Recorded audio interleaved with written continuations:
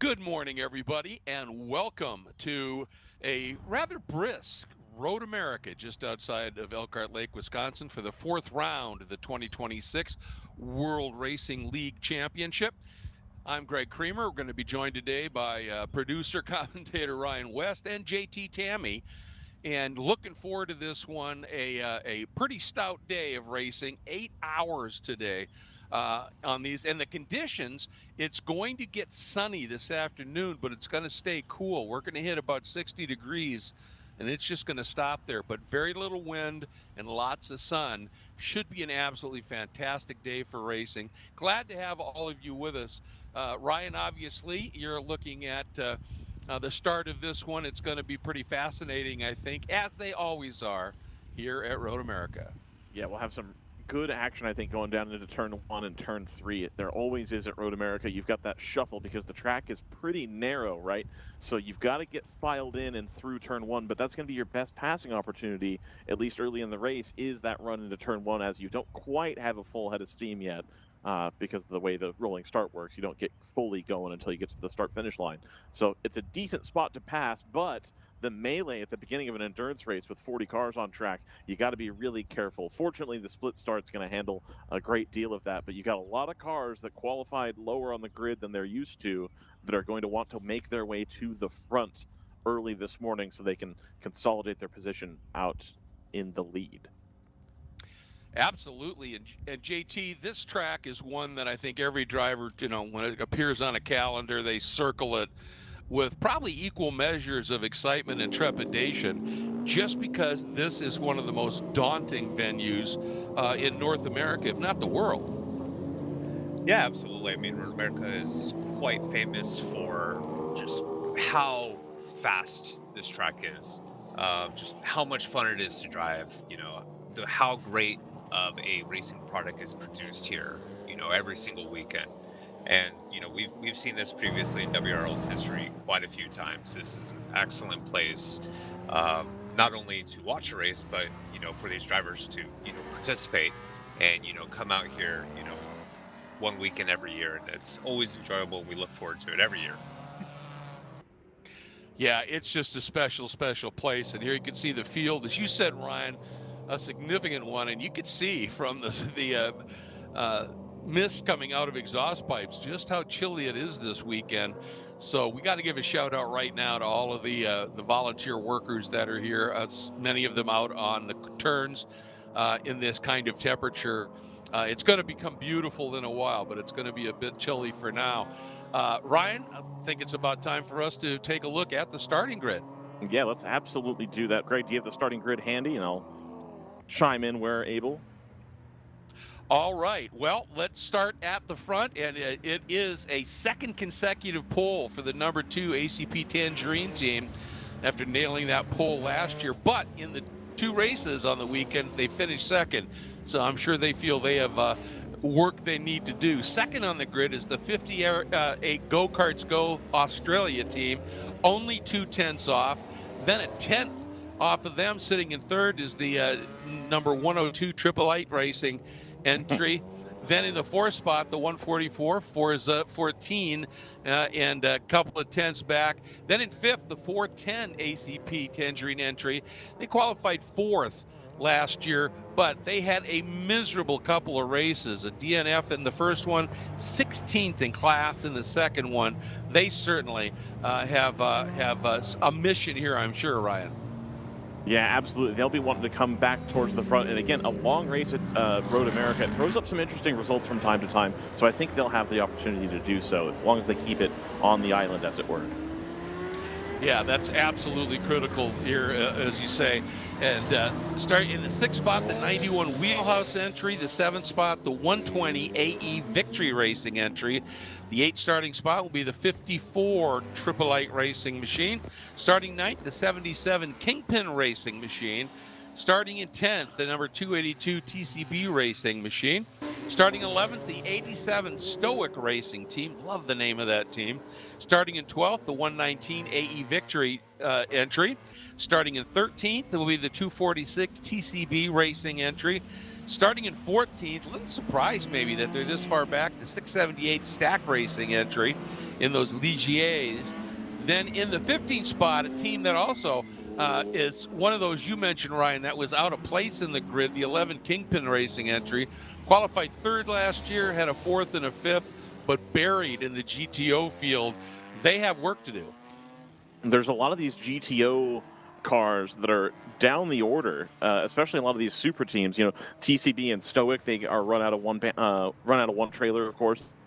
All kind of the same team there. AE Victory, Kingpin. A lot of these teams are teams that we're used to seeing at the front of the field, and I'm really curious to see if they've elected for a setup that's a little bit better as it warms up, and they just kind of punted on qualifying, or if there is something inherent to the car this weekend that's making them not nearly as quick as the BMW and Mercedes at the front. But again, all of those super teams are indeed super teams. Yes. And it's very bizarre to see them that far down the order in GTO. But when you have a GTO field that's this stacked, somebody's got to be in the back, right? And as we've seen in the past, we expect those stack racing GTO Ligiers to make their way to the front as more temperature comes into the tire. We talked about that a lot yesterday as well, where a lighter car, especially at Road America, where you don't have as many corners, you know, back to back to back, it's hard to get temperature into those tires. So I think it'll be a little bit, but we'll be pleased once it happens. Yeah, you've got to be really careful as you are taking the green here on these cool tires. You saw the two GTU cars in the back.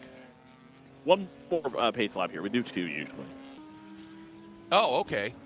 Yeah. So, yes, so we are going to do another one. So we've got the opportunity to, yep, and then we'll run through the GTU cars, the 109 of Roberts Motorsport and the 148 of 4048 competition. They're starting at the tail end of the GTO field here, of course. Don't quite have the punch to get up and out of that big hill on the start-finish line, but they might end up making their way through the field as the pace comes into those cars.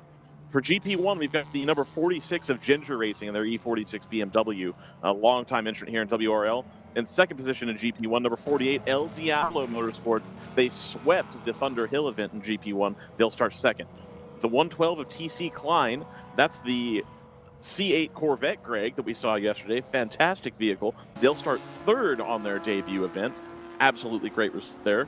Hope that car stays near the front and stays reliable, as you know, new cars often have a habit of throwing up some weird gremlins as you get used to run the 946 of Flying Fur. They'll start on the second row in fourth. The 45 of Cabrix, the 62 of Open Throttle. Happy to see them back. The 424 of Blitzkrieg Racing, the 555 of Cajun Canuck, the 383 of Palomar. That is the E90 that we saw last time out at Thunder Hill. And the 64 from Open Throttle, another BMW, will round out your GP1 fields.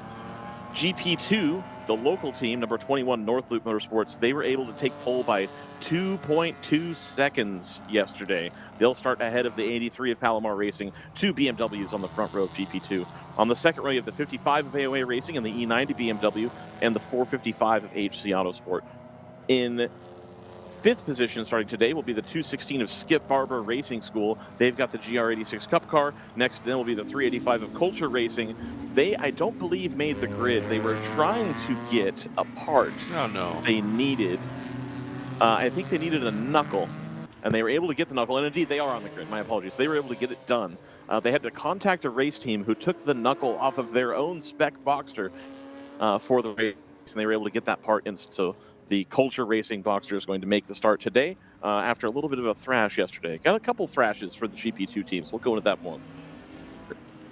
And then on the final row, the 65 and 68 of EP2, the four-cylinder F-Series BMWs round out the rest of the field. JT. I believe we also have an additional GP1 car. I think it might be TCS Motorsports out there that I see trailing behind the 383, is it 383 of Palomar and the 64 of Open Throttle. So we'll take a moment to get that one identified. But yeah, very good lineup that we have today going in today's 8 hours. All thriller, no filler, as they say. Exactly.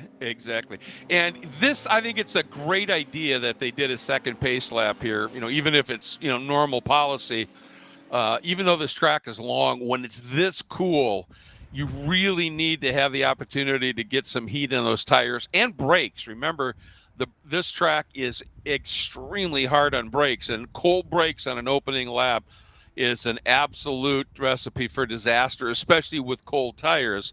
So great view here. Look at this. This is Canada Corner, or turn 12, one of the best overtaking areas coming out of the kink. Now through Thunder Valley up into the Billy Mitchell turn 13.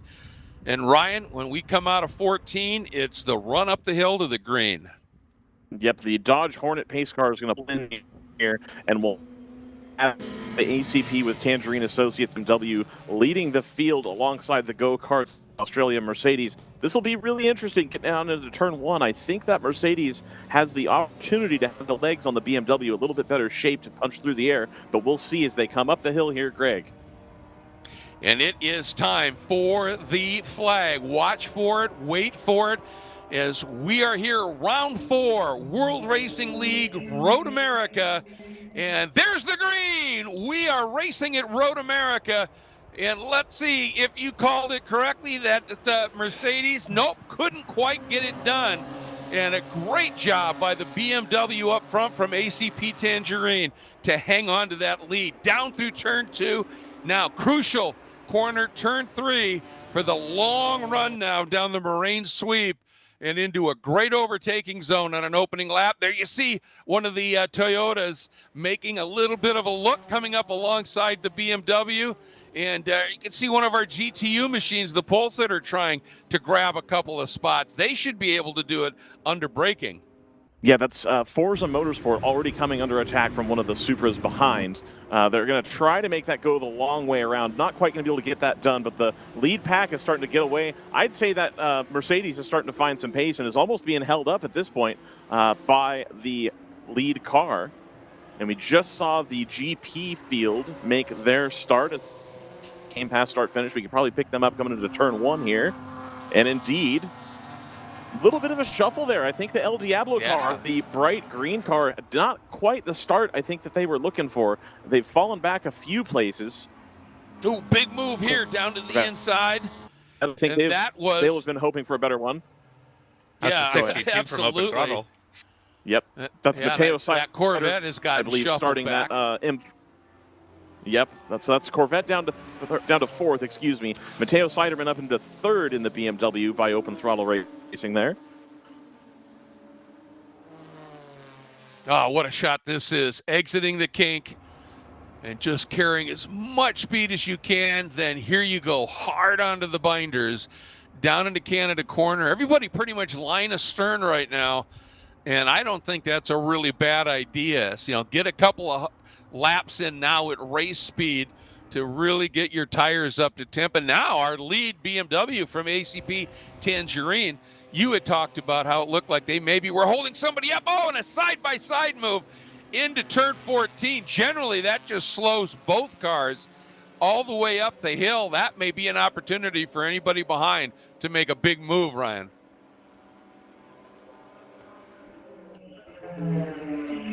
See if they pulled it off. It's kind of interesting right now. There we go, side by side again. That Toyota really working hard here to make that position stick. And again, another look and couldn't get it done. Yeah, it's the Gotta love the 120 racing early here, JT. Yeah, definitely. As we go side by side through the kink exit in the GP2 class. Yeah, so it's especially the front end of GTO, it's getting very close here. Just a little bit further back, we did see that lunge from, I believe that was the 282 of TCB Racing going into the final corner there. As we get the shot coming up the hill, going into turn 6 here. You can see the traffic density is still very tight at the moment.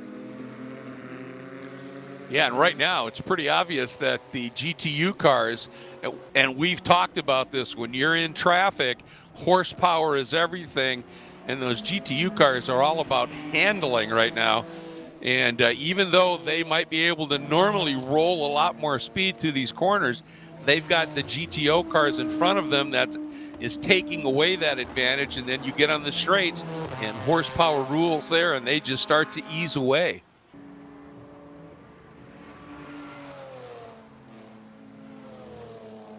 Yeah, we're that just lead watching group, the. Oh, good. Go ahead.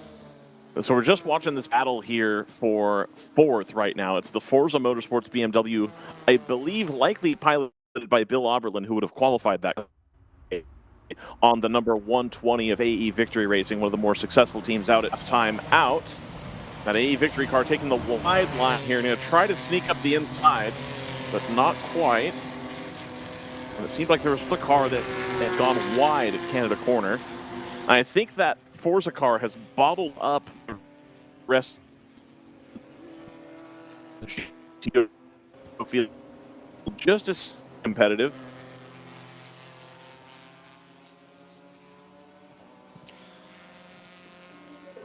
All right, well, you can see the field continuing here, and at the front, those lead two, I'll call it three cars, have really made a break, and I think the reason is that BMW that's sitting in the fourth spot right now is really holding up the pack behind. That's the Triple Eight Racing entry, and that TCB Racing Toyota really seems to have better pace, but just cannot get around. So you can see, yeah, you can see the lights flashing right there as that TCB Racing machine wants to clear him. And you can see that Triple Eight Racing Bimmer right now is a little bit of a cork in the bottle at this stage. But that absolutely incredible livery on that ACP Tangerine number 2, leading the field up the hill through turn 5. Here we go again, side by side. Tough to do it up into turn 6. But they made it. However, looks like that Toyota had tried to move and it got blunted. Sitting in third right now, the 410 ACP car, now down into turn 8. Yeah, exactly.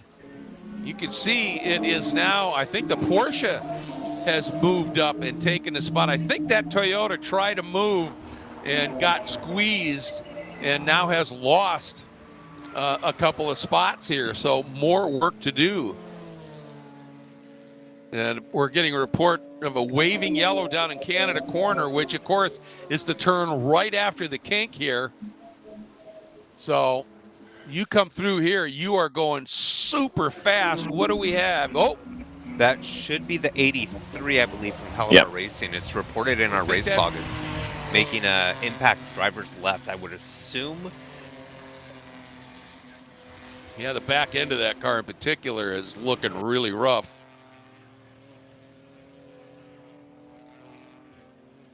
You know, we get back to this battle here and that Triple Eight Racing entry. I think, you know, if you're watching the scoring, the TCB machine's going to drop back just a bit here. And it's part of the problem. Every once in a while, you know, you make an attempt.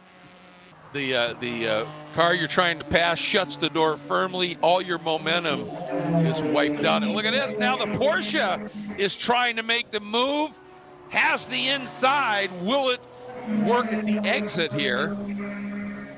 Ooh, they're still side by each. Down into turn 3. Porsche's going to crowd him off the line. That BMW, yeah, wants to keep that Porsche pinned a little bit, doesn't it? Move is done here on that Porsche. A great move, especially considering because that Porsche is a little bit lighter. It doesn't nearly have the power that the M4 has, but they're able to make it happen. We talked about that yesterday, Greg, that having the Porsche here, a little bit better shape, a little bit better run out of the corner, helps a bunch. Yeah, without doubt. I mean, you know, and again, there's so many corners here that require a really look at that big squeeze play. So that is still on. That BMW is just trying to hang on right now. The handling on that car has gone off just a little bit, and that Toyota has now been able to get right to the back again. Here we go. Boy, what is that? Is that 4 Toyotas hung up behind that BMW right now? Through the carousel. And let's see. There's the Bimmer. Yeah, that sure looks like 4 Toyotas all bunched up behind. Boy, would they like to be freed at this point. Now, Oh, that Toyota got a great move. You can see the Bimmer absolutely in defense move. And the Toyota opted not to try and stuff it down. Well, he couldn't, could he? It's still a yellow zone. I think that pass may have been on had that not been a full or a yellow in that corner right now for that damaged machine. And it looks like these the front end of the GTO field are starting to get lap traffic from general production. The leaders just coming up on them at the exit of 14. We're gonna have to see how this is gonna start to impact this group of cars right here, this gaggle, as they go, especially once you get to the tighter sections, you know, exiting 5 all the way down to the back straight.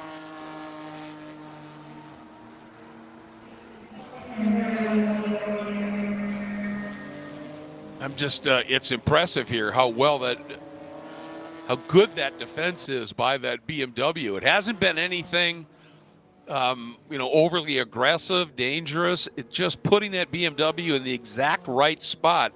But one thing we did see, that Porsche pass, that comes down, I think, and, we had been talking about this yesterday, JT, that Porsche is very slippery. I mean, look at the frontal area there compared to the BMW. And that just means less drag, and you can get a really good tow off a big car, and I think that's exactly what happened there. Yeah, that BMW is just going to punch a bunch of air for the Porsche to take advantage of, and once it gets through, can try to keep the momentum going. Great little battle here. So they're starting to get the GTO machines now getting into some of the GP or Grand Production 2 cars. So now, along with these great battles, you now have to be able to manipulate your way through traffic. And this is when the chess game gets really fascinating, because now the pieces move at different speeds, turn in different points in some occasions. And so now you've got to really be thinking ahead about where can I make a pass on one of these cars without overly slowing myself and costing myself time and track position. And then, of course, you get that frustration of you get into one of the best overtaking areas, and there's a caution down there. But how about this? That BMW that had, as we had talked about, been the cork in the bottle, has now started to reel that Porsche back in and is driving away from the Toyotas. They may have set that car up to come in a little bit slower, but be better in the end of a long run here. Boy, if that's the case, they nailed it.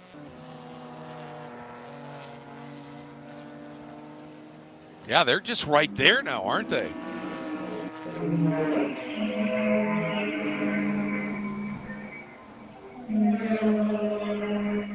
Great lap just turned by that number 144, a 2-minute 23.3. That's pretty good in terms of race pace at this stage. You can see our front runners right now starting to work their way around that Skip Barber Racing entry. And what a great concept that is. We had talked about that yesterday, the Skip Barber organization fielding a car that if you prove in one of their driver schools to be really, really good, you might just get offered a seat and be able to go racing here in the World Racing League. Yeah, definitely. That car's currently running 4th in GP2 at the moment. Only, say about 2 seconds behind me. Sorry about that. Just a really close call at the exit of turn 5 as 2 of the Supras trying to work their way around one of the GP2 cars. And the car in front got a little squirrely on the exit curbs, and it was close, but they got away with it. Everything's good. All good. All good.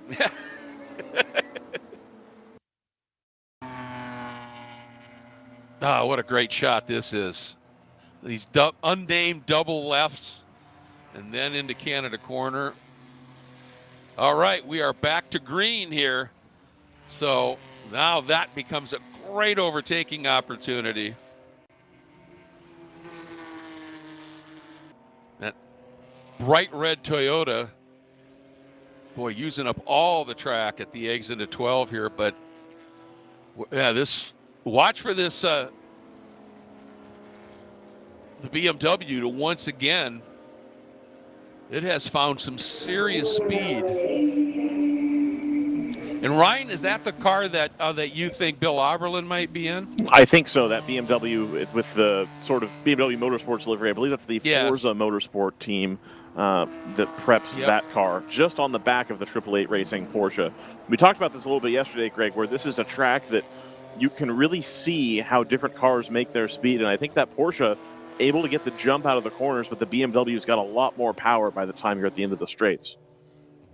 Yeah, and even though the Porsche made that pass at the end of the main straight, I think that was simply a case. Bill Oberlin, if he is behind the wheel, very few drivers in the world are better, especially in a BMW, at taking care of tires. And he may have been absolutely babying those tires in this cold weather, gently bringing them up to temp. And then when they were ready, he just is able to unleash things a little bit. Absolutely. We're now tracking a little bit of the GP1 battle at the front here. Got to get my timing in order here. Yep, Ginger Racing still in the lead. Open throttle, 946 of Flying Fur, and that TC Klein car still having fallen back into fourth. The 424 of Blitzkrieg and El Diablo Motorsports, number 48, is back in sixth. At least as of last time by, but this whole pack looks pretty racy here at the front end of GP1. I think this will be a good battle to watch as the day goes on. If you remember, of course, the GP1 cars can go a little bit longer on fuel than the GTO cars, and so you end up with an opportunity here where, especially at a big track like Road America, you're going to have the opportunity to save a stop potentially or go a couple laps longer than somebody else, so your fuel save becomes a huge deal. Really trying to get that squared away. Of course, at the beginning of a race, Greg, you're going to want to try as hard as you can, as I believe that's the Blitzkrieg car pulls off and to the right. They don't elect to come in the pit lane, but that car is going up the hill quite slowly. Yeah, I can't imagine why they wouldn't have pitted unless he was just doing a reset in the cockpit and so was slow and getting out of everybody's way here. Yeah, that is the 424. Well, looked like he was somewhat back to speed there. Ginger Racing, of course, in the lead by almost 10 seconds over the number 62 of Open Throttle Racing. Ginger Racing, a long-time race team here with WRL. They're able to get out to the lead early in GP1. Of course, everybody's got their qualifying drivers in at the start in WRL. You want to make sure we start the car with the driver who set the fast time. So it's the ace versus the ace in all likelihood amongst everybody here. But as we get driver changes, I think we'll see some different results here. A little bit of a gap back to the Go-Karts Go Australia Mercedes from the front of GTO now as we start to work the traffic. That Team ACP with Tangerine Associates car, I think, doing a little bit better job of managing the traffic and getting through without being held up too badly. Yeah, I think that's exactly what happened here. And it's a sizable field that we have here. Yes, this is a big track, but there are lots of spots on this track where you can make a pass, but there are lots of spots where you can very easily defend as well. I think the Corvette was going to get that pass made. No, I thought he would have had him down into turn 8, but couldn't quite make that one work. That Corvette, of course, the C8 Corvette there, substantially down on power versus the road-going spec of the car. They're having to shift at what sounds like 45 or 5,000 RPM and almost certainly don't have full throttle available to them in order to fit into the class that they're in. That car, of course, not going to perform how a casual viewer might expect in terms of speed. How is this thing not tearing right around a BMW? Well, of course, in WRL, you got to balance the classes. So, again, that car, this is the debut race, I believe, for that Corvette. So, more work to be done, I'm sure, but I think they'll be pretty happy with where they're at right now. Well, they just made that pass and got around. I think that's the Cabrix Racing entry, and I was just watching, and coming through the exit of the kink, that BMW got over on that newly installed white grass crate. Yep. And the car gave a little wiggle, and I think that was all the Corvette needed to slip through and make the pass. And that was a pass on the 946 of Flying Fur, Greg. We only get the update on timing once per lap. Gotcha. All right. And but look at that. That Flying Fur BMW's back around the Corvette. I believe they're that's having it. A new car for Flying Fur as well, because that looks to be 2008 E92 BMW M3. Previously, they had been running an E46. Absolutely right, JT. A good eye. They do have a new car this weekend. And what a race they are putting on here. You know, not a surprise Ginger Racing is out front like they are. But this scrap is just superb right now. With Flying Fur, Cabrix, and TC Klein. And they are starting to find some traffic as well. Oh, look at this, tails away. That's one of my favorite shots of race cars. That shows you what makes road racing special. Those low end, tails away transitions. Really nice move there by the Supra, trying to get through that GP1 battle here. Reports of the 65 stopping in turn 12. It's going to be one of the two open throttle BMW 3 Series in GP2. Had been running 6th at the time. I believe 65 is the Captain America entry.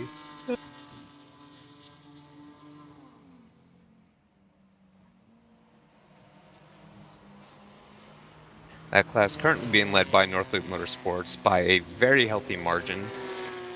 Almost 30 seconds at this point. Yep. And that Northloop car, I mean, they were on pole by 2.2 seconds. Yep. So they certainly have tremendous speed here. Yeah, that's a new build of car for them. They were able to upgrade tire sizes here, and I think it's made their car more consistent and ultimately a lot faster. Currently 3 seconds a lap faster than the 55 of AOA. A car that, on its own is certainly no slouch, but certainly getting the boogie on at the front of GP2. I think that's a car that will be troubling the mid-pack in GP1 at some point.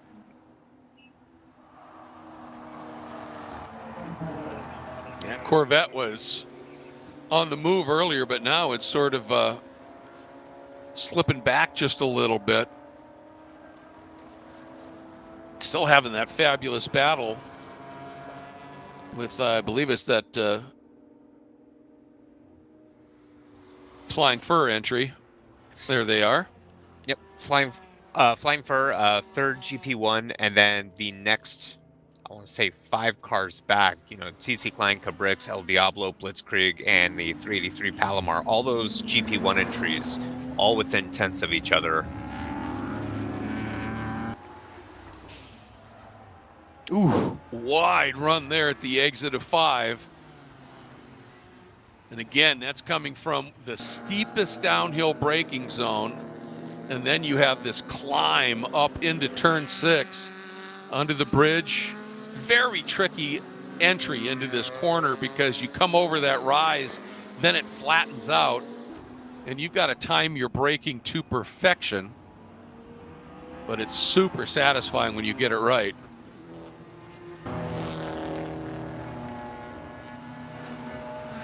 And then the run through the carousel. Well, I'll tell you, that's where that GTU car, look at it. See that outside move with all that extra grip? Just able to drive right around the outside. But then the question is, does it stay? Ooh, the Corvette taking a look to the inside as the Flying Fur BMW running wide. Corvette's already through. But we've got a vehicle on 2 of them. Boy. Yeah, so that should be the 65 being recovered. Yep. I love the hot pulls to not go full course yellow, but every once in a while they, with that one truck there stationed right at the exit, a little bit of a blind turn. Yeah, as long as the drivers behave. Yes. Kubrick's looks to the inside, but does not, backs out. Yeah, as long as drivers behave, we're good to do hot pulls, as long as it can be done safely. Well, and everybody, look to be very, very careful through that area and slow down notably. Here we go, side by side.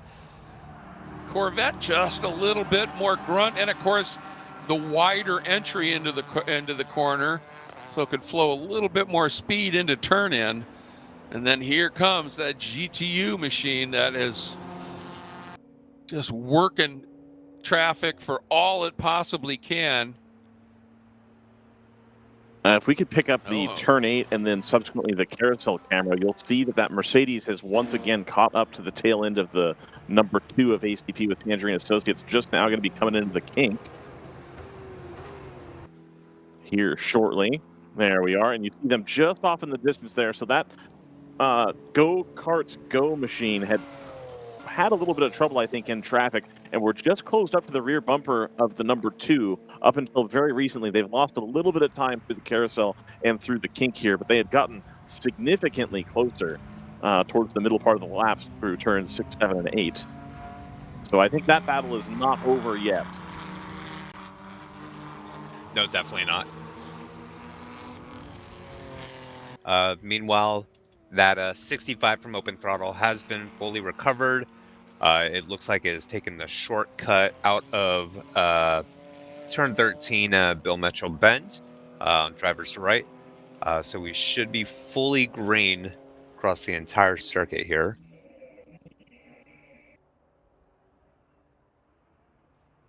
As we get reports that the 64 is slow. Might be from a moment ago. Cars continue on.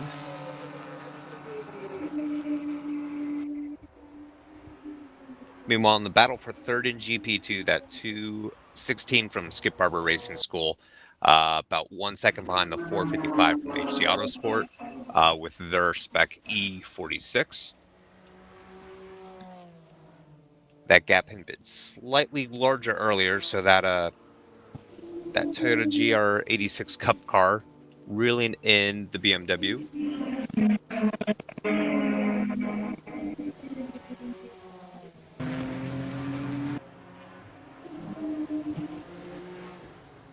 Still the 2 leads over the 58.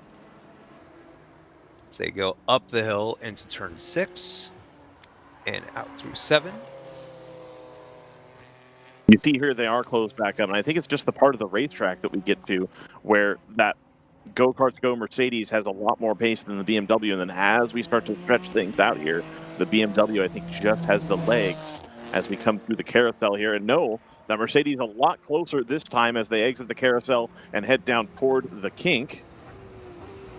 We'll see them pop back out here shortly. May even have the drone shot available to us. So here's the entry to the kink. They're going right past the beach cabana on the right, just off camera. And they're going to exit here. Both cars using a little, that Mercedes using a little bit more of the runoff than the BMW. And there's a slow car down there as well, so we'll have to be careful as we sneak through one of the fastest parts of the track here. And yeah, a few car lengths now separate that Mercedes from the BMW. So the Mercedes has got to not only make the pass, but get themselves into a good enough position that they can gain a little bit of time before they get to this quick part of the track. Otherwise, the 2 is just going to pass them coming back down the straight here. So I think a lot of work yet to come for that Go-Karts Go Mercedes.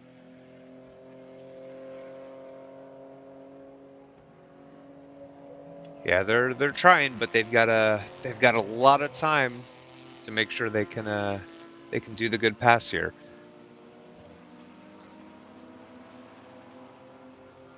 So we're going to head up the front straightaway here. A little bit further back as well, I think you'll see the 410 is starting to catch the back of the Forza BMW. It's the second ACV with Tangerine Associates entry.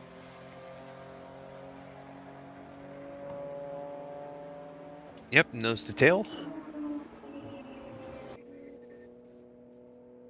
And not too far behind them is the 54 from 888 Racing.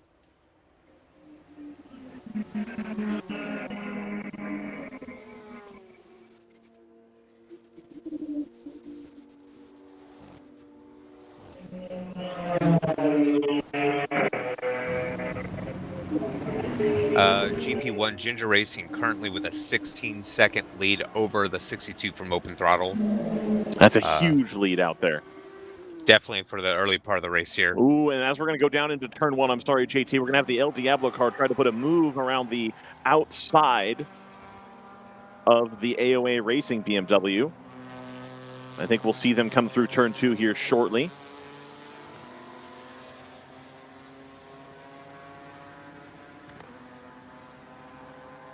And indeed, the pass has been done. So that bright green E46 is starting to make its way back through the field of GP1 cars after starting on the front row, running into a couple issues, I think, this morning, just trying to get that car started up on the opening part of the race.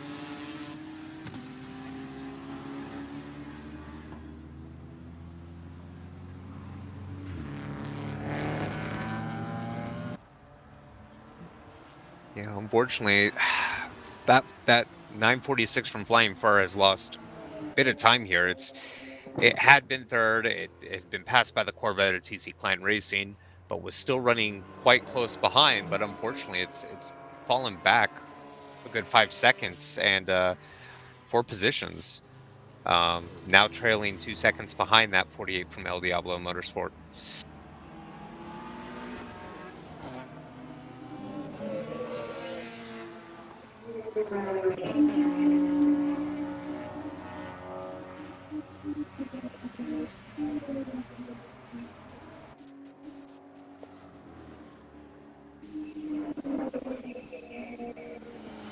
As you can see, the GP1 battle just getting stretched just ever so slightly here.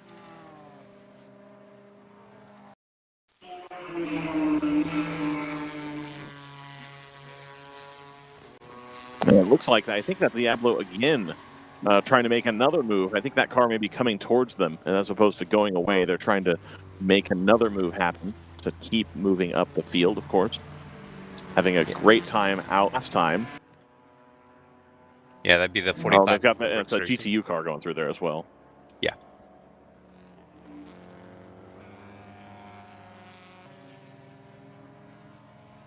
And there is the Palomar you can see right behind. Not right behind, but a few cars back. This is currently the battle for sixth, as I think the El Diablo car has their eyes on the top 5, at least for now, while they try to make their way back to the front of the field. But they're going to have some work to do. The sharp end of this GP1 field, with the 46 of Ginger Racing and the 62 of Open Throttle, having a pretty significant gap right now. 19 seconds Ginger Racing are ahead. Ginger Racing, of course, very rarely do they do a full season, but the races they show up to, they're always ready to play. So that's working, I think, as intended for them. 62 of Open Throttle, of course, no slouch. And then the third place, number 112 of TC Klein. They're 7 seconds behind Open Throttle in that brand new car. El Diablo only about 1.3 seconds behind the number 45, and then another 1.7 from them up to the 424 of Blitzkrieg. So El Diablo, if they can keep the pace they have, are going to start making their way to the front and can potentially be looking at 4th position. But their last lap was about half a second or so slower than the cars ahead. Of course, they had that GTU car up there, and as well as trying to make a pass, obviously compromises your ability to make up time. So now that they have a relatively clear lap, we'll be able to see what their pace truly is now that they have the car turned on, it looks like. Yeah, and I mean, we know that car can be quick. It did qualify as second in GP1 yesterday. Yep. Unfortunately, just it seemed like it was cautious at the start of the race today, falling back just a bit. But I believe as the day goes on, we will see that car start to come alive. It was super competitive at Thunder Hill Raceway just a couple weeks ago. winning both days there. So we know that car definitely has pace, and we'll just have to really keep an eye on it when it starts to come alive. Absolutely, and of course, we do expect a sea change in the pace available to these cars. We still have the cloud cover out here in full force, but that is expected to burn off as we get later in the day. Indeed, there are little patches of blue starting to show through here and there, drivers left from the front straightaway. So I think we'll see some of that start to clear out, but not right away, of course. And of course, as we get more energy into the track, your lighter weight cars are going to start to like that more as it becomes easier to keep temperature in the tires. And of course, your heavier cars might start to slide around a little bit more, but also might be able to make a little bit more pace as even they get more temperature into the tire. It'll of course worsen the tire wear situation. So we'll wait and see how that impacts the racing. I see the number 65 of Open Throttle Racing returning to the racetrack. However, their M3 Cherry is still sitting on pit lane there. It looks like they're attending to that car underneath the hood. So a couple problems this morning for Open Throttle Racing after they also had a pretty nasty shunt during qualifying and practice yesterday. Kind of a pinball effect coming down the backstretch down there, the hurry downs. I think caused some issues in that car to where we won't be seeing their second M3 anytime this weekend. Of course, the overall guy is best in the business of trying to get cars back on track, but I think that one was just a smidge too far gone for them to build fix here at the racetrack. That's a bummer to hear.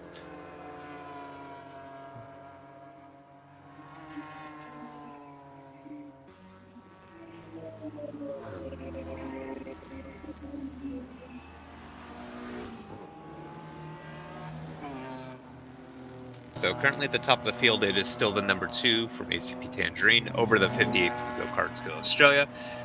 That BMW and Mercedes battle continues on to be about roughly a half second. They have a nice healthy margin back to third, the 144 from Forza Motorsports.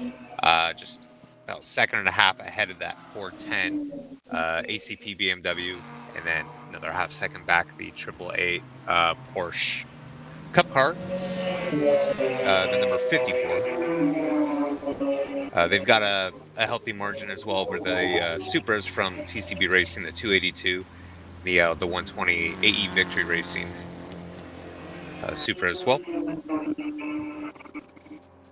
GTU, it is Roberts Motorsports, the 109 over the 4048 competition. GP1, as we have mentioned, the 46 Ginger Racing over the 62 Open Throttle BMW. I believe that is a new car for Open Throttle. About 22 seconds back at the moment. Also a new car with... I don't think it's a new car, JT. I think it's the same one with a different livery. I think it is still, again, one of the M2, M240, M235, whatever we call it today. Yeah. I believe it's a newer edition for them. Oh, okay. They have another one. Yes. They've been collecting them. Yeah, this one being a 235 IR. Got it. And then, yeah, gotta catch them all, as they say. Right. The Corvette C8, new for TC Klein, currently sitting third in GP1. Blitzkrieg, the 424 with their E46. We saw them briefly a little slow out of turn 14 earlier. That hasn't really hindered them.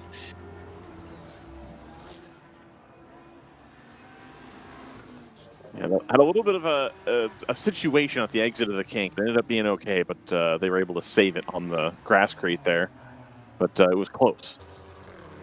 Well, and I think, guys, that absolutely proves that this new grasscrete on the exits just gives you that little bit extra margin to be able to save it. I've seen that a couple of times already on other corners, including right here at turn 5. Somebody runs a little wide. Normally they'd hit that dirt and started the car pogo wing, and you never really know what's going to happen then. And now they're just able to just straighten the wheels and drive through it. So yeah, it's one of the things that Road America and the board that really oversees it here just continue to do a fabulous job of upgrading, whether it's the facilities for the spectators, whether it's safety conditions on the track, while maintaining the original layout here. They've just done a brilliant job. So it's great to see that being proved now in use, and particularly in the kink, which has always been a very, very fast, sketchy corner. Yeah, and it still takes a level of commitment. It's not like it's without risk anymore. Like, you Right. still run the risk of having the car end up in the wall. It just gives you a little bit more of a safety margin to be able to make that mistake and still recover it. I'm certain the driver was not pleased that they had done that and is looking forward to not doing it again. Oh, I'm sure. I'm sure. And the other thing, in that spot in the kink in particular, because that concrete wall on the exit is so close, that little addition of the grasscrete gives you, even if you eventually get to the wall, you can get the car set in a less acute hit. You know what I mean? Yes, You can absolutely. control it a little bit more, and then your whack into the wall might be more glancing. It's those acute hits that are the ones that really transfer all that impact energy right into the driver. So, it really does function on some great levels here, to be sure.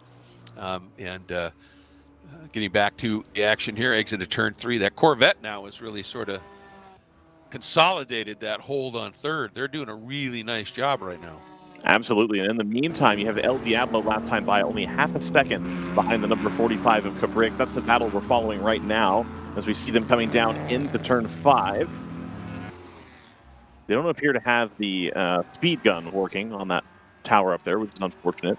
So Yeah. a little bit of a group or a distance back from the 45 right now, but I think El Diablo currently 2:32.6 was their last lap time. So as fast as anybody else in the class right now. But unfortunately, that rough start means that they have a lot of extra work to do. But everybody at the front of GP1 are in the 232s or the low 233s rather. So everybody doing about the same pace. And I think that means the cars are now up to temperature where the driver wants to be. They're familiar with the conditions, and now they can really get their heads down and do it. But unfortunately, it's taken 15 laps to do so, and now there's a little bit of a gap here. So when we get into the pit window, expect to see some furious action here, and I think we'll see the order be shuffled. Speaking of pit window, we have an early pit stop for the number 91. That is the Wheelhouse Motorsports Ford Mustang. They pull into the pit lane. I don't see anybody tending to the car, which is strange. They've pulled in, and nobody has run over to the car right away. The driver's not out. Go ahead, JT. I was going to say, to be clear, I don't believe that car took the green flag, or if it did, its transponder has not been working. Got it. Because I've been keeping an eye on that, because the 92 has been out on track racing. Dyson, I believe it with the stack racing, Ligiers earlier. But unfortunately, yeah, the 91 was one of the couple cars that we have that, for whatever reason, did not take the start of the race. Gotcha. Okay. So we're now down to 2 seconds. That last lap, about a second, was pulled out of the number 62 versus the 112. So that 112 of TC Klein, the Corvette, starting to catch the 62 a little bit. I think more than the 62 would have hoped here at the beginning of the race. The 112 just reeling him in a little bit that last lap. We'll see next time around how that ends up. And again, you see just there on our feed, that is the BMW 2 Series followed by the C8 Corvette. They make their way out of turn 3 and down this little straightaway underneath the Sargento Cheese Bridge is where this camera is mounted. And we'll pick them up again into turn 5 here. Well, and the interesting thing too, Ryan, is now you see them coming in, the open throttle racing BMW and the TC Klein Corvette. That Corvette, of course, mid-engine. So once you start to get the temp into the tires, that car, the balance of that car tends to then, become much more of a strong point because it doesn't stress the back tires as much as a full rear drive car does. And so sometimes you could just carry a little bit more speed without hurting the tires. And, tire management in this series is massive, isn't it? It is. And trying to get the tires to last the way you want them to is a big deal. In theory, in a GP car, you should be able to do one set of tires per race. Now, every now and then you end up with an outlier track where you may need a left front or a right front or, a right rear or a left rear, maybe 1 or 2 tires to get you to the end. But making sure the tires come up to temperature in a more balanced fashion will ensure that you're able to continue to have the car more in the way it's meant to be, so that the last driver doesn't get in with 7 hours to go, or with 1 or 2 hours to go on the 7th or 6th hour and go, hey, there's not a lot of tire left in this car. And so trying to keep it nice and even for everybody, you got to balance that with the beginning of the race is the best time to make up your spots because everybody's bunched together. So it is a skill, to be sure. Oh, no question, no question. And aided by a car with great balance. But you could see here that BMW, while you were talking, Ryan, he had to go major defensive into Canada corner. And the other thing I've been noticing, that Corvette using a lot less road and being exactly as fast. So there's more to come from that Corvette, I think. And let's see, does he make the move here? We got a car coming out of the pits, but that's not going to be an issue. And the Bimmer just enough in terms of leg. You're up that long straight, and people, because of the hill and the like, sometimes you don't really recognize how long that front straight is here. It's just a little bit shy of a mile. I mean, that is a long front straight here. And then this run from turn 3 all the way through the Moraine Street down to 5 is like 2/3 of a mile. And so that's where we talk about you spend so much time here full throttle. And then, of course, when you've got full throttle, then you're frequently heading into a really heavy braking zone. And so it just tortures brakes. So you've got to take care of your brakes here. And, of course, when you're full throttle at this percent, you are going through fuel. And so you talked earlier about the fuel management. So, in this racing, when, you aren't allowed a lot of tires. So you got to really manage tires, and here you got to manage fuel big time, and you got to be careful on the brakes. That keeps these drivers very focused. Absolutely, it does, and it's part of what I think makes this track great. Is a little bit of an equalizer, where if you're going to save enough fuel, you have to save a lot of fuel to get that whole extra lap back, as opposed to trying to save fuel at Mid-Ohio, for example, where the track's a little bit shorter, or even like Lime Rock, right? Where if you have 7/8 of a lap of fuel left, it doesn't matter. You're not going to make it back around. So It's a matter of trying to get the entirety of the lap. We saw that at Le Mans for several years as well, Greg. I know you know all about that. We're trying to get that one extra lap squeezed out of an Audi R10 by switching to the diesel, or even 2 extra laps. You got to make sure that you're really in the window, because if you run out of fuel, 75, 80% of the lap around, that doesn't cut it, because now you're still a mile and a half from the pit lane. No. Well, I'll tell you, we have got some furious action unfolding here. We got the quicker cars, and we've got a fabulous battle now for the lead overall here in the GTO category.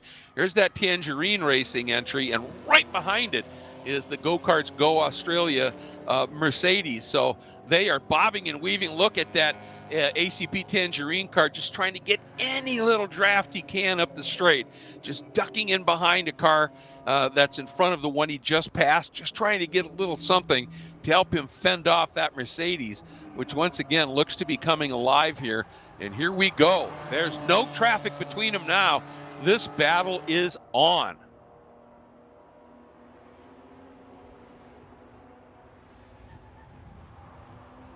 Look at that. Very, very close here. And here's the run now. Interesting to see here, without traffic in front of them that could affect them. Are these cars fairly equal down the straight? Or does one of them have just a little bit more oomph? No, pretty even. Even with a draft there, that the Mercedes was not able to do that much. And one of the things I've talked about this, and I'm sure some people are tired of it, but that Mercedes platform is it's really amazing to me, because it is so compliant while at the same time maintaining the platform rigidity, and that helps you get heat into the tires. And if he took care of those tires early, could be in a really good position. And he's just climbing over our overall race leader right now as we head through the carousel. Indeed, and I think we're going to see the ebb and flow out of these two cars a lot today. Of course, the driver changes are going to throw a whole extra wrench into the works, Greg, to see how the ebb and flow works over the course of an entire race. It could be that somebody puts their slower driver in next stint, and somebody has their second fastest driver, and it starts to all come back together as you cycle through your lineups at the end. Is kind of what tends to happen in WRL more times than not, especially if we have got no penalties and incidents, things like that. So that's going to be, I think, a good battle to watch for the rest of the day. It's sort of, unfortunately, how I was hoping it wouldn't work out, where you've got a couple of runners at the front of GTO who are starting to walk away with it just on pace, and you've got all these other cars that are used to being at the front that are running, again, kind of the same pace as the front now, but they're a ways back, closer to 30 seconds or so, 20 to 30 seconds off of the leaders. But that pack, the 144 of Forza Motorsport, all the way back to let's call First pits, the Corvette. Yep, call it the 10th position in GTO, are all, right there. Yeah, absolutely. And, I think this is probably a smart move by the TC Klein team with that brand new Corvette, because they probably don't have super good figures on fuel consumption. So bring that thing in, top it off, see how your fuel consumption was in that first stint. Now you can plan from that and see what happens. We may have a change for the lead heading down into turn 5. That Mercedes got a tremendous run out of 3. And, oh, no, the Bimmer just strong enough. Boy, they are going after it here, aren't they?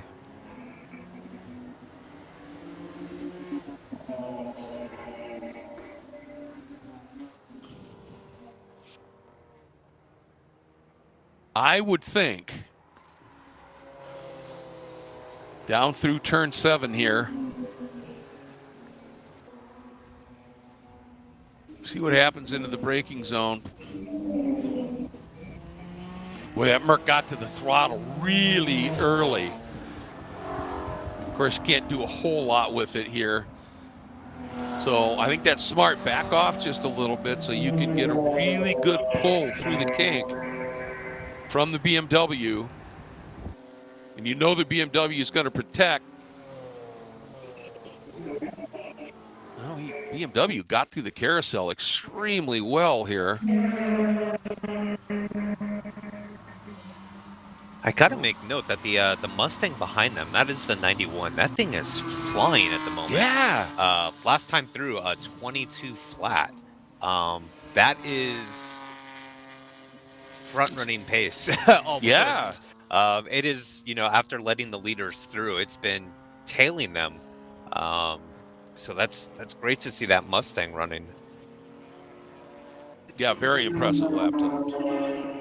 Yeah, I mean, he's just sticking with these guys. He's a lap down, but he's just sticking with them. And I think that's the Wheelhouse Motorsports entry. Mm-hmm. And, as we're starting to get into the pit windows here, one thing I wanted to mention is, there's a mandatory 35 mile per hour pit speed. But the more critical thing here is this is one of the longest pit lane entries ever anywhere. And so that, your time from hitting pit in to pit out here is extraordinarily long.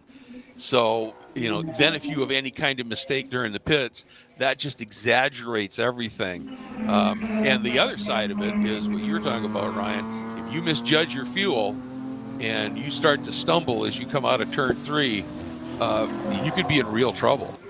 So, I think these first stops are all going to be pretty cautionary, and everybody might pit just a little bit early, get the number on their consumption in these cool temperatures, and then, as you said, maybe later on try and eke out one more lap over the competition. And here we go. This battle again for the lead. Now some traffic as we head up into turn 6. Through turn 8 and now into the carousel once again.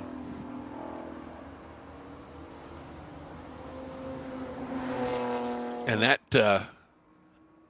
ooh. Oh, the Mercedes goes for it, but that's going to pinch the exit for the Merc.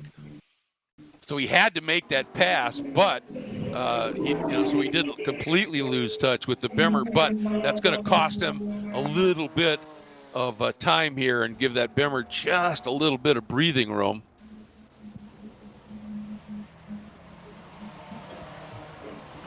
But you got to love that they are going after it this hard here.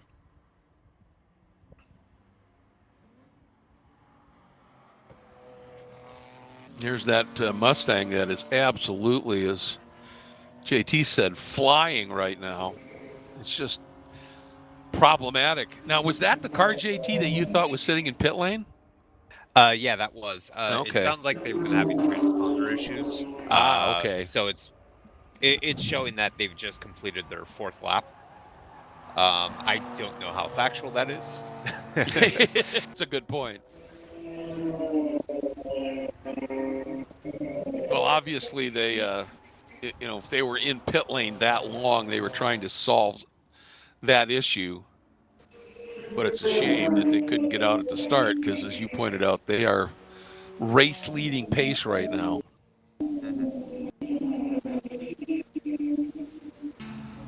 That's a good scrap right behind them, different class. All right, here we go, through 5. Oh. You can see that Merc hook up. He wanted to make that move when he recognized, no, I could get absolutely pinched in 6. But there's not much between them at this stage. Does he try something down into 8? If you get through 7, well, no. I'll tell you, you can see that when that BMW goes to throttle, you can see the back end step out a little bit. When that Mercedes goes to throttle, it just squats and goes right now.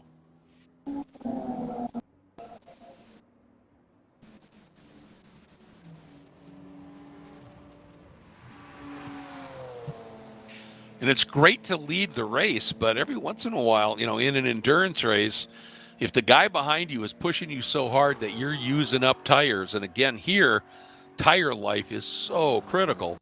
At a certain point, you might just want to say, all right, go ahead. I've got to baby my tires a little bit more here. But it's not like we're seeing that Bimmer just all over the place, out of control, just drifts and tearing up tires here. It's just these subtle little things. But on a track that's 4 miles long, something subtle in each corner can add up to a fairly big chunk at some point. Mustang's heading in. Here comes our first GTU machine that has made it stop.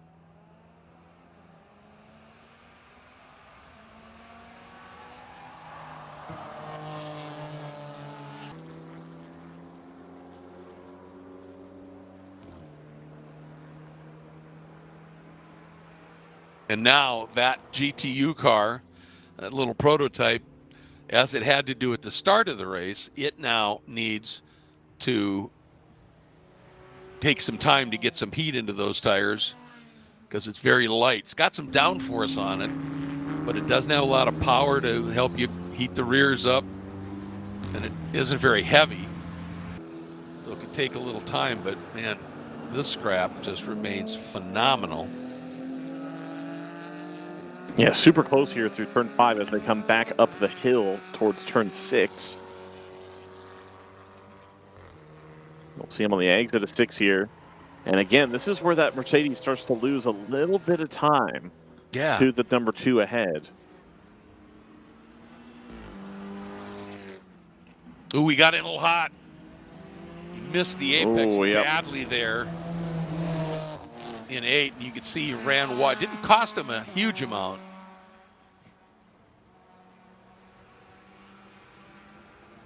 No, I think that's the desperation, too, of trying to keep that car as close as possible to the tail of the 2. Because they just got to hold on here, and if they can hold on a little bit better than they have been, I think they stand a reasonable chance. But again, the 2 just able to give themselves a smidge of breathing room here. I think they're going to try to use the traffic, not quite.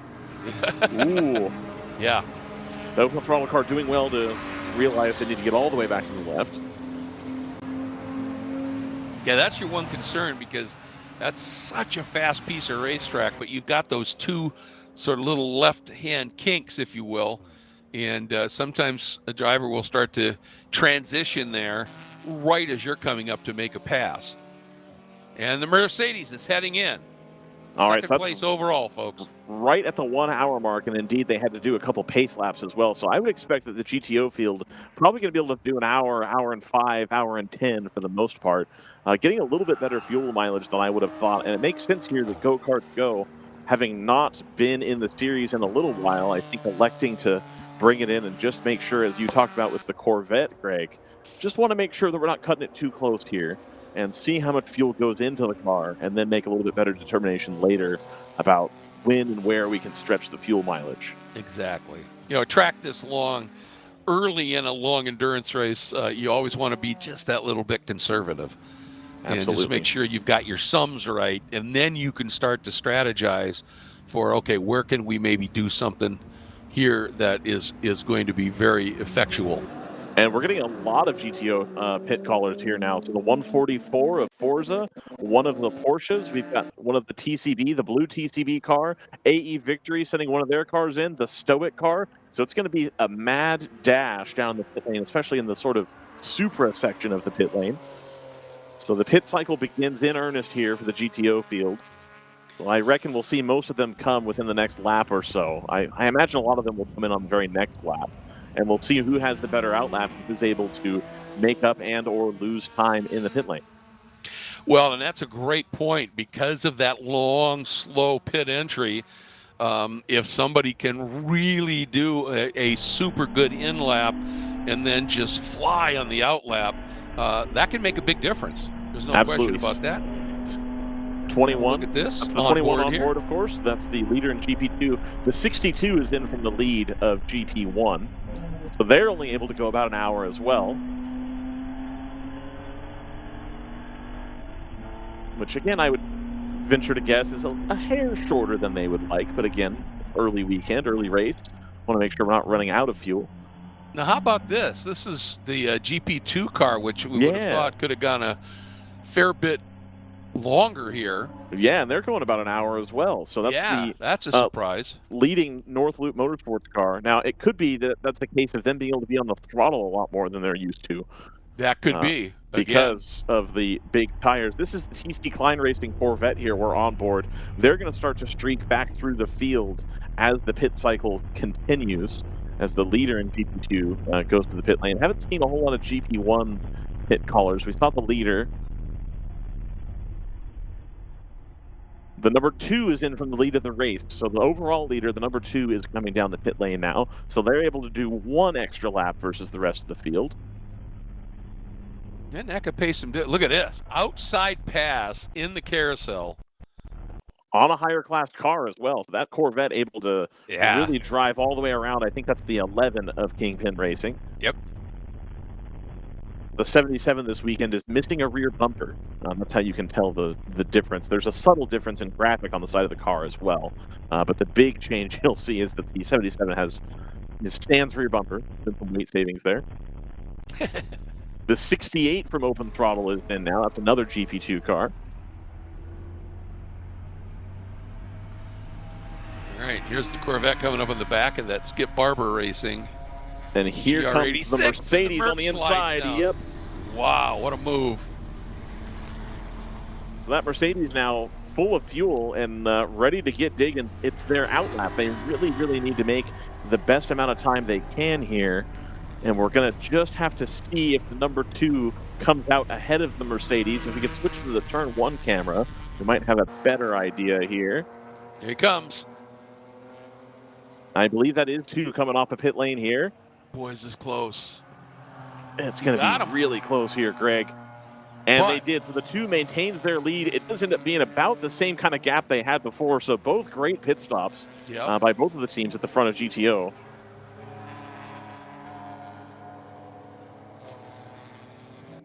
Now the question is,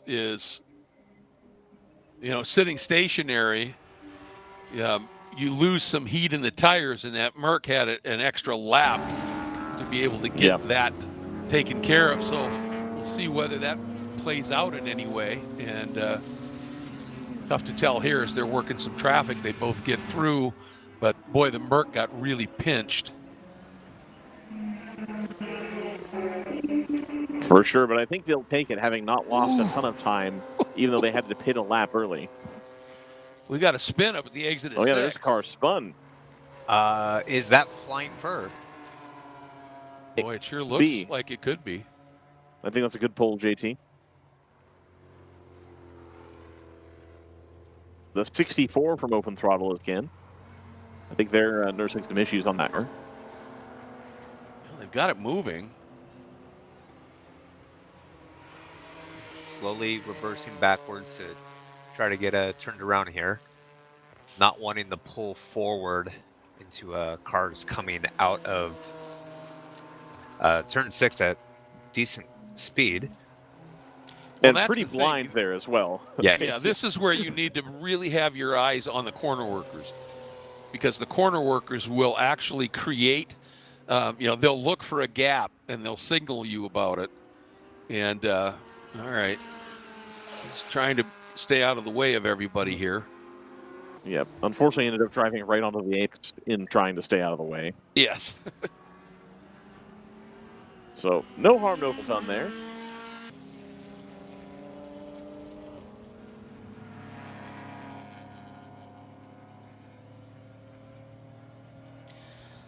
And as you know, we've been watching that Roberts Motorsports, the 109 leader in GTU. I just quick took a look. Last lap time was a 22 flat, and best time has been a 2-minute 20.2. So they are running some really, really impressive laps here. And again, they just struggle a bit in traffic. But it was GTU cars that sort of ruled the roost overall last year. There were a lot more of them here. We got a couple of cars doing the pirouette apparently down at turn 14. Yeah, Cage See the yellow flag, and I think that's the 77. Yeah, and the one that's pretty wise. If you have a spin and now you're just losing huge time, just pit, get your pit stop done. Yep.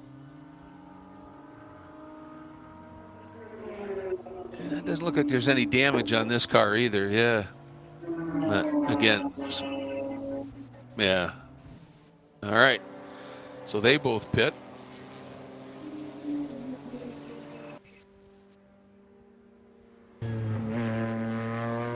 Oh, look at this angry bunch of hornets here down into turn number 8.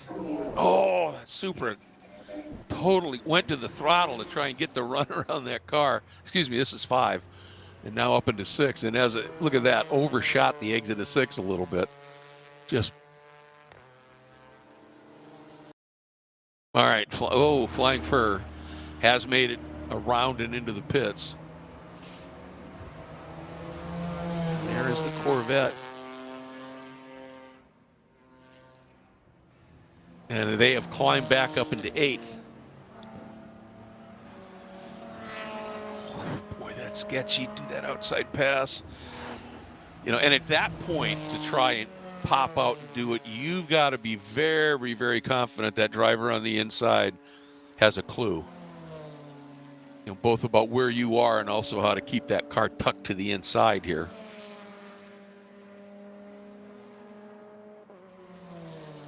Yeah, couldn't tell for sure. That was either the 21 from Northloop Motorsport or the 424 from Blitzkrieg. Both have a bit similar liveries. Mm-hmm. But yeah, those cars just they're not necessarily powerful down the straights, but in the corners, that lateral grip just really helping out there. Yeah, and Ryan, you too were talking about the Northloop team running the wider tires on the car, which, as you said, JT, will give them a lot better lateral grip. But sometimes you look at the trade-off, because keep in mind that the tires underneath the car are air brakes, and the wider you get a tire, the more it creates drag essentially. And so you look at, all right, is a narrower tire the way to go here? And a lot of times with Road America, you would think so. because of these long straights. But, you know, then you try the, ooh, there's a serious point by. Yeah, trying to get him to go through. Nice job there as the 144 slides through. That's how you help a driver. And that was the Forza Motorsports entry going through. You know, we talk about, you know, a car being overtaken, don't help. And that means, you know, but that really means in terms of moving at the last minute, because the overtaking car has already planned which way it's going to go to make that pass. But if you can give them a big point like that and they're paying attention, that really does help things here. But what I was getting back to that, you know, so you'll try both, you know, on a test day. You put on the bigger tires and then you'll go back to your narrower tires, and basically you look at lap times and see, you know, if it makes a significant enough difference. Because keep in mind, if you got a little bit more drag from a wider tire, you know, it helps your braking efficiency, but it also hurts your fuel efficiency because you're pushing more air around essentially. So, you know, and that's all these little trade-offs that make racing so fascinating to me, you guys, is, you know, these little things. Yeah, I might be faster by a couple of tenths, but I might have to pit a lap earlier, and now that whole thing goes away. So that's what everybody's doing. And look at the nimbleness of the GTU car here, just coming up and flying through the kink. No worries about stick on that machine. Yeah, it's all about where you want to make your speed. So they head to a yellow flag zone, I believe, possibly for car number 8. So that would be the Friends with Benefits BMW. Yep, there it is. 240 IR stopped just before the apex of 12. Yeah, just pulled over on track. And that's right by the flag station there. It's on the other side of the track now at turn 12, the flag station. But, you know, you hope there's a station upstream a little bit that can have a yellow flying out there as well. We just watched the Stoic Racing entry. So, and, you know, the way that works is if there's an incident that needs to have a tow, is, you know, your recovery vehicle that's stationed upstream at the nearest post will then enter the track. So it's going with race traffic around to make the extraction.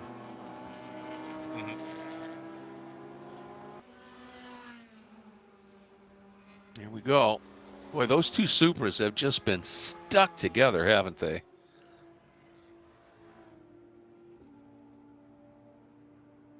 Yeah, I believe that is Stoic Racing.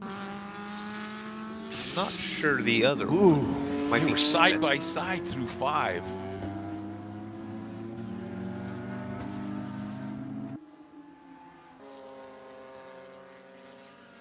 Ooh, big wiggle under throttle by the white machine. He may have a problem.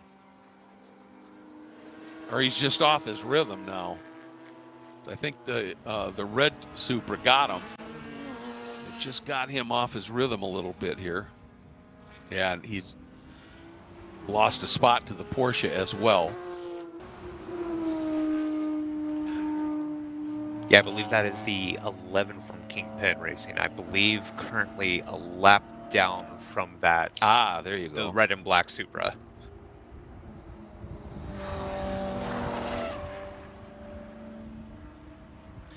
All right, so as our coverage continues here on DriversEye Live for this 4th round of the World Racing League for 2026 here at Road America, we're going to take a moment to thank our supporters and sponsors, and we'll be right back to this legendary venue. You can feel confident Continental is the smart choice in tires. Can they handle extremes? Yep. Tested from the Texas desert to near the Arctic Circle. Really? Really. Anything for the guy who finds that one pothole? Yeah, road hazard coverage has your back. For real? Absolutely. Were they made by like a bajillion engineers? Well, closer to 100. Continental. Welcome to the smart choice in tires.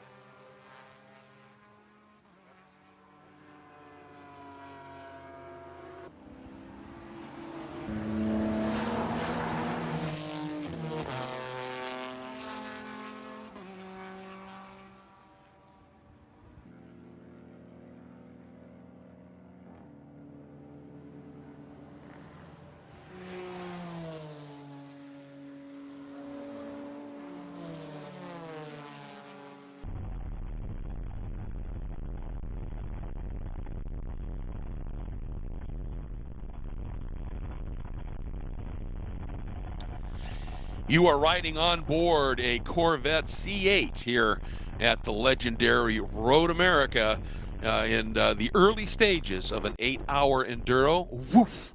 And there goes a Porsche flying by at some serious pace. Gotta love that. Racing has been great here. We've had our first round of pit stops. And Ryan, I think you've tracked down a guest. I have indeed, or the guest has tracked me down. I have Sonical also fresh from vandalizing one of my cameras earlier. Fortunately, it was not one that was currently being used, so that was nice. Sonical not starting the car today, but excited to be here at Road America, presumably. I am pumped about Road America. This place is amazing. Thanks for having me. Yeah. Pleasure to meet you, Mr. Greg Creamer. Big Likewise. fan for many, many years. Oh, thanks, man. I appreciate that. So, Sonical, I couldn't help but notice that when I arrived on Thursday, the Supra, the number 77 Kingston Racing, this cargo short racing Supra, was missing a rear bumper. Can you speak to that at all? So the guys are starting to give me a really hard time about how touchy and contacty I am with other cars and things in general. Sure. I'm claiming innocence, though. I was the first guy in the car on Thursday. I handed the car off to Rob of Rob Walker Racing fame. Is that Long Beach Masters Class Porsche Carrera Cup winner, Rob Walker? 2026 Carrera Cup Masters P1. That same Rob Walker. That Rob Walker. That Rob Walker. Yeah. Go on. Okay. It fell off. What he said is it just fell off in the kink. Okay. Fascinating. Right. So what the guys are thinking is maybe Sodicall was just out there like bouncing too many curbs and like shaking all the Toyota parts, and when Rob got in the car, it finally fell off. So they're trying to blame me for it, which is cool. That's fine. I'll take all that blame. But I'm also going to claim innocence. Does Kingpin Racing's Tyler Hoffman have zip ties? What's the like? Can we get some speed tape on there and just get her tacked back on, or is there not enough of it left to do that? So I have this theory of if you commute a car that's busted, yes, and it's dented, and it looks like it's been in war, I think everybody's going to let you merge in. That's right? fair. That's and fair. so Yeah, if I'm out here on a racetrack with a car that looks like, hey, I've done some stuff this weekend, and your gloves on, and let's figure out where this finishes up. Right? So I think we're kind of sending a message to anybody that sees us from behind. Okay. We got elbows. Bring it. Sodicall's opinion is not necessarily that of DriverSeye Live, WRL, or indeed the rest of the series. WRL is a non-contact series. I just want to make that clear for all the lawyers listening. Indeed, you're not supposed to make any contact, but Sodicall 1 does see your point. I haven't started a race. Well, hang on. I didn't start today. Correct. And I've done some thinking over the past few months, and it's along the lines of, you can't do the time, then you shouldn't do the crime. Indeed. And I'm still paying for my Road Atlanta idiot choice. Crime. And the more that I think about it, the more it's like they really do need a stiff penalty for a dumb idiot. Yes. And how many penalties would I have? I'd have nothing but penalties. I'd be sitting through the rookie meeting every week. Yeah. So, it happens. I do have another question for you, unrelated to I can make it related, I suppose. You've seen the C8 Corvette GP1 going around here. Beautiful. I know that the Rob Walker Racing, Cargo Sports Racing, Kingpin Racing team isn't really a GM-backed effort in any way, shape, or form. And indeed, you guys are more of the Porsche persuasion. True. How do you like the idea of a C8 as like a club racing endurance racer car? I have never considered that idea. It seems amazing. Are they reliable? They've gone an hour and 20, and they're near the front of the field in their class. Yeah, it looks amazing. It looks so clean. Like when you just walk up to it, it's like this guy just bought his C8 out of his grandpa's garage down here and put some stickers on it. 0% chance it's a GP1 car. And nope, it's a real GP1 car, and he's out there getting it. Yeah, Awesome. it's TC Klein. They know how to set up a car, and that's why there's no livery on it. But that BMW they had as well was just in open throttle green. Open throttle, and they didn't have any other livery stuff on there. It almost reminds me, Greg, when you hear that car trackside, because they've had to detune it so much. Greg, Yep. you recall the Vipers at the end of the ALMS in the very beginning of the combined series that could only rev up to 4,000 or 5,000 RPM Yes. and all that? It sounds an awful lot like that when it goes by. Just like it's still winding up when it hits the peak here. Correct.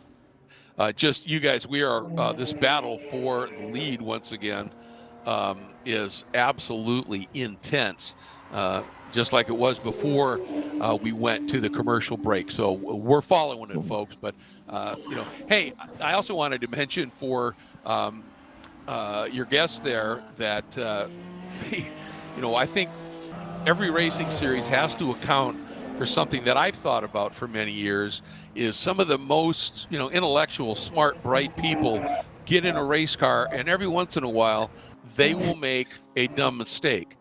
And my theory on that is that a helmet these days, to really protect you, has to fit so tight that when you put the helmet on, it pushes all of your metal capacity into the lower regions of your body. So I would claim that. That's okay. That's my new excuse. Yep. Greg Kramer said so. Greg Yep. Kramer, TV's Greg Kramer, has given Sonic All a pass. There you go. It happens. I'll show you the video, Greg, and you will be like, "Ooh, you should not have done that, son."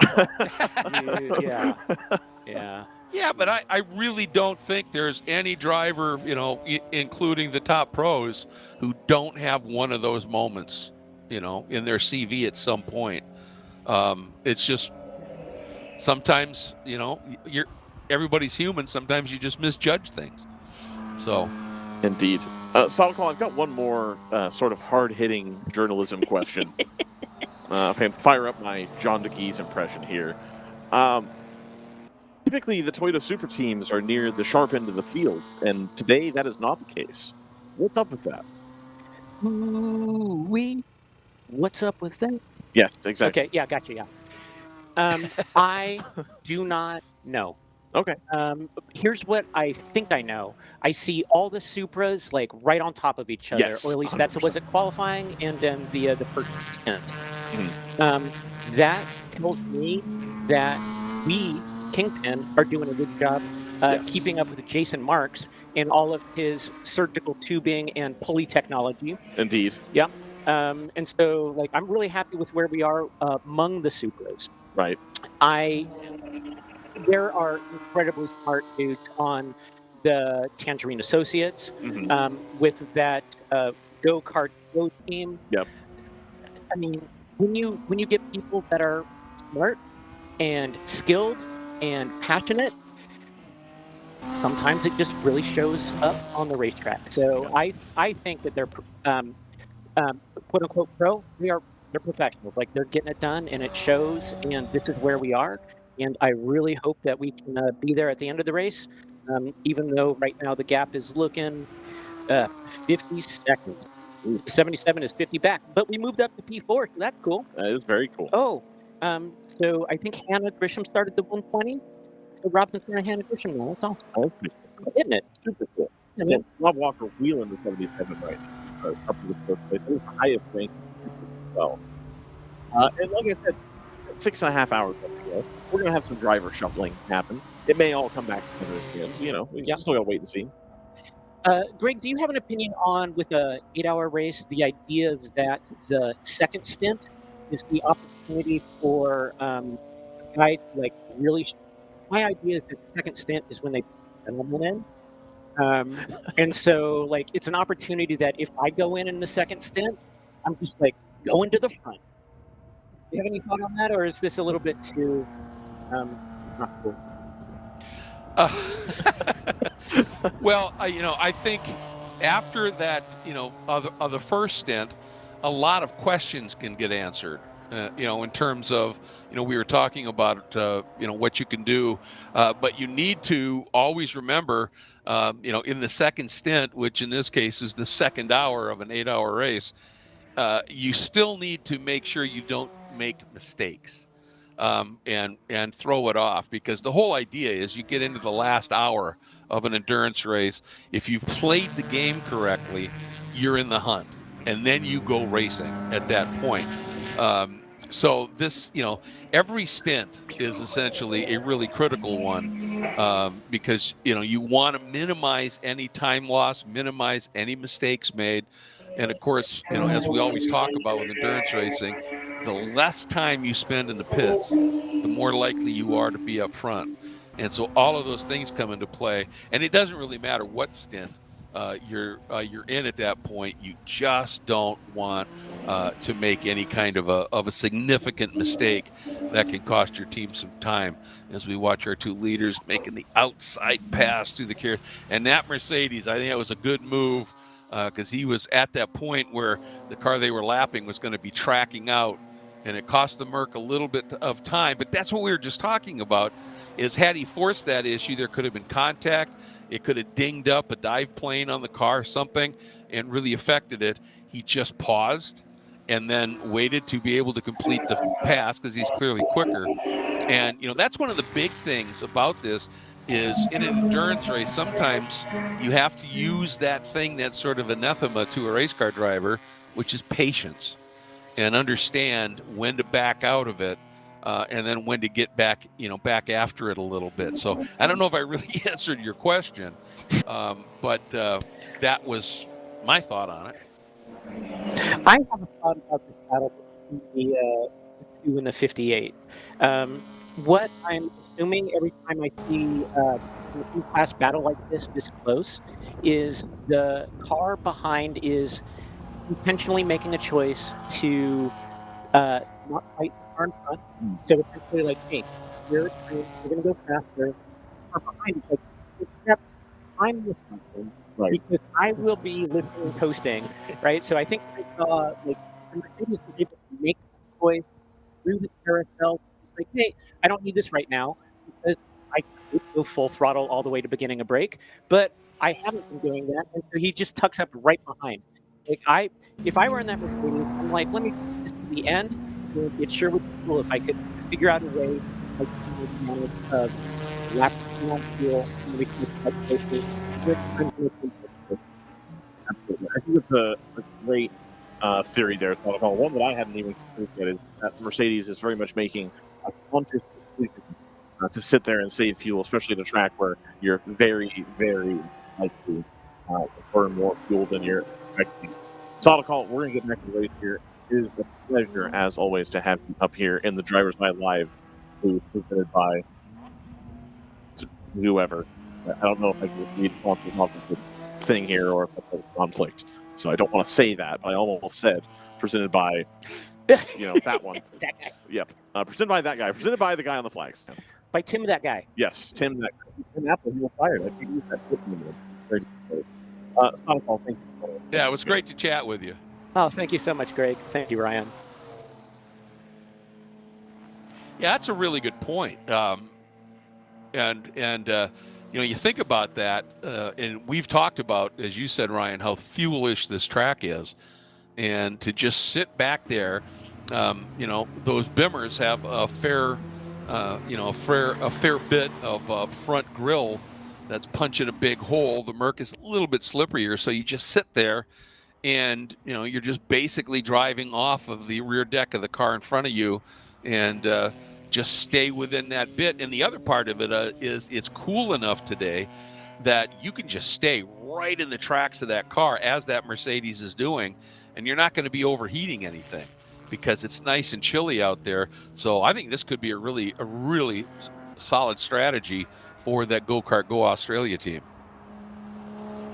Yeah, absolutely. I mean, you can basically just save right now. Yep. You're saving tires, you're saving fuel, you're saving energy in the driver. You are having to concentrate a bit more, paying attention to any mistakes, make sure you're not running into the back of the car in front. But I mean, I'm sure the driver's having an absolute hoot right now, just wheeling that Mercedes directly behind the BMW, lap after lap, dicing through traffic. Both cars running super well at the moment. And it's also a huge focus test for the driver of the BMW right now, the ACP Tangerine entry, because every time he takes a peek in the mirror, he's got nothing but Mercedes grille dancing around behind him. And, that could be a concentration issue as well for that. Ooh, caught him at a bad time heading into turn 7 here. But again, if our theory is correct, even if he could make the pass, the Merc is going to lay back and does exactly that, just right back into the wheel tracks. So, I think we're looking at a couple of things here. The Mercedes is saying, I'm going to conserve fuel. And sometimes keep in mind when you're conserving fuel, when you're doing lift and coast and the like, it's actually a little bit harder on the tires because you're trying to rotate speed, roll speed. Oh, you got a car off here right at the exit of Billy Mitchell on the approach to the final turn. I think that might be the 455 from HC Autosport. That is a 4th place GP2 car. Oh no. We had reports of smoking, JT. Yeah, it was from the camera. It looked like it was carrying a lot of smoke as it came to a stop off track here. Oh. And running top 5, man, that hurts. Yep, he's getting out.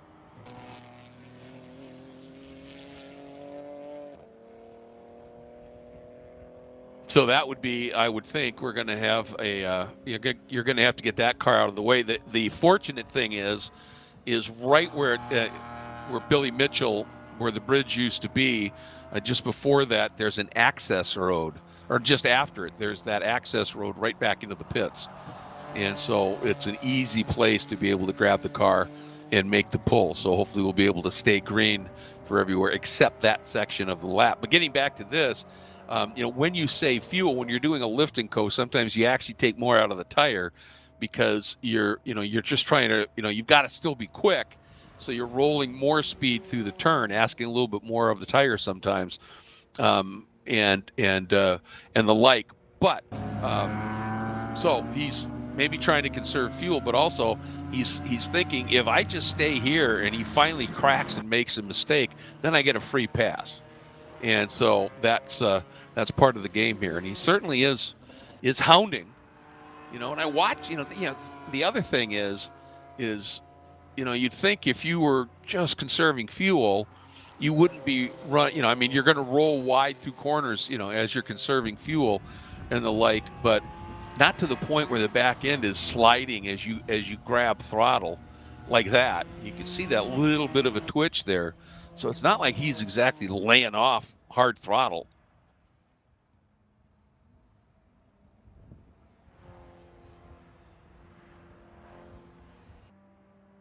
And going back to the that battle between the 45 Kubrick's Racing BMW, 4th in GP1 right now, and the black Corvette, that remains under a second in terms of the difference here. And they now have, after the pit stops have completed, they're back in 4th and 5th. So I think the car that made the big gain there would have possibly been the Blitzkrieg Racing 424. I don't think they were sitting up in second place in class at the time of the stops. They had actually been, actually running towards the front of GP1. We unfortunately have seen a bit of reliability strike in that class. The 946 from Flying Fur, the 383 from Palomar, and the 48 from El Diablo. Unfortunately, all on pit lane or in the paddock at the moment for repairs. Having run quite quickly and competitively earlier in the race. Certainly Flying Fur. I mean, they were up in the top 3 at one point. Mm-hmm.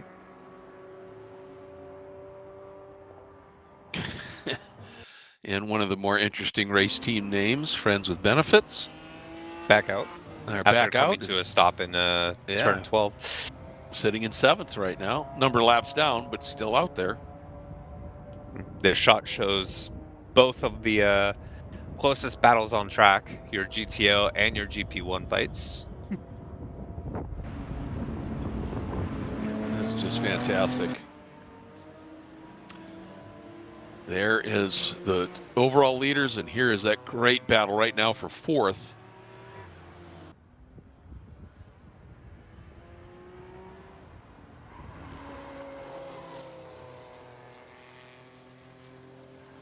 I'll tell you, that Cabrix machine is being wheeled right now. Whoever's driving that is doing an absolutely stellar job.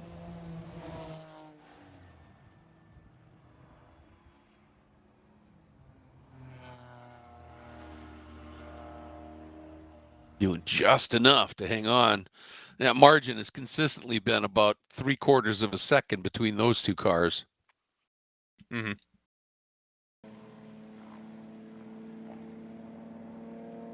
And watch the exit here. They both used up about the same amount of track. I've been watching it on occasion, and again, it looks like the Corvette doesn't use quite as much track and is still able to easily stay right on pace. We hop on board here.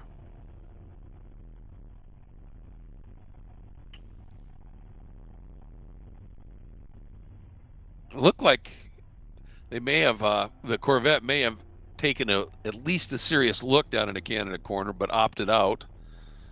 And now let's see what happens here. This is just pure acceleration magnified by the uphill climb. And that Corvette has a bit of a toe here and just not able to roll it in. You see that little flash? That was, I think, the Bimmer just making sure the brake pads were in the right spot before jumping on the brakes for turn one. Turn one, such a fast corner. I've raced here a few times, and it was one of my absolute favorite turns because it is so much quicker sometimes than you think at first blush. You know, in any corner where you're, you know, basically at absolute flat out, and you can just nick it down a couple of gears and then just roll speed, that's huge fun. Oh yeah, there's quite a few corners here where you really need to build the confidence. Oh to, yeah. Ooh, late move speed. here. Late move. He wasn't quite there, but he got the Bimmer offline. Big wiggle from the BMW there. So showed the nose. Sorry to jump in on you. All good. It's another one of the corners where you really need the confidence because you can't brake late there, but you got to make sure you can make that apex. Yeah, well, and you know, when you've got a downhill braking zone, we've talked about that, you don't have gravity helping you with the brakes, you know, like you do in some of the uphill, you know, braking zones that other tracks will have. Here you've got lots of downhill braking zones. Think about it, turn 3, turn 5, turn 8, that's all pretty much downhill. And so you've got to be really adept on the brakes to get that done. You know, you too much brake, you overslow. Not enough brake, you're off the outside of the turn. And now this could be, let's see if this, if the Corvette can get something done. Again, so close through here. There you see what I'm talking about. Didn't need to use up quite as much track. It's got some pace here. The question is, will the BMW be able to defend well enough?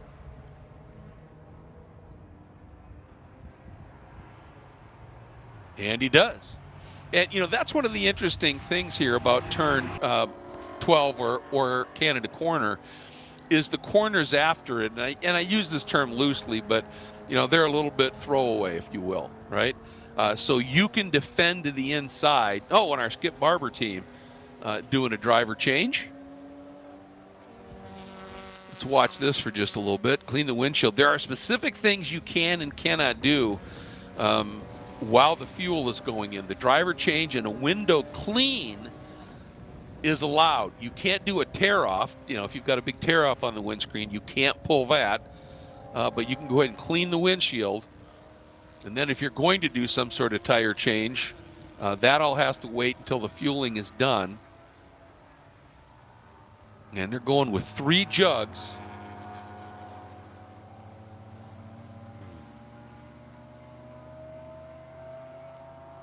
I am too. It's great to see this stop. And each of those jugs have to be pre-filled to a specific mark. And you also have to have a specific, what's the word I'm looking for here? Flow rate inside that tube. That all is checked by the officials. So you can't have any super fast fueling. It's all regulated. But the other side of this equation is, and this is what I love about WRL, is there are no minimum pit stop times. In other series, you know, they'll say, okay, when you stop, oop, stalled it. That's not going to help. Now, when you stop, you know, your stop has to be, you have to be stationary in the pits for at least 30 seconds or something like that.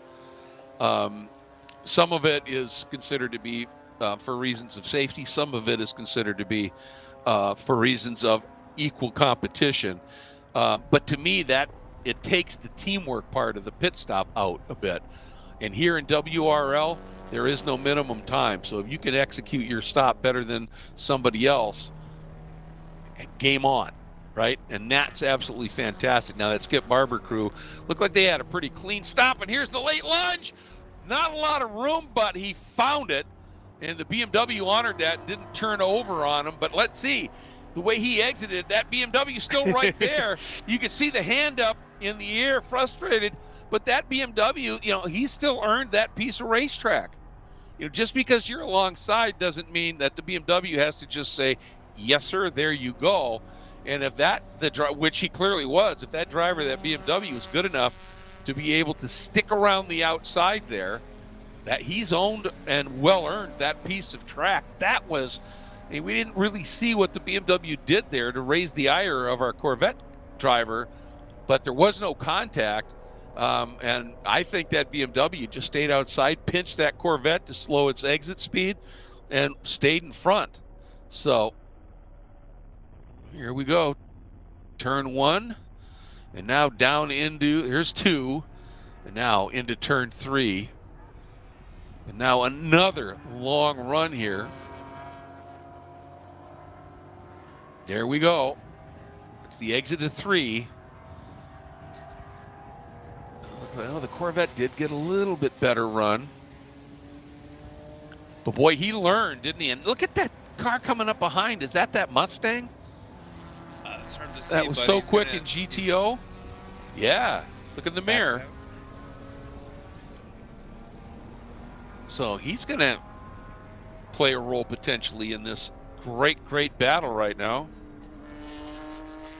Okay, Mustang through is turn. pretty cautious here. Here we go.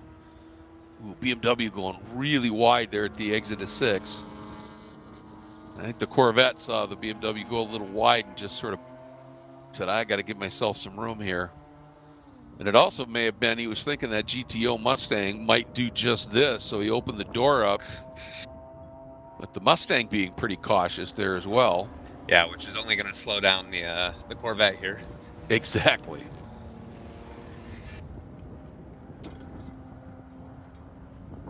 Yeah, sometimes that happens. You know, you've got your strategy in your mind, right? You know, okay, I'm going to slow down here, let him get through, tuck in behind him, and then the Mustang, you know, struggles a little bit through the corner.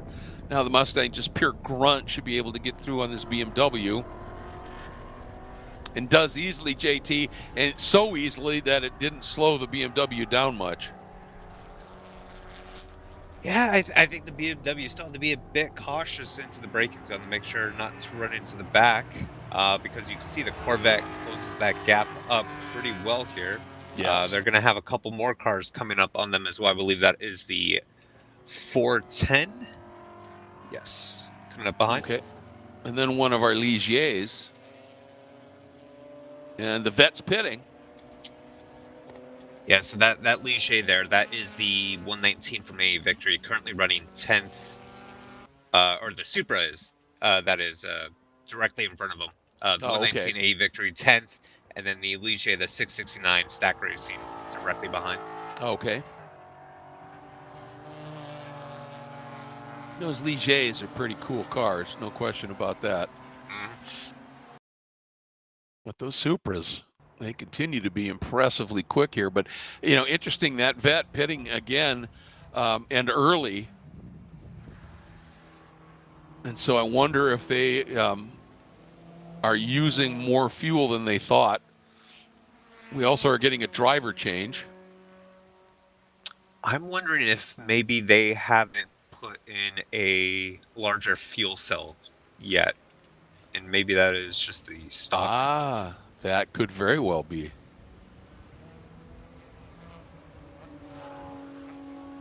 I'd be fascinated to know who is behind the wheel of the vet.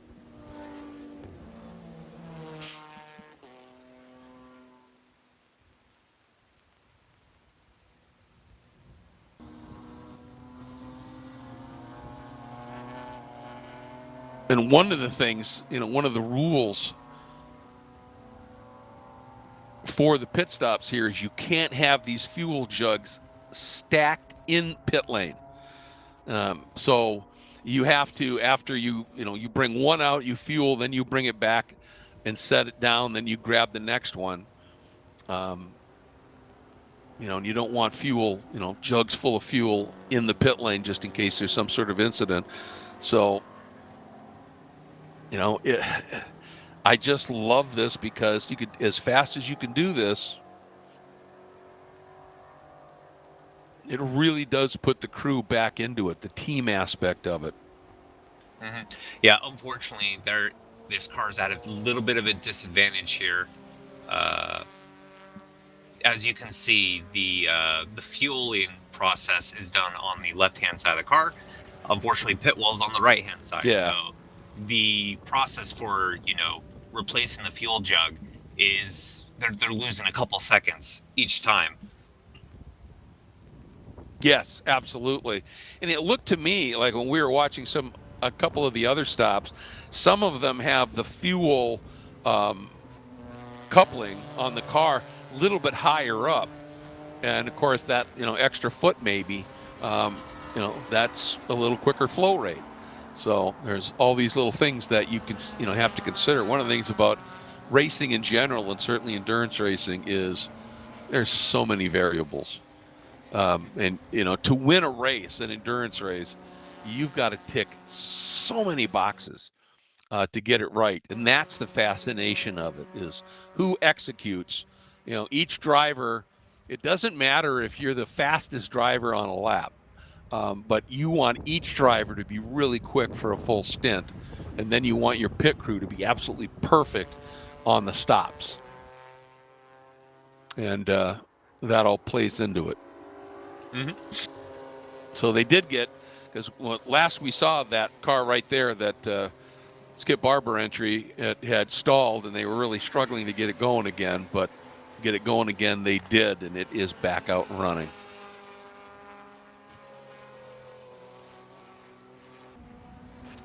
All right. I'm back. And just to let everybody know here, that 109 Roberts Motorsports GTU entry is now 6th overall. So they are working their way up through the pack here. And of course, a lot of that is, the lightweight of the car and the fact that they can go a lot longer, I think, on fuel. Yeah, usually the GTUs actually they have a shorter stint length. But we really? do see, we do see them having passed the 120 A Victory Supra that lap there. So Okay. That's going to move them up into 5th overall. All right. Yeah, they are flying right now.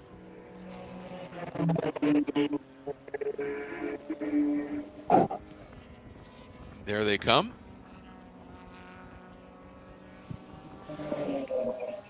You could take a look at some of those times there, and that 2:22.6, another really stout lap for that Roberts Motorsports GTU car. And Blitzkrieg in the pits right now.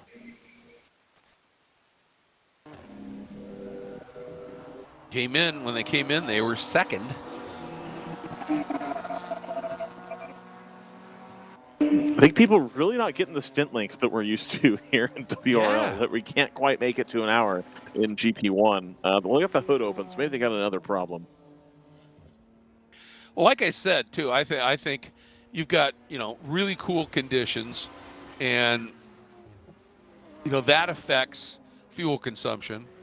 And so I think everybody is just being conservative for these first couple, maybe even 3 stints, to make sure that, because we've talked about this, if you run dry down in turn 3, you're in trouble. Yes. It's just that simple, because you've still got 3 miles to try and nurse it around to pit lane. And, you know, it's better to be a little bit cautious on your stops early and really try and get a number, so that if you have to go super aggressive on a fuel window later in the race, you've at least got the sums to be able to figure it out. And Roberts Motorsports makes another pass.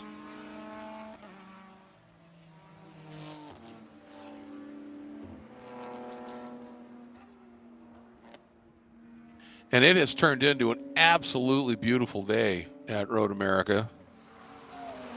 The sun is cool.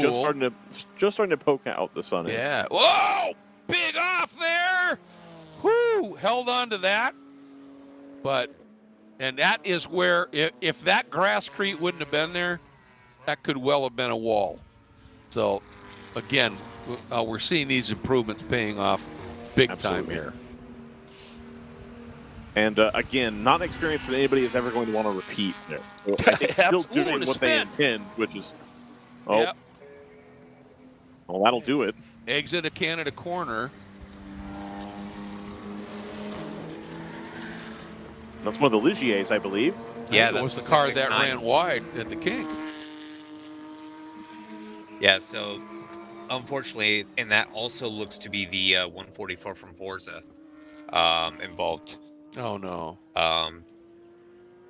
That car unfortunately had been noted earlier for watching for aggressive driving. That may have been an unfortunate. Yeah.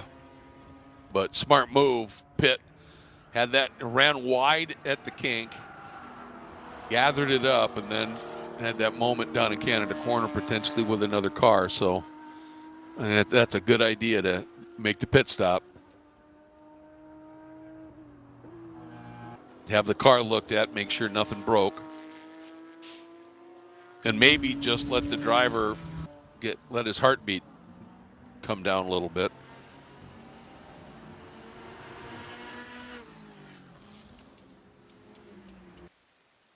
Yeah, 669 here.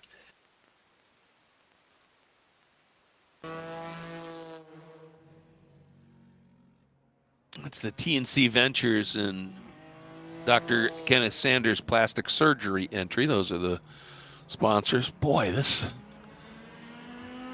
he is just flying right now.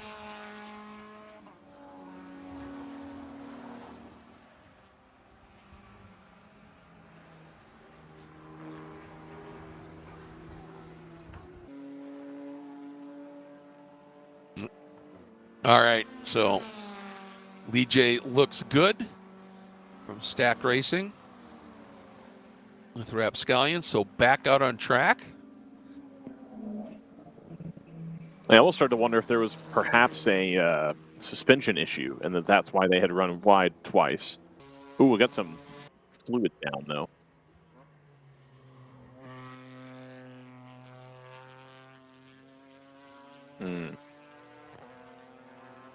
Well, we'll see what becomes of that. I'm sure they'll clean up that fuel spill or whatever that is that's spilled in the pit lane.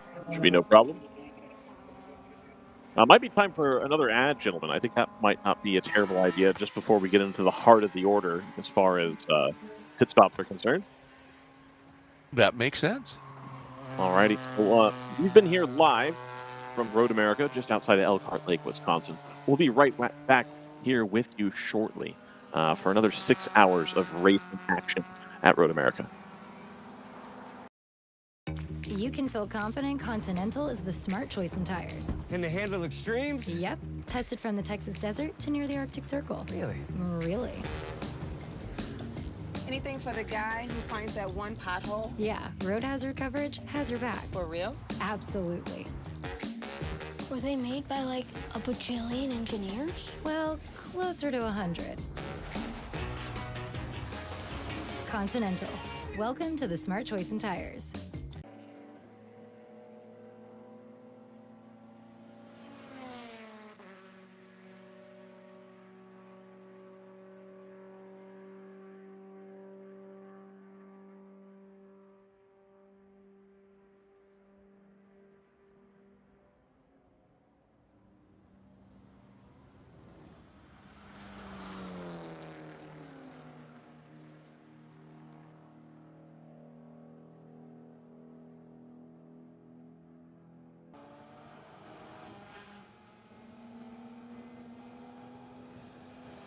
Well, welcome back, everybody. And you're seeing what curbs can do to an onboard camera when you get up on them just a little bit. Still facing out the window, but has a bit of the dangle going on right now. Indeed, it does. This is on board the number 77 of Rob Walker Racing with Kingpin with cargo shorts, whichever order of the names you want to give.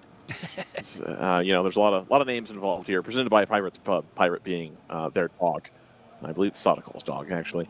So this is on board Rob Walker, of course, Masters class winner at Long Beach last weekend for Porsche Carrera Cup United States or America or whatever they call it. Big W there for Rob Walker, the occasional IMSA entrant. That's some pretty serious cred. Yeah, absolutely. So he'll, I believe, be taking this car to the end of the stint here, and they'll turn it over to someone else. They've got a pretty decent stable of drivers there, where Rob Walker, I think, definitely the ace behind the wheel, but the other three, of which Sotikal is one, pretty level and pretty balanced as far as driving ability here. So it's a car that doesn't see huge swings in pace, whereas you have a lot of other cars that might have a hot shoe pro and then somebody who's relatively new to racing. So you got a wider variance in lap time here. This Rob Walker Racing with Kingpin with cargo shorts. My goodness, what a camera. Yeah. It will be a little bit more consistent over the course of the race here. So I think they're happy with where they are. They are one of the lead Supras. And I'm just going to put it out there. The only Supra missing the rear bumper. And they're at the front of all the Supras. Now, the 120 is right behind, of course, which, they're probably saving some fuel on board that car, saving some fuel, making sure they stay just tucked right on Rob Walker's lack of bumper, right up under his rear wing, I suppose. But, just something to think about. Could be that he's missing the bumper. I don't know. I would put that out there as a possibility. So glad we have that on board available as well. I think as we get into the thick of things, this battle for 4th, 5th will be an interesting one to watch. Boy, it self-leveled for a moment there. It did. Dynamic I think he needs to hit one more bump really hard and get the adhesive to stick and level it again. Yeah. Or fall off, which we don't want. So Rob's a professional. He's not really interested in the camera at this time. No. And he almost certainly won't be when he gets out of the car either. Exactly. But you bring up a really good point about the consistency between drivers in endurance racing.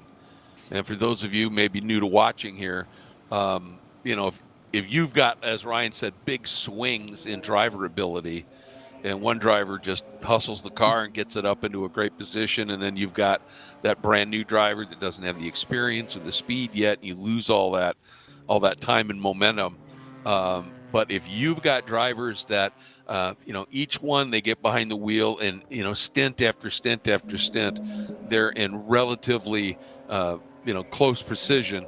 That's the magic formula for an endurance race.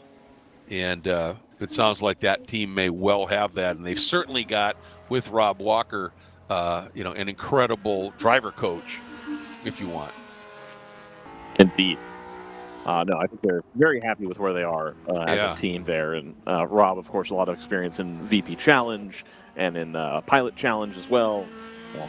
Behind the wheel of the GT4 car, in addition to his exploits in Porsche Carrera Cup. So, pretty experienced team here, being run by, of course, Tyler Hoffman, one of the better race drivers, especially in the MX5 Cup. Hot Shoe himself running this team, Kingpin, out of the Atlanta area.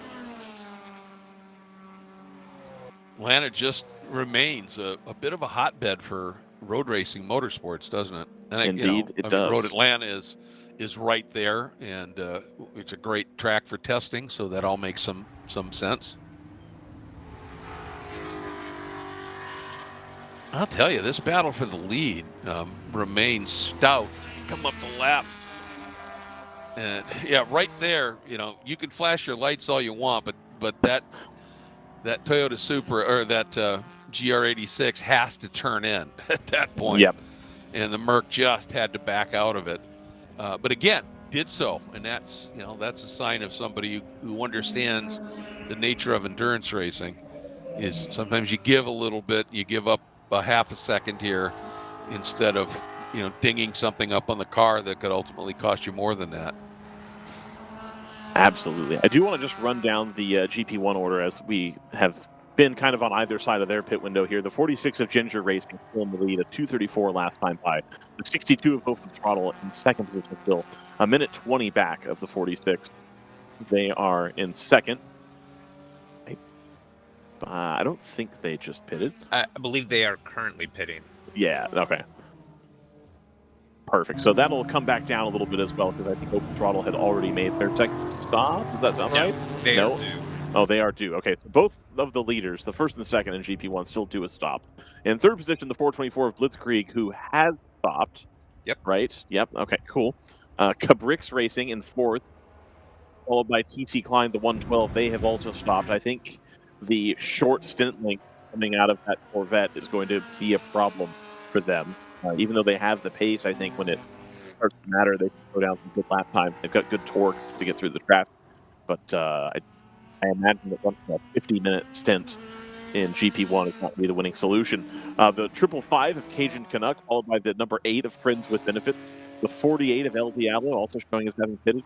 The 383 of Palomar, 934 for Throttle. Most of those showing they are in the pit lane. I haven't seen El Diablo cycling recently, so I wonder if they've run into a problem in that car. They had done quite a long stint versus everybody else last time around. Yeah, they've been in the pits for a long time. Yeah. That's a long haul out there from Northern California. No kidding. In the sort of Bay Area that they've hauled that car out here from them. So that's a tough one for sure. They also made the Todd Barber this year, so they're not messing around. They're trying to take a swing at this World Racing League thing. The number 21 of North Loop Motorsport, they are still in the lead. At least a lap, probably more right now. Just wait for the time to update here, but it currently shows 2 laps ahead of the 216 of Barber Racing School. Hence the 68 of Open Throttle, the 55 of AOA is falling back a little bit as well, and then the 65 of Open Throttle, and then you've got HC Culture and Palomar at the end of that class. And just, I don't know if you were with us when it happened, but that Skip Barber Racing School, they had a really long pit stop.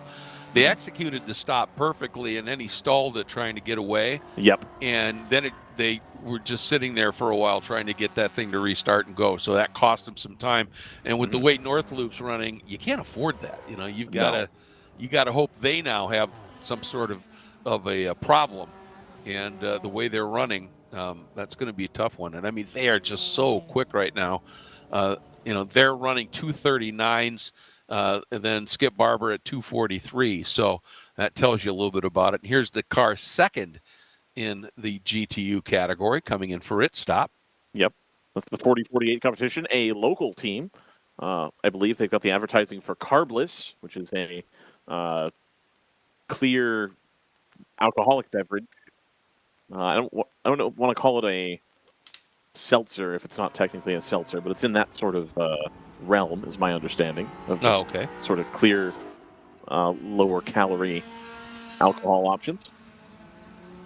It's my preferred canned beverage at this point, I think I've decided, versus like a beer. I don't need any of these sort of beer fizzy bits. We've got one of the AE Victory cars is also taking the pit lane now as well. We're just inside, and yeah, we're about an hour and 5, give or take, hour and 10 for the GTO class here, and we're going to start to see more and more pit callers.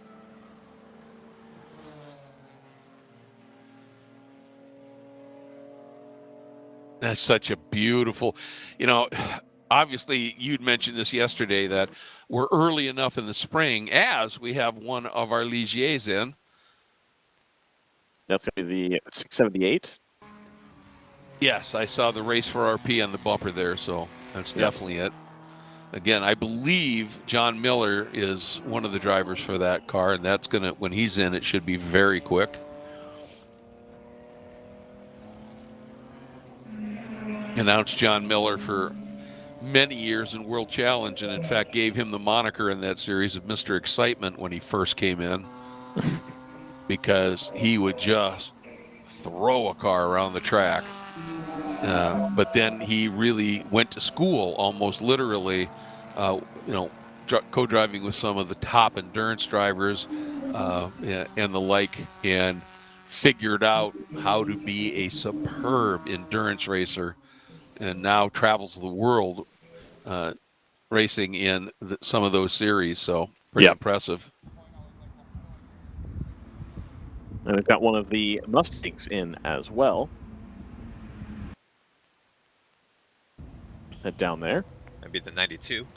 That is the 92. Thank you, JT.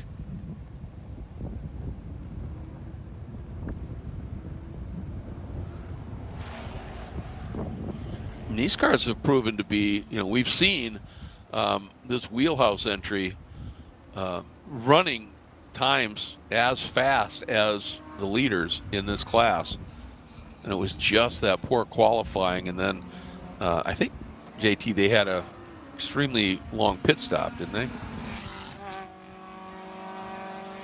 Yeah, something, or at least transponder issues with the sister car, the 91. Yeah.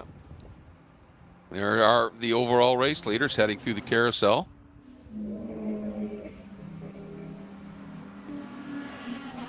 All right, here they come.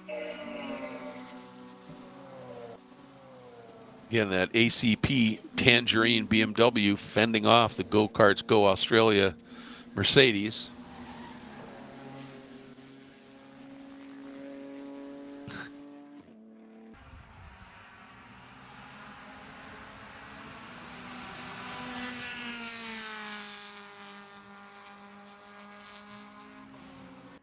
Yeah. That would have been a pour off for Stoic Racing.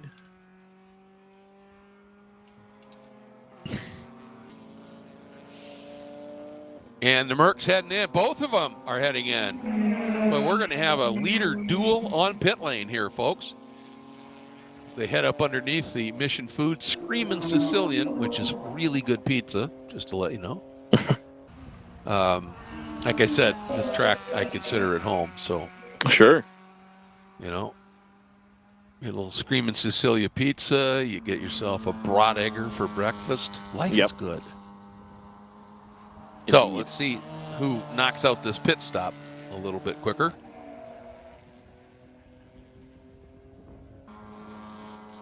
And across the line, the 120 and the 410 fighting for 5th in GTO. Now heading out of 3. Nose tail, but advantage to the 410 at the moment. All right, here we go onto that. Oh, Merc got that done. That's the Porsche. Oh, that's the Porsche. Yes. Sorry about that. Yep.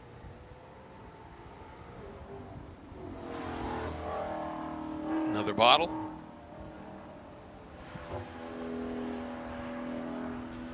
And you see what I mean here, guys, about how much higher that coupling is for the refueling on the Bimmer than that Corvette. And you can see how quick that drains. Just adds an extra foot of gravity to help that drain. Well, between that and the I presume saddle tank on the Corvette, yep, probably the standard tank on it. Sure. All right. They just doing right sides? Nope. Rears. Oh, I guess all 4. All 4. I have to imagine these are qualifying tires or something, because this is awful early for a GTO tire stop. Yeah. If they're going to have to put tires on every 2 hours, that's going to be problematic for them. Yeah, there's not much left of those. If they, I would think you're right. Quality tires. But even so, the qualifying session isn't more than 30 or 40 minutes of runtime. Right. That shouldn't matter. You would think, yeah. Oh, very fascinating. Another strategy wrinkle to play in here is, does ACP move the tires every 2 hours? Yeah, it's an outlier, and they'll. Well, unless they, oh, we got a flatbed out on track, so that's an indication of. So that might, I believe we have the 148 Canada corner. Unfortunately, has come to a stop. Oh, okay. When did you see that Merc come out of turn 8? That was a power drift on the exit of that. I think, they told him that they were doing a long stop for his competitor and to give it the outlap from the gods. Yeah. He seems to be trying to do just that. And just make as much time as you can here so you don't have the bet. BMW on your tail saving fuel. Yep. Yeah, exactly. But I'm wondering if maybe, they had a sensor or something showing, an issue with the tire. Mm-hmm. And so they just decided to be careful. Could be. All right. So you see that green flag, folks. This is something to point out. There are some series that if there's an incident, from the yellow flag, the first yellow flag covering that incident to the incident is where you cannot pass. But these days, a lot of series are adopting it's from the first yellow flag covering an incident to the first green flag at a corner station after the incident is the area where you cannot pass. And one of the rules that this series has is in that area, you cannot be side by side. So you've got to, if you didn't get that pass done, you've got to tuck in behind and just follow them through that yellow zone to that green flag zone. So that's why you will see suddenly a random green just appear at a corner station. It's basically telling drivers you're past the incident scene, you're allowed to go racing again. And in the background, did you see that slide through turn 3 of this GR86? They are hustling that car.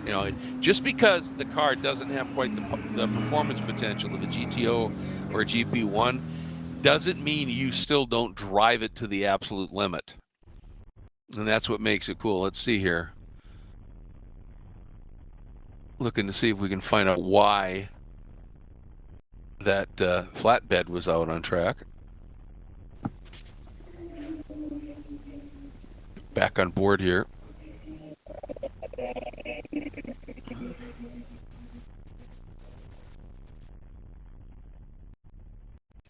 And everybody doing what they're supposed to. Huh. There it is. The exit of the turn. Oh, it's our second GTU car. Yep. And it looks like it's just pulled up. It doesn't appear to have hit anything, which is a good thing. Absolutely. Yeah, all right. Our GTU, or excuse me, our GP2 pole qualifier and leader who have just been flogging it throughout the weekend here. Bunny Davis. I like that. Boy, they have just been literally, in terms of pace so far, Ryan, untouchable this weekend, haven't they? Absolutely. I think they're really digging the upgrade to the car. Even if it has cost them a little bit more fuel, I think they'll be pretty happy with the results they're going to have here. They had to make a suspension change yesterday, I believe in the morning. They had a ball joint come loose before practical qualifying, so they've changed the suspension. They're still waiting to see what the kinks and new variables are going to be with bigger tires on there. Of course, you put more stress on lots of bits of the car. Mm-hmm. So still happy to have, I think, more grip than they've had in the past. But absolutely, again, it's going to come and go, obviously, and the advantages and disadvantages with that. Well, we were talking about how that little bit fatter tire is going to be, a little bit more draggy, et cetera. But you think about turn 1 and 3 and 7, and certainly the carousel and the kink. All of those are long duration fast corners.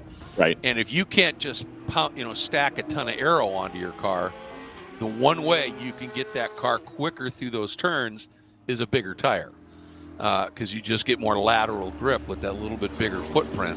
And as we said, sometimes that little bit of loss you get in terms of fuel consumption, if you're running 2.5 seconds a lap faster than your competition, you can make that extra stop if you have to, and still be very competitive. So, but people forget that, everybody thinks Road America, their first thought is, oh, these long straight sections.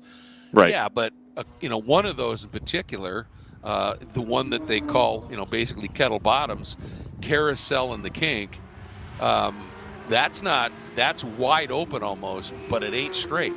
Right. And you need lateral grip through there, not just power. So great job. And the other thing that I think Road America is probably the best at in the country is the Road America safety team. Yes, absolutely. Yeah. Their hot pulls, how they handle stuff, their response times, it's world class. It really is. No, they've already done several hot pulls here, though I think other tracks might have gone full course yellow. We could be on our third full course yellow by now if we were at a few tracks. And we've been able to keep the racing where it needs to be, and people are being rewarded for having good pace, etc. Because of what we've got going on here with the hot pulls. Well, and that also, I mean, this is a fast place with consequence. And when you have a safety team that has the reputation that the Road America safety team has, that just gives you a little bit more confidence to go out there, because if you happen to get into a situation that somebody is going to be there within seconds. Right. And do the right thing in that moment. And you simply can't say that about other safety teams at other tracks, or some anyway. But you certainly can here. So there is your overall race leader now, simply because of the fact that the ACP Tangerine BMW did that 4-tire change. And there he is behind that red Supra. Turn 7. Just off camber, just another ultra tricky corner in this downhill braking zone. And I'm not sure which Supra that is, but it's not like this America's just running them down here. That should be your 9th place 87 from Stoic Racing. Oh, that's the Stoic Racing entry. You recently made a pit stop. Yep. As well, okay. No, the pace of the front of GTO is blistering right now, versus even the mid-pad now starting to go a lap down. Yeah. I'm interested to see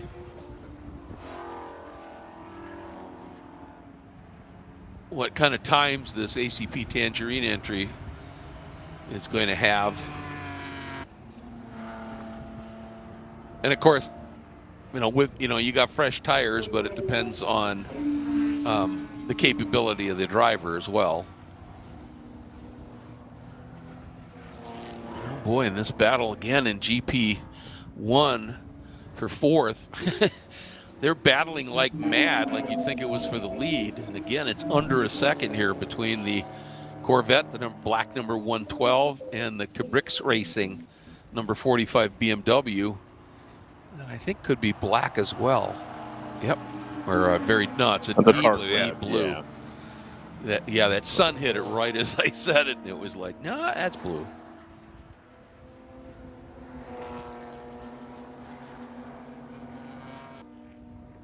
All right. Looks like the Mercedes got through that one.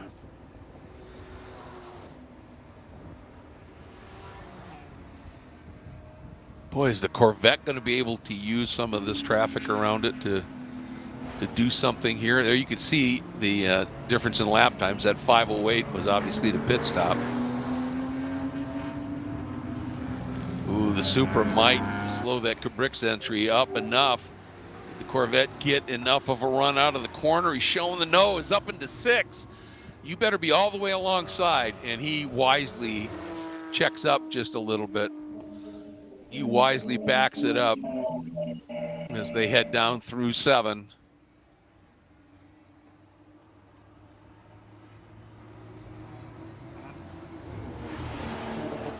But, it's interesting, isn't it, Ryan, when we look at just that little breathe going up into 6. Right. Translates into 10 car lengths that fast. Absolutely. Well, we were seeing that with the leaders as well in GTO, where it was just that section of the track where you'd start to lose a little bit of time, and it puts you on the back foot all the way down through the kink here. Yep. And I think that's why, you know, we've seen a couple of issues down into Canada Corner is, you know, you're right there in the back of the guy and you're just not quite quick enough into the braking zone of Canada. So then you say, all right, I'm just going to roll that little bit more speed through the kink. And suddenly you're off the outside edge of the track, just hanging on. And that's how easy it is for the kink to bite you. When I was racing here, the fastest car that I ever drove here was an ITA Honda CRX back in the day when they were ruling everything. Mm-hmm. And I could go flat through the kink, but I got this pogo wing that started to happen. And so I tried, as I got to the kink, just before I turned in, I'd breathe it for a second. Let's get back to this battle here. Sorry about that. And got him. Boy, he had to work for it, though, didn't he? Yeah, not an easy move, but they're able to regain the position here is the 112 in the Corvette. That's got them back up into fourth. And they'll be coming down towards turn 5 here. Well, once he got through, that Vet now is able to stretch its legs just a little bit. Yeah. A position an hour in the making. Yeah. Yes, absolutely. It's a really Absolutely, JT. Good way to put it, yeah. They're coming up on the 455 from HC Autosport, who has come back out. Yep. After having after- some difficulties. Yeah, coming to a stop off track, turn 13.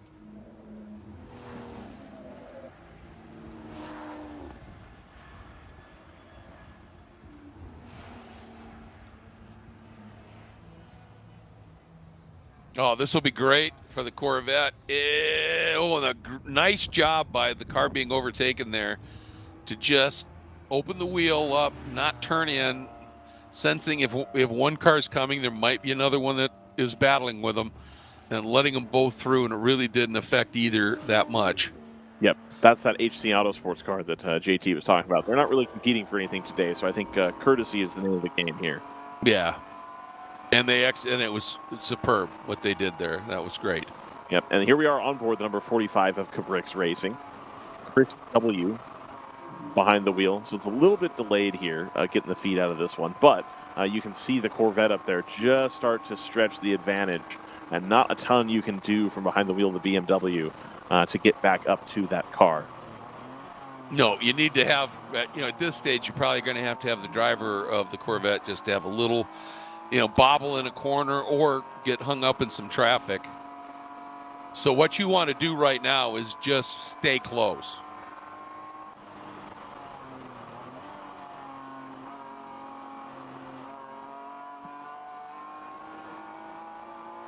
And onto the front straight we go.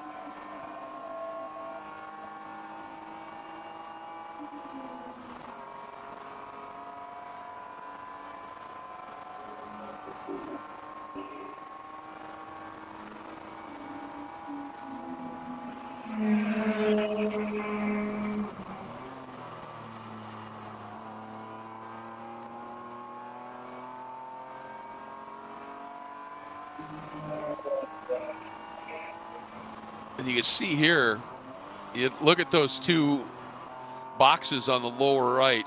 You can tell where this car is running relative to the overall race lead, and also where this car is running to the P1 class. So there's a lap down to the P1 leader, but you can see the gap ahead. He's right now 1.5 seconds behind the Corvette that just passed him at this stage. So it'd be interesting to see if he could stay in that 1.5 second margin here without taking too much out of the car.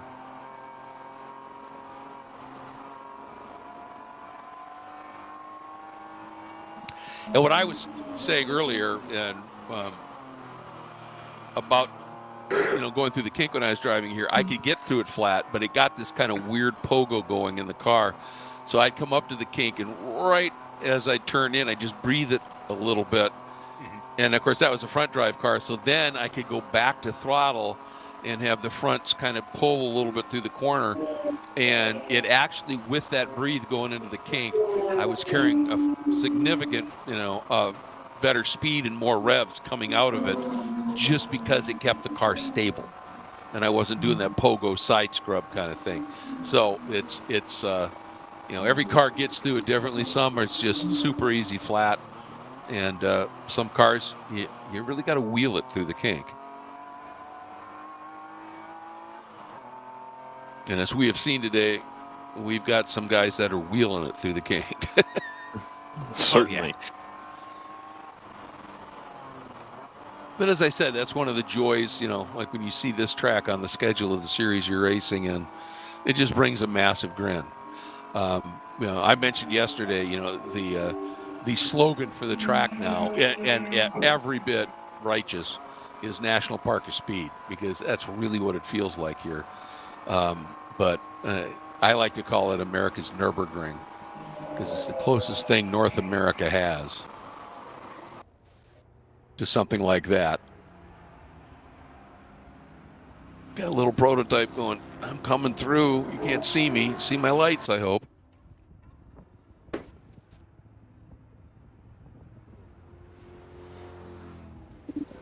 And looking to see where they are. All right, they are second overall right now. The 109 Roberts Motorsports prototype right there. Oh, huge lockup on that inside left. And that Bimmer behind the white Supra here, I think he had a little target fixation, saw the lockup on the prototype and ended up locking up his own wheels. Yeah, unfortunately, the 109 there just got loose under braking. You can see the rear end dancing quite a bit. Yeah. As the rear end gets quite light, as the load shifts forward there, downhill for braking, and unfortunately, the tire just locks up there. Yeah, it's when you're on the absolute limit of threshold braking, that's going to happen on occasion. And these, like the GT4 cars, I believe all have ABS. So you get into your braking zone, you can just stand on the pedal as hard as you can and just keep that brake on all the way to the apex. I'm guessing those prototypes do not have GPS or ABS, and so they are truly doing what's called threshold braking, which is as the car slows down, you've got to take some of the pressure off of the brake pedal or it's going to lock up. And so that gets you, it's very busy coming into a braking zone like that. And is that Mustang going to pit? Yep, heading in. Boy, when they've been on the track, they have been smoking fast, but they're just spending so much time in the pits.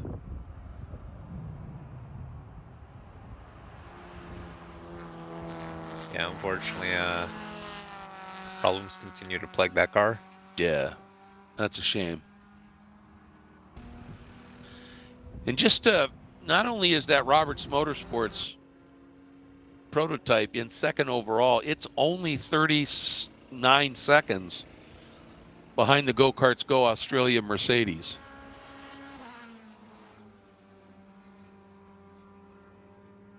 It's not running laps quick enough to be closing right now, but it is easily just hanging right with it. And it's running laps that are slightly quicker than the ACP Tangerine number 2 BMW.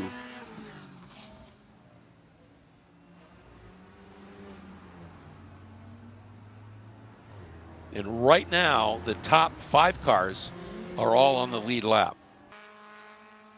So the number 410 ACP Tangerine entry and the 120 AE Victory Racing Toyota, they are about a minute and a half back of the top 3. But the top 3 are covered by just about 52 seconds.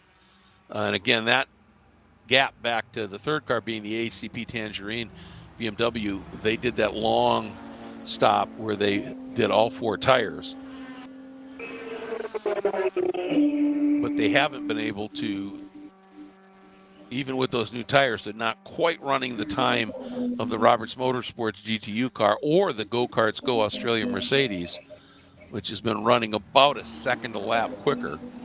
I do wonder, Greg, if that was let's start on the qualifying tires, and then when we get into the the gentleman drivers, we want to make sure they have a new tire going into their couple stints. And I so was that just thinking that too, yeah. could kind of explain why, even though with new tires, we're still down a little bit in pace. Yep. My thought is it could have been much worse if they were on tires that had been, a few hours old already. Oh, absolutely. So, presumably, then I'm starting to lean towards maybe they don't need to make another tire change for the rest of the race. They should be able to get to the end on these. Yeah, I think you may have hit it right on the head here. Is that they had, the less experienced driver getting in and on pretty worn tires, and they said, nope, let's get him nice sticky new tires so that he can acclimate here. Right. And it's in that moment, Ryan, when you still want that, that driver still needs to take care of those tires as well. Right. Indeed, there's a lot of race left to go yet. I keep saying that, but indeed it's true with 5 hours 28 left on day 1 here, and you've got tomorrow as well. So you don't want to use up the car. You don't want to use all your curb strikes up today unless you're really, really competing for a position. I think everybody right now just kind of holding station and trying to see where the chips are going to land. Yep. By the time we get into the final couple stints of the race here.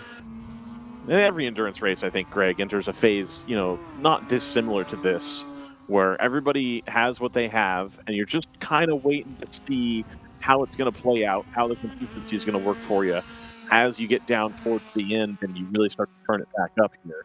As the 282 TCB car is going to return to the pit lane. It's got a lot of racer tape on the front right, holding the bumper on, and it also had what appears to be a picture of Sarah Montgomery's face Nice. stickered over the front of the racer tape there. So I'm sure there's an inside joke there or something going on. Perhaps Sarah will come explain that to us. Yeah, unfortunately, the 282 was the Super that was involved in the final corner contact we saw that sent the 555 off track. So Gotcha. I'm not surprised to see that they have some front-end repair. And yes, Ryan, getting back to what you were talking about too is, this is, I call this part of an endurance race sometimes the doldrums. Sure. Where if everything just calms down for a little while. I mean, you're still got to be working, racing in traffic, but and doing what you can. But you may not be outright racing hard for a position. And this is the time now you've got, at least 2 stops in. Now the team can look at those consumption numbers, see, how the fuel is going. And this is when, as you're out there on the track, as we talked about earlier, you just want to keep yourself in the window, in the hunt, until those last, that last hour, maybe 2. And so right now, that's your job is, just do what you can, keep yourself in contention. And in the pits now, this is when, if you've got a team strategist, they are now starting to look at, all right, what can we do later in the race if we really have to crank this up just a little bit? Yeah. And that's all part of the game. It's, survival is huge and in an endurance race. And so you get into these stretches where it's just stay close because, if we're in the hunt late in the race, we can really do something here. And we'll see what happens. And you guys were talking about, some of the fun liveries on the cars. I also wanted to explain to folks that if you're not real familiar with racing and you happen to be watching, in racing, that team name, Friends with Benefits, means that somebody who owns a race car that'll help you drive it. That's a real friend with benefits in the racing world.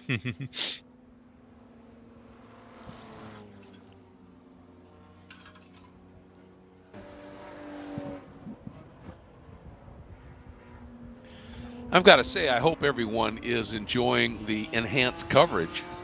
Ryan, I know you, you've been working hard at this, you know, getting some extra cameras and getting the drone in place, and man, has that paid off. And again, there's few tracks as beautiful as Road America, and if we were here a month later, all these trees would just be bright green and gorgeous. This is an early spring weekend here, but the drone shots that we've been having and a couple of the extra camera placements has just transformed, I think, some of this just a little bit. It's just great stuff. Yeah, definitely. We're seeing new access in a sense. Yeah, to what we're able to provide. And that's big, to make a big step like that. So it's really impressive what we're seeing here, and we're also seeing a really interesting race unfolding. Ooh, turn 14 exit. The 410 just put a wheel off under braking on the entry, and unfortunately, once that wheel goes off in the grass, when you're trying to take a corner like that, you're gonna get sucked right on off. Oh, you bet. Yeah, it's easy to happen there, and that's the car that was 4th overall, 3rd in class. So they're obviously pushing hard here, trying to make up that deficit. Like I said, they were one of the cars that was about a minute and a half behind the lead.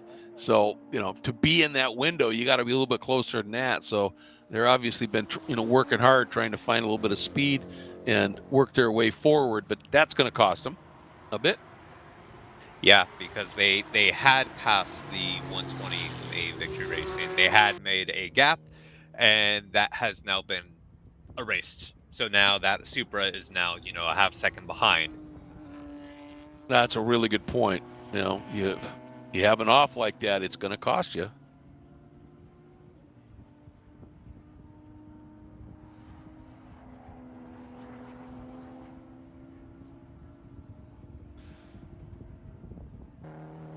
And also looking at it here,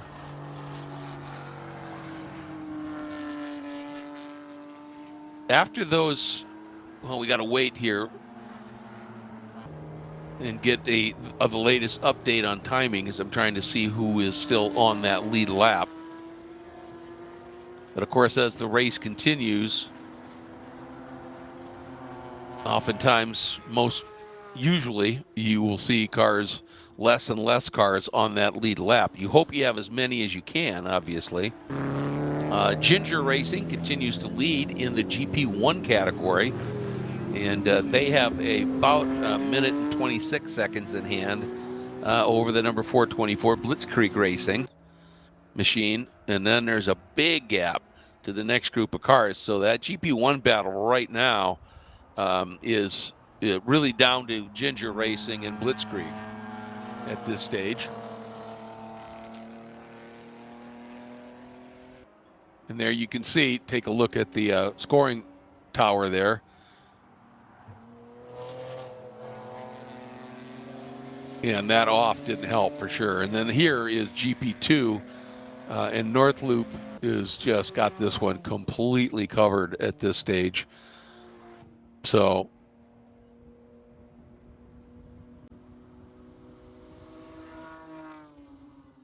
you see this is the gap to the lead here.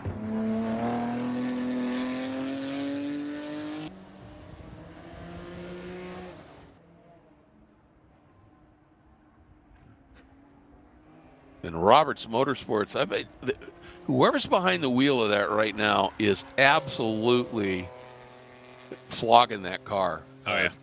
Just crossing up, opposite lock through corners, just wheeling it. And they just turned a 220.9. The overall leader in the Mercedes from Go Karts Go Australia, a 224.1. So they're darn near 3 seconds a lap quicker. And they were almost 5 seconds quicker than the number 2 ACP Tangerine entry. So this Roberts Motorsports machine right now, Not sure who it would be behind the wheel, but whoever it is a gun. There he is. I think we should follow him for a couple of laps and just watch this guy drive, folks. Because he is absolutely flying, trying to get up and be in a position for this overall lead. When you got a car with downforce, turn one is just amazing. Oh yeah, I bet. Just amazing. Just just so much speed. This is a really important corner. It's a downhill braking zone.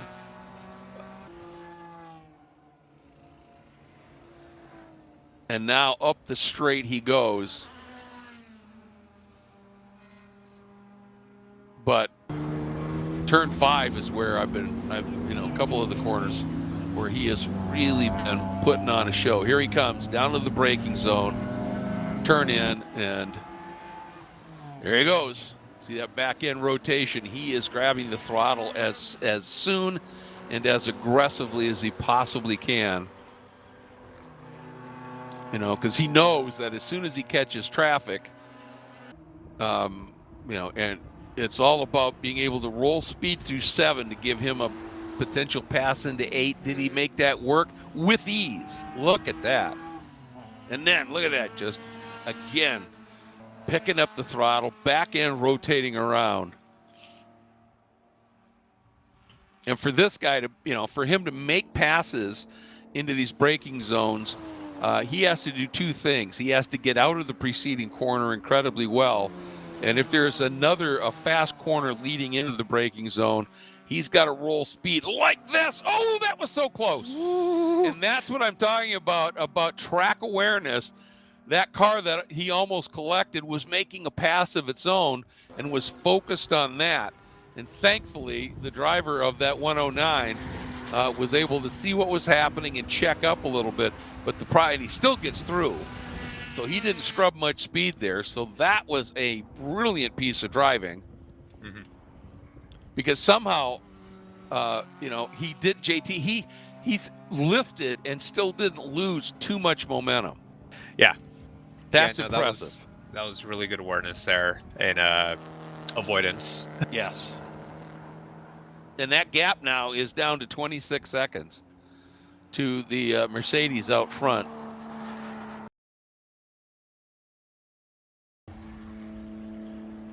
There we go, turn 1, just flying through here. Look at that. He knows he's got, that car is really low slung.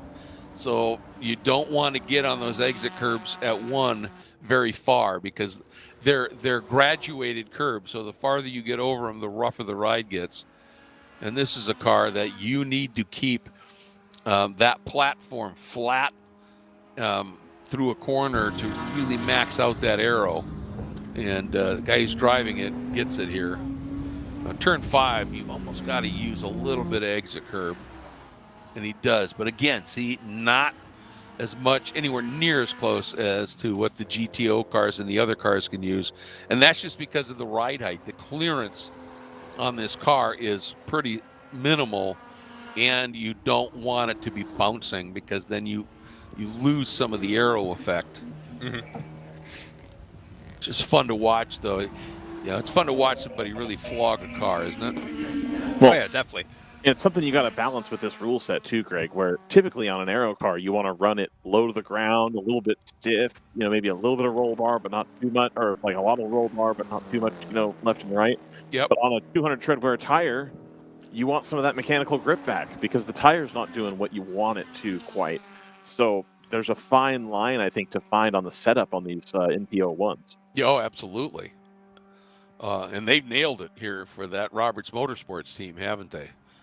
I mean, again, they just ran a lap that was almost 2 full seconds quicker than the Mercedes. Now, the Mercedes, and I'm looking at the times for the ACP Tangerine entry, and they ran a lap about a half a second quicker than the Go-Karts Australia entry. So, and the question here, I think, is going to be as we watch this car, he got the run. He had all that extra speed through 14, but then the grunt of the other car comes into play. And at that point, it just neutralizes everything. So, trying to get that shot from our drone, but there we see him. And you could just see that that other car just had more motor on the straight. And but now, there you go, just that quick. Using the extra speed you can roll through a turn and just making it aware I'm coming through. And that's the thing with passing in any form of racing, but certainly in endurance racing, is be concise, you know, be decisive. If you are going to make the pass, show it and get there right now. Because if you look and then I don't know, that's when accidents happen. And, and if you're decisive, the guy behind you will see that. And, he's not in your class, obviously, in this case. He knows that. So if you're decisive, he'll just open that wheel up and let you get through. But if you're like, well, I don't know, can I make this pass? At that point, he's going to say, well, screw you. I'm just going to drive here. And suddenly you get bottled up and things can happen. Whoa! Outside move through the carousel and diving to the apex. Yeah, there's... Ryan? I'm sorry, go ahead. I was going to say, there's not only an art to passing, but there's also an art to being passed. Oh, you bet. You do have to be very decisive in terms of your placement, because the car behind you is always going to be thinking a couple seconds ahead of you, because they are able to look ahead, they're reading the situation, whereas if you are the car in front, being passed, you're having to look in the mirror, you're running delayed. You don't necessarily know when that pass is going to occur, but what you can do is you can try to be very decisive with your placement, be very predictable with your car, so you can influence when that pass and where it can occur, which is going to make your race safer, which is crucial to do in endurance racing. Absolutely. Yeah. No, that's a great point. Is the worst thing you can do as being as a car that's being overtaken is try and race the guy that's passing you to the apex, because what that does is it just slows you both down and costs you big time. Mm-hmm. And look at the extra speed right there. That was what downforce can do for you folks. You see how much more speed that little prototype had at the exit of the turn, like here again, and I don't think, now you can see now that BMW just now stabilizes that speed because the BMW has a little bit more power. What you were talking about is if you have a car behind you that is, one is, it's very obvious when he's not in your class, right? Don't race him. Just let him go. Work, because, you could race him and do something stupid, and you might have a nice position in your class, and suddenly it's gone because you decided to race a faster car to the apex. Just let them go. And, if you're the overtaking car and you're not quite there, then be decisive in the other way. Don't make the pass. Breathe. You're still rolling more speed through the corner. Get them on the exit. And, that's how everybody plays nicely together here. And you can make it work. And I was just going to tell you that once again, on the previous lap, the Roberts Motorsports car ran a lap almost 3 seconds quicker than the Go-Karts Australia entry. And this time was 1.5 seconds quicker. That margin now is down to 22 seconds. Oh, that's a big one. Got it. Oh, yeah. Oh, no. That is the GP2 Porsche.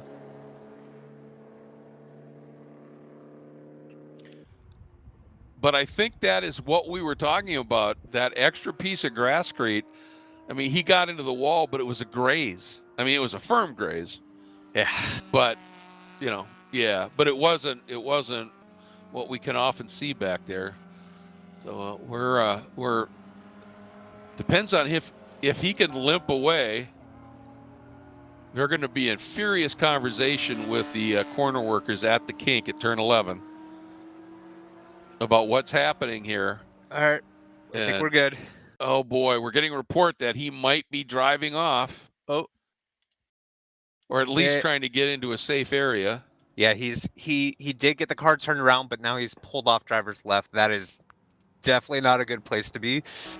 He's still moving, but very slowly. It doesn't have a lot of options. That car might be quite wounded right now. Yeah, and I'll guarantee you folks that the corner workers at 11 on the approach are waving that yellow furiously. Yeah, the safety truck is arriving on scene. So that's good. That will help slow down other approaching cars. Well, and that's protocol too. Is you always look at him wheel that. You always and I've corner worked for years too. That's actually how I really got started in all this. And so a safety vehicle should always put themselves between a wounded car to protect the workers and that car. And as you said, be a big message to the oncoming traffic. You don't want to be in this lane here. And usually they'll do that. And then, the only time that they won't be protecting is as they leave. Yeah, we are going to go full course yellow though for this. All right. We're getting reports that there it is. Double yellow is out. JT, you called it. Our first caution, and we're 3 hours into a race. And I think this might be a good time to take an ad real quick, as we will almost certainly see every single car dive into the pit lane here, as we're just barely outside the pit window here. I think everybody's going to take the opportunity for a cheap pit stop here, and we'll be right back shortly from Road America as we get this car recovered. It's in kind of a goofy spot here, but race now neutralized, and like I said, we'll be right back.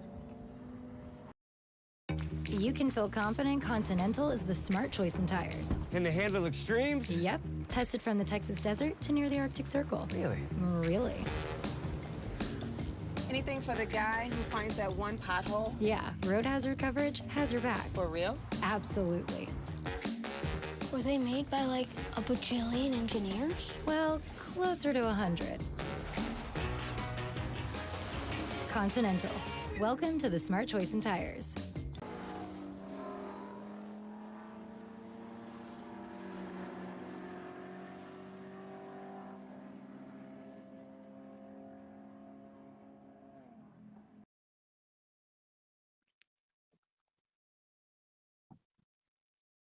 Welcome back, everybody, as we are expecting a pretty busy pit lane.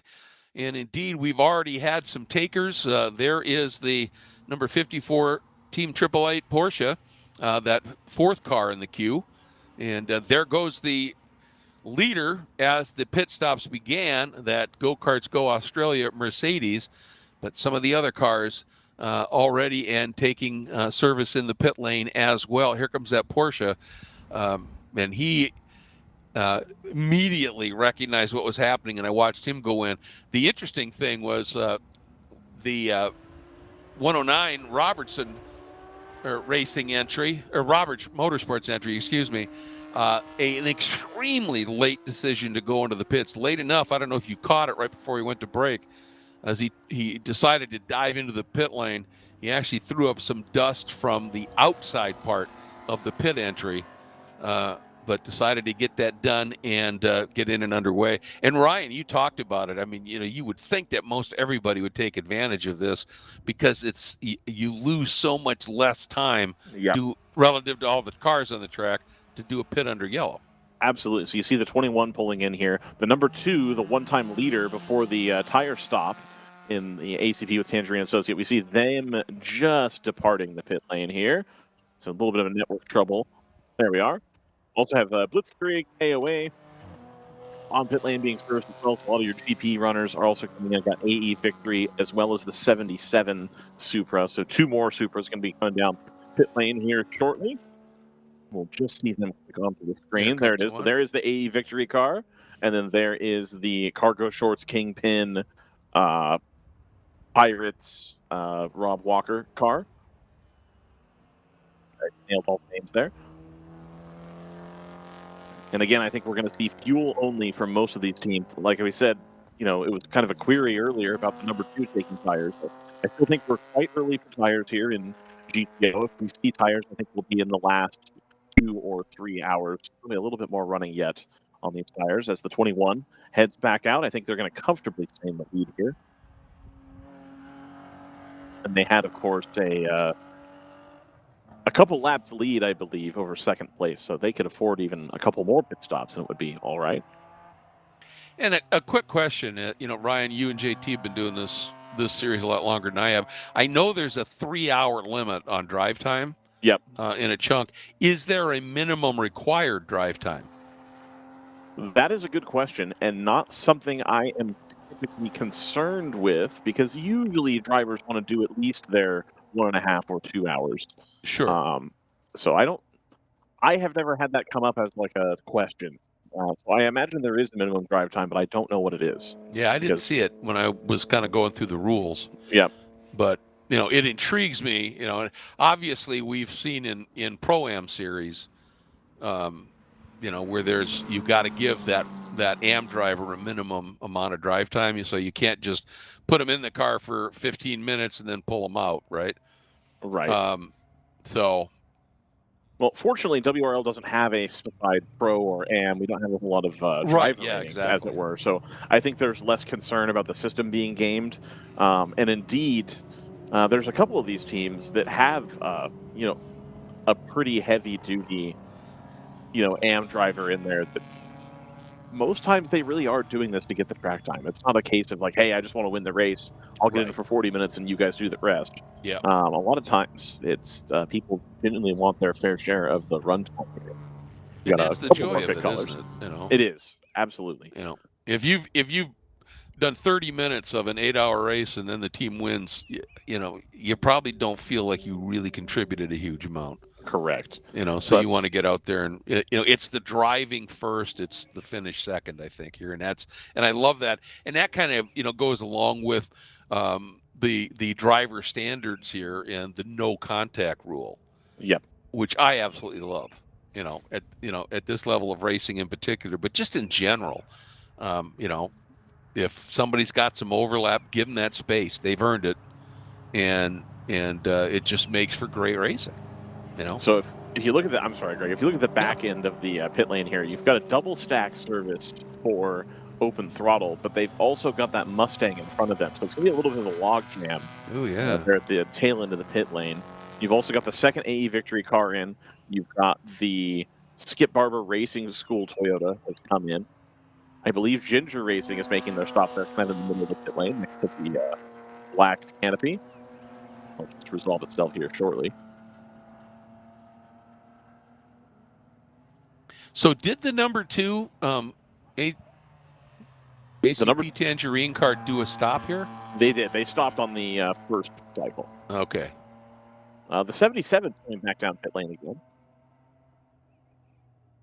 I wonder if it was a situation where they wanted to get out to stay on the lead lap and then are able to stop again. But you'll see a second stop here from the 77. That could very well be. I mean, that's one of the things of endurance racing is with a long race, you can always, the potential always exists for you to be able to make up a lap, right? During a full course caution by they're going to do a tire change here. That's the difference. So the 77, I think that was the case. They wanted to do some tires. They did the fuel first, and then now they're going to change tires.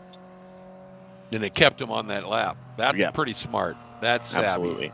That's Tyler Hoffman thinking ahead, thinking a couple steps ahead to make sure we're not making any changes. And indeed, a good time to do your tire stop is under yellow.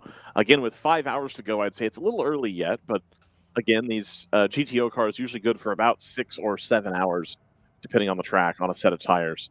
So, you could change them here, but you're not going to have this fresh and crispy tires at the end like a lot of the teams typically like.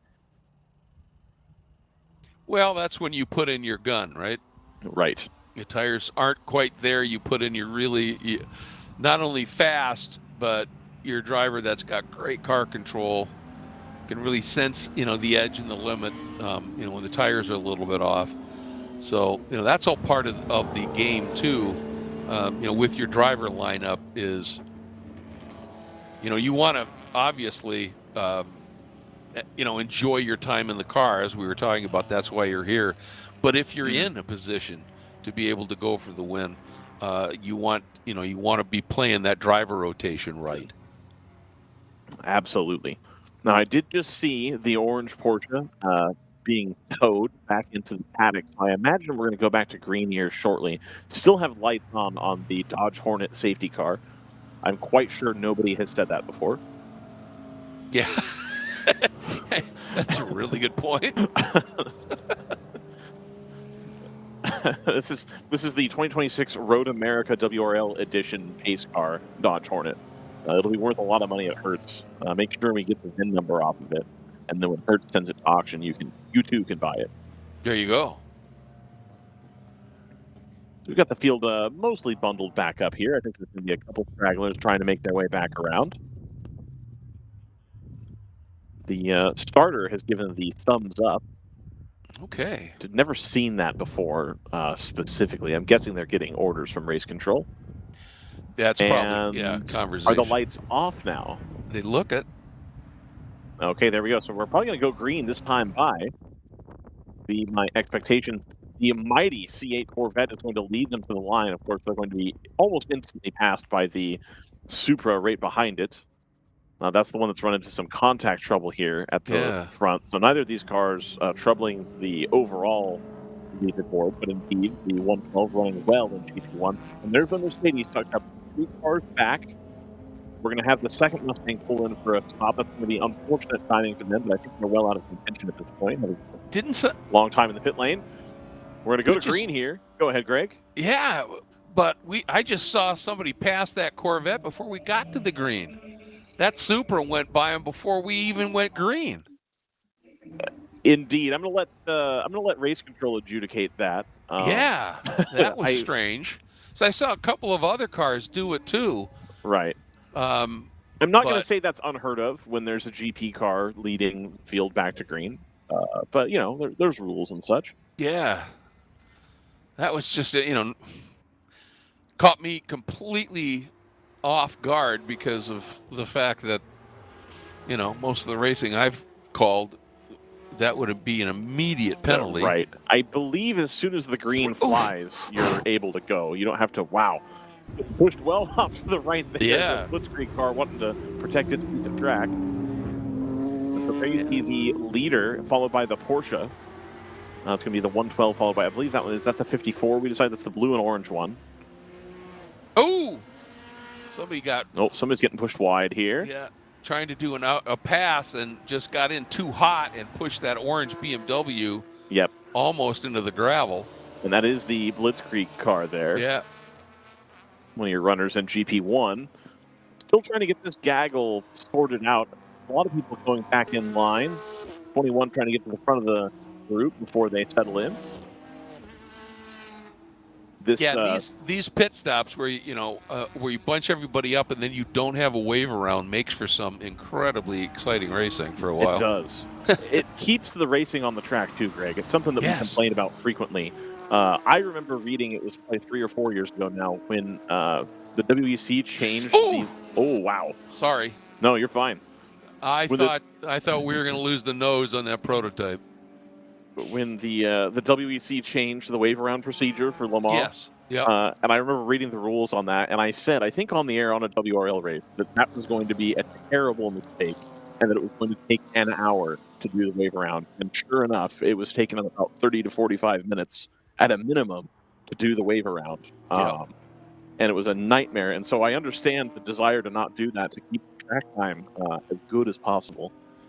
And this sort of restack and reshuffle that, even IMSA still does, where we've got to spend 25 minutes reordering the field. I understand why they do it, but it's, especially when you go to somewhere like Long Beach and the race is only 90 minutes long, it seems like a bit of a waste of time.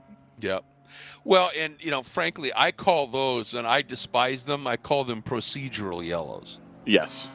And how many times have we seen that happen? And pick your series. I'm not picking on any specific one. but where you get a guy who's just high-sided on a curb, and you cover it with a yellow, you come out, you get a car or a safety vehicle, and up the hill we go. But you get a safety vehicle, cover the car, get it off of and it's running. Right. You get it off of that curb, it drives off, the safety vehicle drives off, you keep racing. Absolutely. But the minute you call a caution, now it's going to be, as you said, a good half hour, because you got to get out, all the Got to cars do the under whole process, got to get everything. Cart. Yeah. Then this class gets their pit, then the next class, it's absurd. And you could cover it, do it like a hot pull kind of scenario. And the funny thing is they argue that, well, we do that, to protect, for a safety reason. And it's like, well, these are supposedly the greatest drivers in the world, right? Right. So shouldn't they be able to figure out, you've got a safety vehicle out there, go by it slowly? And if they don't, you penalize them. But anyway. One would think so. I love this. I heard an explanation that I didn't like several years ago from a very highly respected person in the commentary space for endurance racing. I'll put it that way. Mm-hmm. And that he was saying that it's not really the race car driver's fault that they're being pushed by the factories to push the car as hard as they can at all times. And it was a discussion, I think, about yellow flags for rain, where it was like, well, yeah, you could win the race if you just trundled around at 40 miles an hour and didn't worry about it. And like, why are we red flagging races? Like, well, it's not really their fault because they're race car drivers, and all they know is going fast, fast, fast, fast, fast. And we were talking about like pro WEC teams at that point. And I always thought that was kind of a lame excuse. And it's kind of what you talked about really reminded me of that, where it's absurd. like, oh, well, pro drivers, can they be trusted to go slow around the safety vehicles? Like, well, yeah, I'd hope so. Of anybody, like, evidently not. But wouldn't they be? They're supposed to have the complete control of their vehicles and all that kind of thing. One would think. Yeah. Whoa! Major wobble. Wow. The 109 turned in, the back end snapped around, got it saved, but it made him just skate sideways. Yep. Up and over those rough curves we were talking about, and he did a little tank slapper. Able to keep it held on to. I think the arrow helping you substantially at that point. Oh, yeah. The car really wants to not be doing that, and so that's Exactly. I think if you had the same type of tank slapper situation in like a spec Miata, you probably are not saving that one. I would agree. That thing just helps you stick, because that's a quick corner. Right. You have a moment like that, you still have some arrow effect, for sure. Just after this pit stop, or this full course caution, and some of the pit stops, just to update, our top 5 are once again all on the same lap, and they are covered by 32 seconds. So, and those are all GTO cars, with the exception of that 109 Roberts Motorsports prototype, which is sitting in 3rd right now, and about 13 seconds behind the number 2 ACP Tangerine entry. Yeah, I'm just trying to get over here to the timing. My death keeps getting wider and wider as I add more things to it to try to keep track of here. Let's see. Yeah, down to 6 seconds. So that yellow really hasn't helped the number 58 in any way, shape, or form. And now the number 2 has better tires than they do as well, because I don't think the 58 stopped for tires. They only took fuel. Yep. So they're now at a disadvantage unless they've been saving tire this whole time and they really want to go the whole race on one set, which I think is technically possible if you've been saving the whole way. But even then, towards the end of the race, you're going to have some troubles, I reckon. About 50 minutes or so until a 4-driver team would likely change their driver again. So that's going to make a difference as well. Yep. 120 of AE victory up into 3rd. Cargo Shorts Racing with Kingpin Racing, with Rob Walker, with Pirates Pub. Number 77 up into 4th. The 54 of the Triple Light into 5th. And the 410, the sister car, ACP Tangerine Associates, in the 6th. They are 1/10 behind the Triple Eight. If we can find that battle, that's going to be the dark blue BMW versus the Porsche. Here they are coming into turn 1. And the ACP car is going to get that move done handily. I don't even want to say it's called leaving the door open. I think the 54 let him go. I think that was intentional. I think that's not wanting to battle super hard. They've now got the Stoic, the red Supra behind them in the Porsche. Yep. And then also one of the TCB Supras behind that in this little line here. So I think ACP, the 410 is now going to go hunting for the 77, which is about... Oh, late move there. That's a little ways up the road still. Yeah. Porsche now looking a little bit better as we had a little inter-team battle there between the two Supras. Of course, the Stoic and TCB guys all running under the same tent this weekend. And look at the Roberts Motorsports prototype outside pass through 6. Yeah. He is just wringing the neck of this little prototype. Late dive down to the inside. Thank you very much. Runs it it looked worse from this angle, I think, but that was... yes. I think that exit, on first look, didn't look great, but yeah, I think that's a camera angle situation. We come through the carousel wasting here. no time here. No, not at all. Because in this car, what he wants really is clear track. Yes, absolutely. Is he going to do it? Look at this. Ooh. Got him offline, going into the kink. Hope it worked. It did. Yep. That was a lot of track awareness by that driver that was being passed. And now he's back in front. Well, that Porsche would have had to, I think, lift more than they wanted to because they weren't able to get back to the apex very well. Yeah. With that Roberts car on the inside there. But the Porsche held on.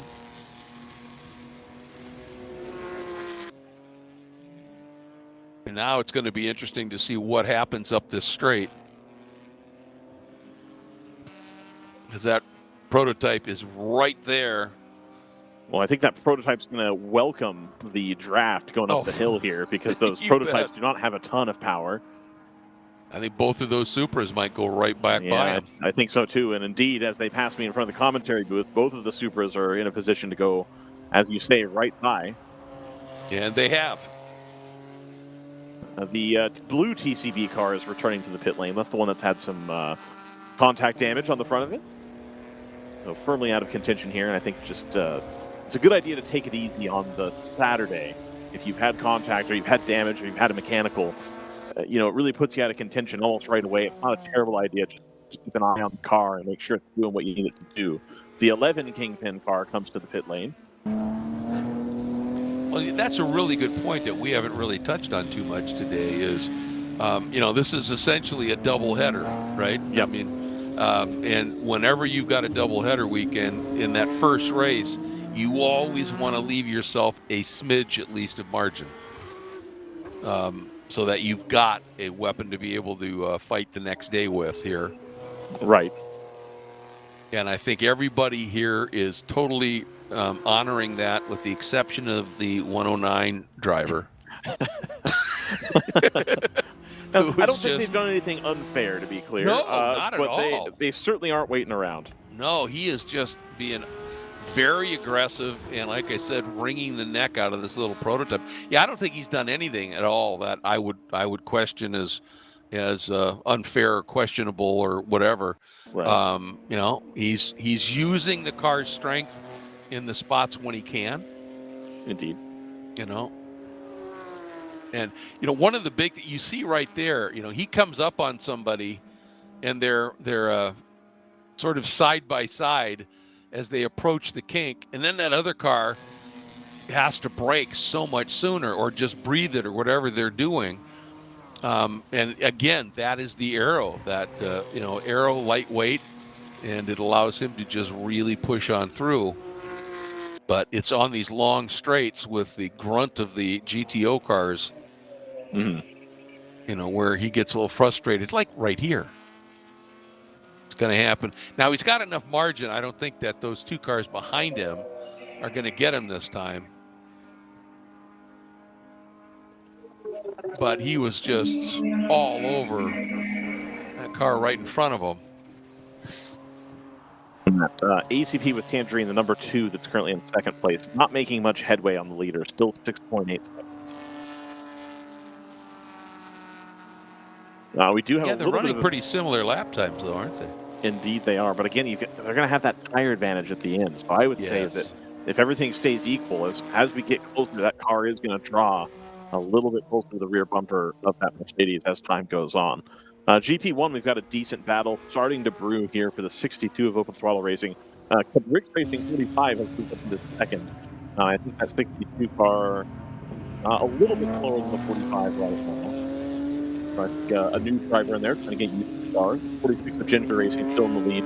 The 112 of TC Klein is currently about 2 seconds faster than the 62. They're about a full lap, give or take, behind the 62. So they've got some lap times to run in order to make it some ground here. The 555 of Cajun Canuck is down in 5th. They're 6 seconds behind TC Klein. So those two cars a little bit on the back foot here. I think probably got an unfortunate break on the safety car. Blitzkrieg Racing, as we said, they are in the paddock, I believe, tending to that car, and then in 7th place is the number 8 from the Diablo still hasn't made it back out. Oh, he's doing it again. Sorry, while you were doing it. No, not a problem. Outside pass in the carousel. Jeez. And now, look at that, taking a look. That Porsche is pretty quick, but he just drove around the outside of that Supra like it wasn't even there. Right. That's I think the 87 Stoic Racing car. I believe so. Yeah. Wow.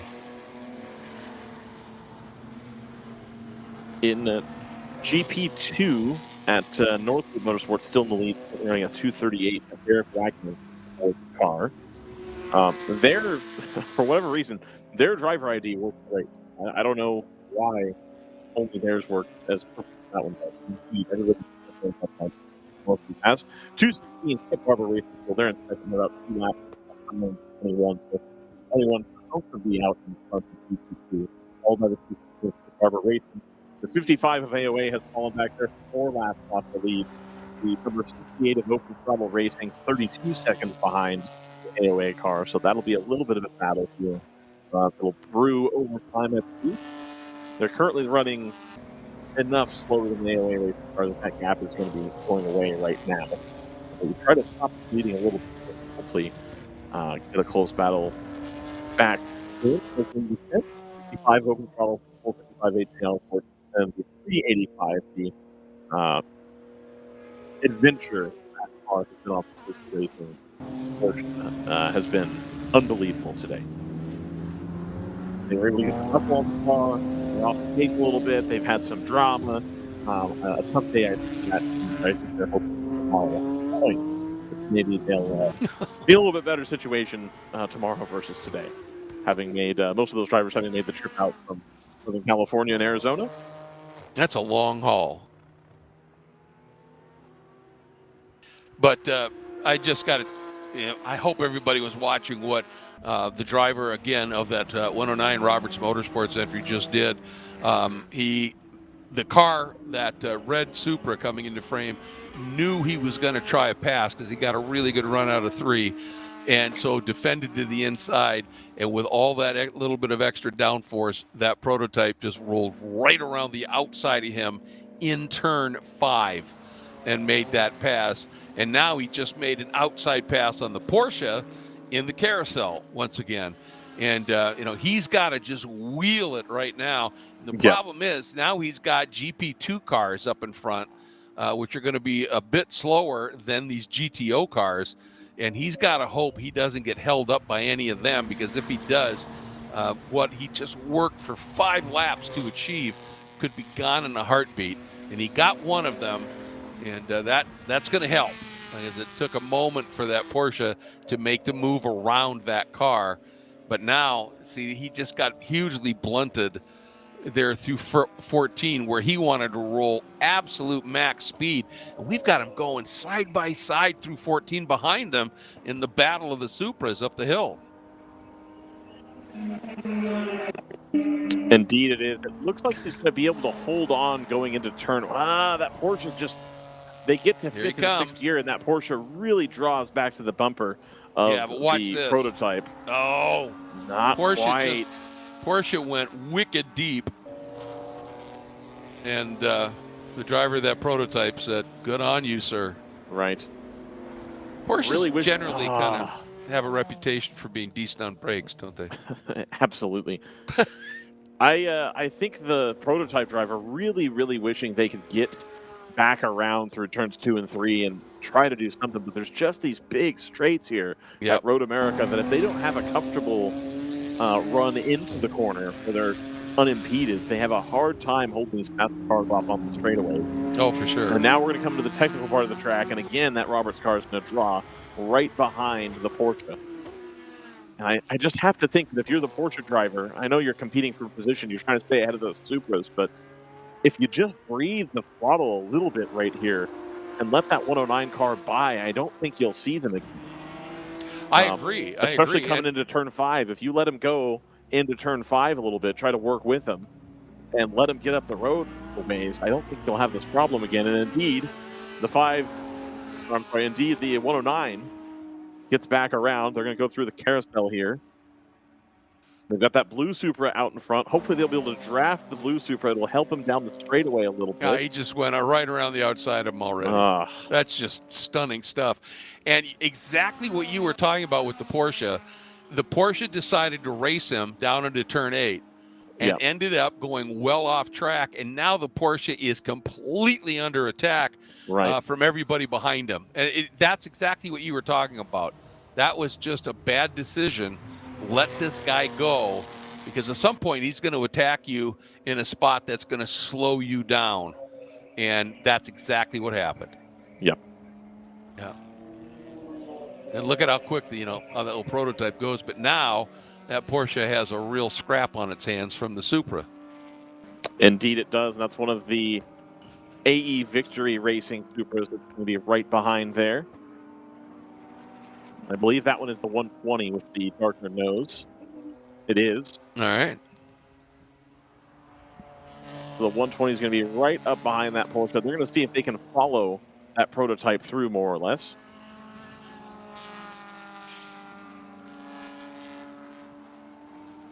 Well, I'll tell you, when you had your guest in earlier and he was talking about how the Supras were all in a pack, they're right back at it again. Yep.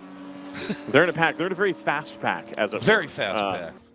Just, again, like if you look at the lap times right now, it's not crazy different to the leaders. It's just that opening stanza didn't do them any good. Well, right now the leaders are about 3 seconds faster. But for a little bit there, in the second and third stint, the lap times really weren't that different. They had just fallen back a little bit. So my hope was with this field compression, with the yellow, that we would have seen them start to make their way forward a little bit, but you still got the 120 here, about a lap ahead of that battle for 54. So they're going to want to get around and pin the 54 lap down and stay in the top 3 here. 54, of course, is going to be trying desperately to have that not happen. Oh, look at this. There you go. Yep. So there it is. That's the lap. So the 120 makes that pass, again, not for position, but to pin the 54 a lap down here. So that's just made the 54's job a little bit more difficult.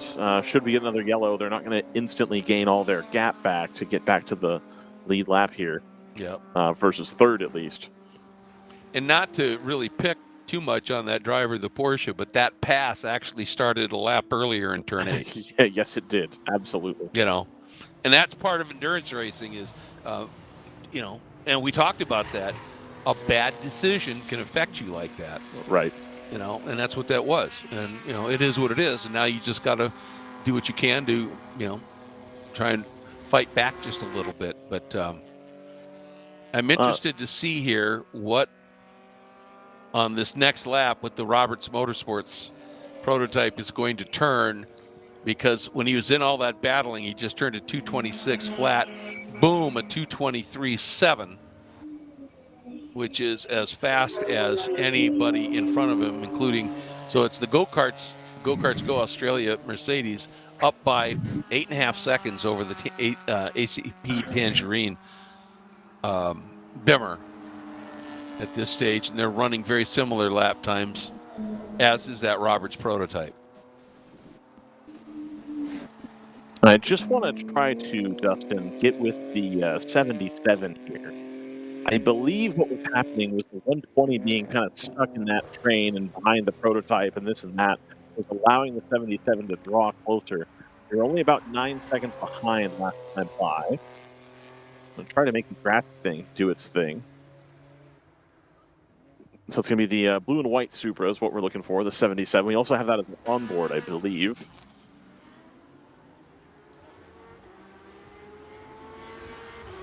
Yep. And so here's our gap here. And as you can see, it's come down consistently here. That Kingpin car, metronomic, Greg, and getting the 25s in there and even dips into the 24, 890 versus a little bit more varied with the AE Victory. And I think that's why AE Victory really pleased by that mistake from the 54 because they were starting to bleed some lap time there while the 54 and the 109 were tripping over each other. So it allowed the Kingpin car to close within 9 seconds of third position, of course. This is the onboard for the Kingpin Racing Supra. They did go ahead and fix the onboard camera for us. Shout out to Tyler Hoffman and crew for getting that done. Yeah. Almost certainly it was for us, not for themselves. It was only for us. Of course. Yeah. Of course. Absolutely. Broadcast rules. Indeed it does. So you can't quite see any traffic ahead. You've got clear running for the Kingpin Racing Supra right now. A little bit of a car up there, give or take, as they come through the back section here, going through the kink and down into the carousel. Yes, with the weather today, we could call it cool runnings. Indeed we could. How far do you think you could make it in like a rolling bobsled type situation if you pushed it down the start-finish sort of hill, like counter-track direction? Uh-huh. Like, do you think you could roll it all the way to Canada Corner? Oh, I think so. With one push? I think you could. I think that'd be a good time. Speaking of cool runnings. That would be fun. Good spot to practice.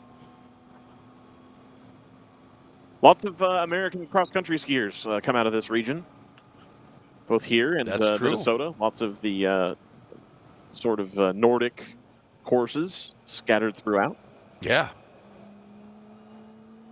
There was actually one very near my house, Greg, when I lived in Maple Grove, and I never made it out there to do it because of my work schedule. I was really looking forward to trying some cross-country skiing. But alas, I moved back to California before I was able to do so, but it was quite literally half a mile from my house. I could have walked to learn how to cross-country ski.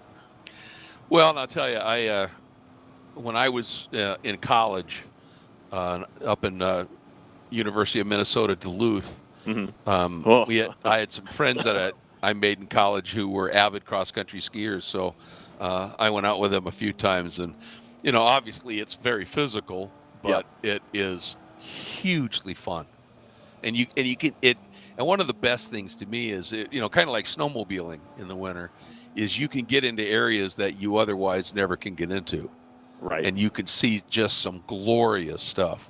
And along with getting, if you're, we're doing the cross-country skiing thing, getting some fabulous exercise. Absolutely. But, yeah, and hey, you got to figure out when it's cold and there's a ton of snow. All right, what can I do outside? And the most fun is snowmobiling. But the skiing thing is obviously huge as well. Right. And all of it beat shoveling that snow. Absolutely. Just be up on top of it.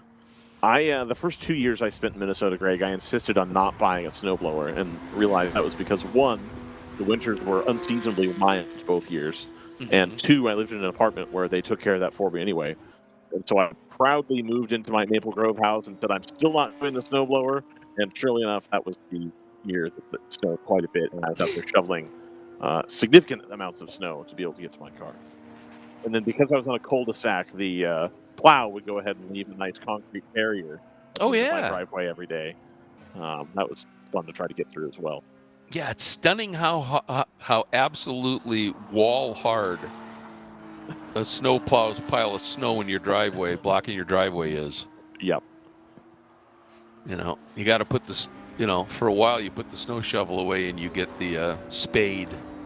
Yep. Just to get a spot opened up. Yeah. Right. It's a challenge, but, on the other hand, you're not suffering from 95-degree temps with extremely high humidity all summer either.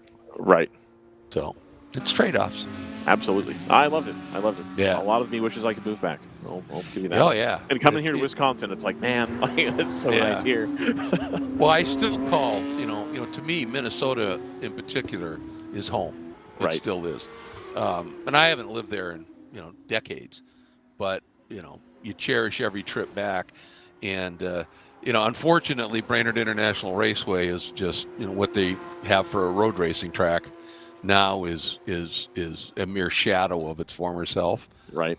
But the old BIR, the 3-mile track, didn't have. It was amazing. I asked Jerry Titus once, back in the era when he was mega in Trans Am, and I said, "What's your favorite track?" And he said, "Believe it or not, this one."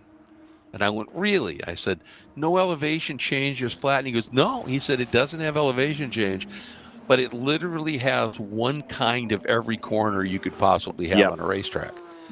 And he said, so that proved in and of itself to be a delightful challenge. He just loved it, Once upon a time, WRL went to Brainerd as well for some time, and it's fallen out of favor, I think, a little bit. Yeah. But I'll tell you, that old track with the turns 1 and 2 after a mile-long straight. Yeah. Man, I thought I was going to watch Mark Donahue, get it, probably seriously injured. I was there during Can-Am when he was in the Penske, was it the 9, the KL, the Sunoco liveried Can-Am Porsche, and he popped a tire going into 1. Ugh. And went straight off the track. And, then it was just a lot of runoff and then trees. Right. And he went off. He was going so fast. Yeah, I don't know how he did it or if it was just sheer luck. But he got it slowed down just enough that he was able to avoid the trees and just roll to a stop. But, it was a fierce track. Jeez. No question. That bank turn 1 was something else. Right. That was the only pro racing I ever got to go ski at Brainerd while I was there. I did go and watch a Trans Am piece. And yeah, watching TA and TA2 cars run that banking, flat out the whole way. It's like, that is quite a track right there. Oh yeah, it's my introduction to that track was I got a ride. Well, I was going there, watching racing, but when I started to get involved, and I was there covering one of the race events for the local media up in Duluth, and Doug Rippey in his A production Corvette was one of the cars giving rides. And so I was queued up to get rides, so I got in that thing, and he gave me 2 laps because we kind of got hung up because of a photo car that was going slow. Right. And I mean, I'm just in a shirt and shorts, and I didn't even have a helmet on. The guy handing me the helmet was handing it to me, and Rippey didn't notice that I didn't have it and just took off. So we did 2 laps in that A production Corvette, and I didn't have a helmet on. And at the end of it, I said, I know you don't have a speedometer, but just for my stories, for the news thing, how fast would you guess we were going through turn 1? And he was drifting turn 1 in that car. Right. Yeah. And I said, what would you guess we were doing? And he said, well, with the gearing and everything and the revs I was running, 170, 175. Jeez. And, which at first I just went, oh my God, okay, very cool. Thank you. This was incredible. Then I get out of the car and I think, all right, no helmet, wasn't buckled in. There wasn't a seat. I was sitting on hydraulic lines. If we'd gone off, I'd have been stew. Oh, definitely. But definitely, man, it was, we didn't go off. Nothing bad happened. So it just remains as one of the most incredible memories I will have. Yeah. That is pretty wild. That was crazy. Unfortunately, my ride-alongs nowadays are limited to the pace car on the practice day for WRL. That's about the extent of my on-track activities at this juncture. Well, you're a big-time producer now. So, I have something like that. You've got other man. responsibilities. Sure. I went to school for it and everything. I didn't go to school for it at all. Went to St. Cloud State, one of the undisputed best broadcasting colleges in the country, apparently, and didn't do their broadcast program. So You know, Where that's was this? at St. Cloud. Oh yeah, okay. Yeah. So yeah, that was on me apparently. Didn't realize that the guy who runs that program is some big shot for Universal, I guess. So, you know, that's on me.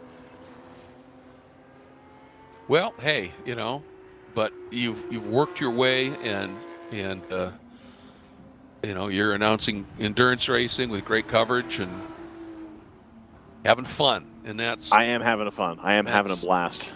I appreciate the kind words. Yeah. Oh yeah, yeah, absolutely. The interesting thing here, you know, getting back to the racing for a minute is, you know, how many laps now has it taken that Porsche to get back in front of those two Supras? Some time. Yeah, he's done it, and I don't know how much longer it's going to last because those Supras, they really look to be quick in a straight line here relative to the Porsche. They are, and I think that's going to come down to the Porsche just being a lighter car. I think that's going to be the big disadvantage they have. Because, you know, part and parcel of having a rule set the way that WRL does, it gives you a lot of freedom in some things, but in others, you know, you come to a track like this or somewhere like Daytona, you're not going to have that big advantage. But yes, should you go to Barber, Mid-Ohio, places like that, you know, having the bigger, heavier car with more power isn't necessarily the best solution here. Right. Well, and you know, one thing that I've always abhorred, and now I think that Porsche is going to lose a spot to one of those Supras again here. Yep. Will that be the 246 TCB car?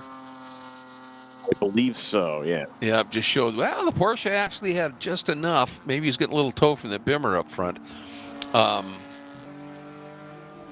Is able to hang on to that spot. But what I was going to say was I have always hated, that's a late move, and the Porsche says denied. No, thank you. Yeah. Actually, if we could take the 21 on board, we'll see this battle roll past.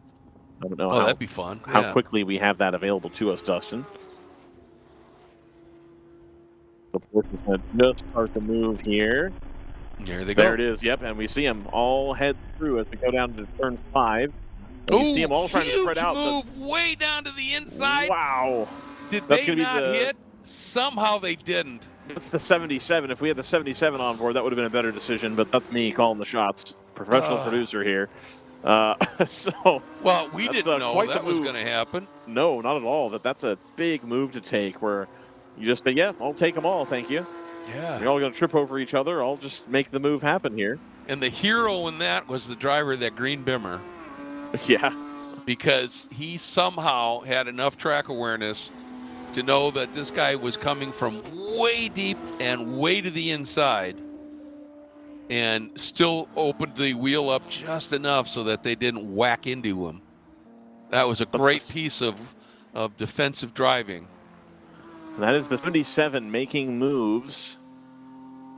Just see what the gap situation is for that car up to the car they're chasing. They've kept it right around that 8-second mark. So indeed, the 120 escaping this angle 77 just went through has helped the bleeding substantially.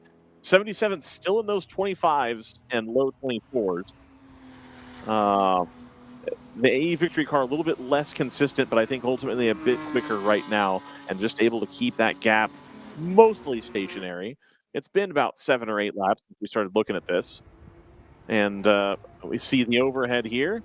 That's going to be that light blue and white Kingpin Racing Supra. Ooh, that's the TCB car getting right on the rear bumper of the Porsche. Really wanted to carry, I think, more of that speed up the hill and just couldn't quite do it. It's going to put them at a disadvantage as they come into turn 1 here. And so there it is. That's the 120 that the Kingpin Racing car is currently chasing. Let's get an update on that gap here. Last time by 7.9. So again, it still stays in kind of that 8 to 7 second range. Of course, they had to make that big move through traffic, which would have slowed them up just a hair. The TCB Supra has a look down the inside of the Porsche, decides better of it, I think, Greg. Yeah, absolutely. Gave it the look, but recognized that Porsche was going to be going by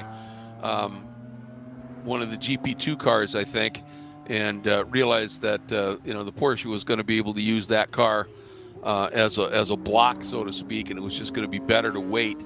And he's got this. I think he knows he might have that little, as you said, a little bit pace advantage. Yep. And so every once in a while, that's one of those things that we were talking about in endurance. What a shot in endurance racing. Oh, there they are. Is sometimes just be patient. This is not the moment. This could get really dicey. I'm going to wait. Ultimately, I feel a little bit quicker. And so, boom, right there, makes the pass, and did it very cleanly. Now, that blue car that's going out of frame, that one is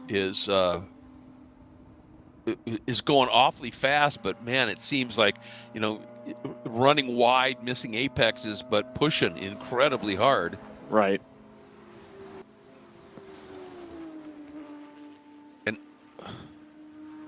Ooh, a little bit of an inside there, taken by the Porsche, it looks like. Just getting a little bit of dust. Yeah. They're just turning in. What they're doing is they're turning in to the kink a little later, so then they run right over the top of that exit curb. Right. And better there, hey, trust me, to turn in a little bit later than too early. Look at this. And here we are. And that Supra is just starting to stretch the advantage here.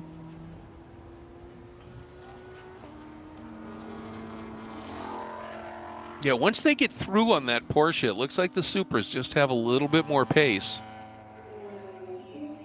But getting back now that this has settled a little bit to what we were talking about, Ryan. Yeah. I've always hated BOP per track.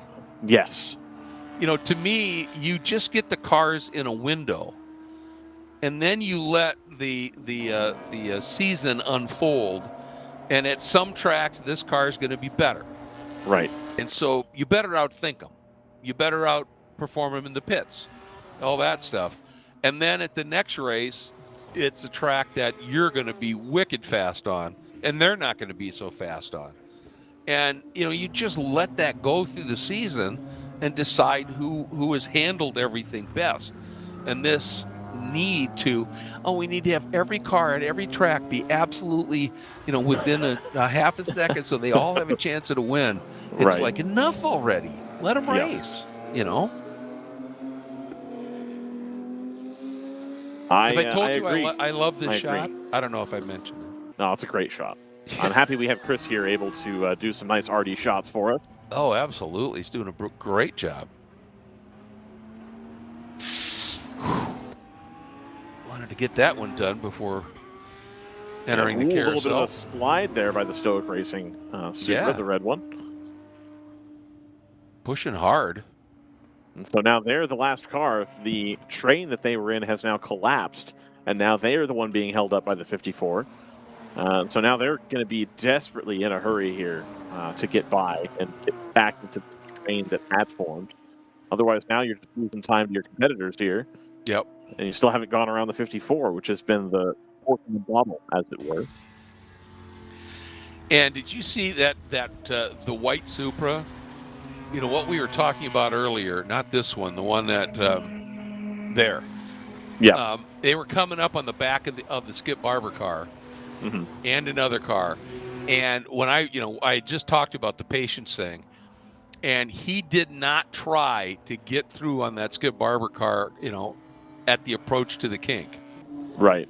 He gave him room, came out, used the extra power at the exit of the kink, drove by, and in so doing, trapped everybody behind him, behind that Skip Barber car.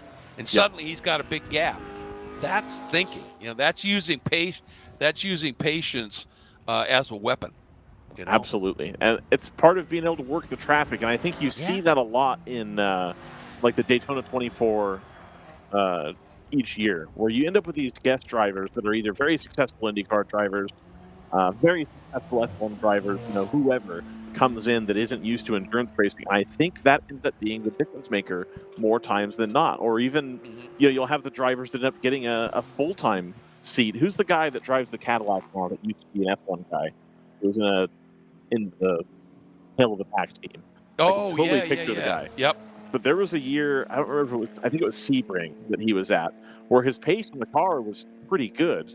But when push came to shove, and he's racing everybody else around him who've been in, racing high-end prototypes for a decade, he didn't have the skill developed to use the traffic that way as blocked, as picked, to keep people pinned behind. And I think that was ultimately Jack Aitken. That's who I'm thinking of. Yes, there you go. And so he did a really good job wheeling that car, except for when it came to the endurance racing, multi-class racecraft. It just wasn't quite there for him. Yep. Well, on that same sort of topic, one year at Le Mans, Karun Chandok, Yep. who now does such a great job of analysis for F1 TV, but he had been driving F1 and he was making his I think it was like third start or second start in endurance racing, WEC at Le Mans. And I did a little chat, interview with him. And at one point, he was talking about, how different it is, racing, endurance racing with the, with the classes and all that. And I said to him, so how did you fare in your first and only start? And he said, oh, I was absolutely, and then a couple of expletives, and then he said, useless. And I just started laughing, and the way he said it was just hilarious. But he said, I could not deal with the traffic at all. It took me forever to learn to read that kind of traffic.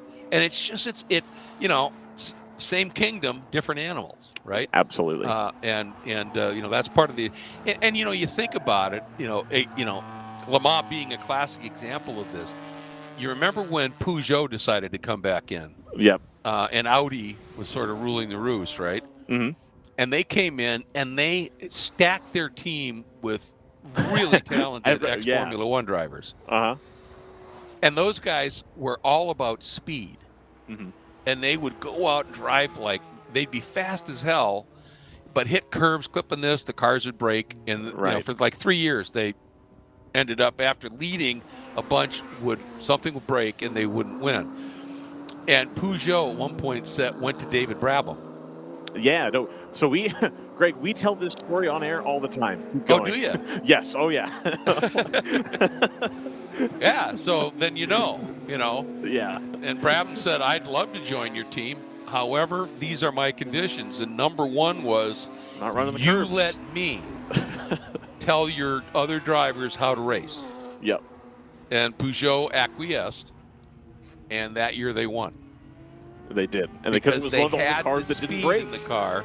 Yeah. But they kept it under control, stayed on track, didn't bang curbs too much, and won the race. Absolutely. Because a 2-hour sprint race and a 24-hour or 12-hour or 8-hour endurance race, incredibly different in how you have to approach it. Yeah. And it's just that simple, And I remember that being a big deal because David Brabham became one of the only people that could speak to driving different LMP1 cars at the time. And he talked about he really preferred the Highcroft car. And he thought the Highcroft car was a better package overall because it was more nimble and you get the power out of it easier. And he said, that Peugeot at Le Mans, that's built for Le Mans. It's a great car for Le Mans, but I wouldn't want to drive that on any ALMS track. It would be a handful. It's too much torque, and it's not as nimble. It doesn't handle as well. And imagine that Peugeot at Sebring. Yeah, no kidding. What a mess that would have been. We very nearly saw it, and they shut down the program right before they were going to try it. Yep. Yeah, it was. Those cars that are designed specifically for Le Mans, they maybe the only other place that they are really in their element would be Spa. Yep. At least in Europe. So, and Brabham was, the talent of that guy was just ridiculous. Yeah, absolutely. Even as he got into his late 40s. Yeah. And continued to be really good.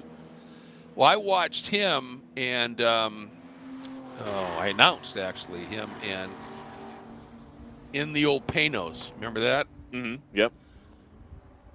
And it was an ex-Formula One driver who then ended up racing for Corvette for years. Why can't I think of his name?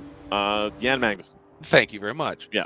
the two of them up against the might of the Audi R8 in the hands of Frank Biela Yep. and Dindo Capello Mm-hmm. at Portland. And they at got Portland. they got the jump at the start with their torque and would drive defensive, and then they'd get through that little chicane and then that last turn, and they would either over slow for that corner to park the Audi behind them, and get them out of their turbo, and then use the torque of that engine that they had to pull away, and they'd have just enough speed that the Audi couldn't make the pass into the chicane. And then on occasion, and you'd be thinking, well, why doesn't Biela back off? Right. And then get a run through that corner. And it was brilliant because Biela would do that.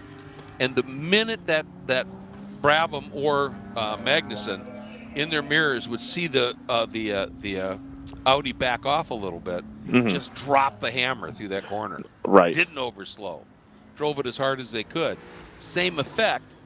That Audi faster could never get by them into the chicane, and then they could hold them off for the rest of the lap, and they won the race. And so it was perfect execution by two drivers in an arguably slower car, and immense pit stop. Right.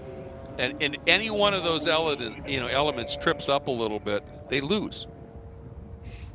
And it was. Still, to this day, it was one of the greatest pieces of execution by a team and its drivers that I've ever seen.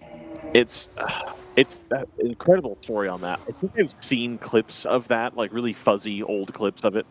But imagine trying to explain to somebody who's gotten into endurance racing like the last 4 or 5 years. Imagine they ran IMSA at Portland. What a nightmare that would be nowadays with however many GTP cars and everybody's flying around and the track's not that wide. And just think back to the glory days, as it were, of like you could have, ALMS or whatever they were calling it at the time at, Utah and at Portland and all these other places. I don't think you could do that anymore. No. I don't know if it's NASCAR or IndyCar. One of them gave up on Portland recently. Which is too bad. I think it's a really fun track. It's a very different track. Yeah, absolutely. And it's another one of these tracks that if you drive it in the sim, I think of Willow Springs the same way. That I hate trying to drive Portland on iRacing. I think it's extremely frustrating. And then as soon as you go in your road car, because I have to place all these cameras and such, you really get to where it's like, oh, okay, I kind of understand now where the flow of this is, how they want it to work versus what you're able to actually perceive in the sim. Like, got it. This makes more sense now. I get it.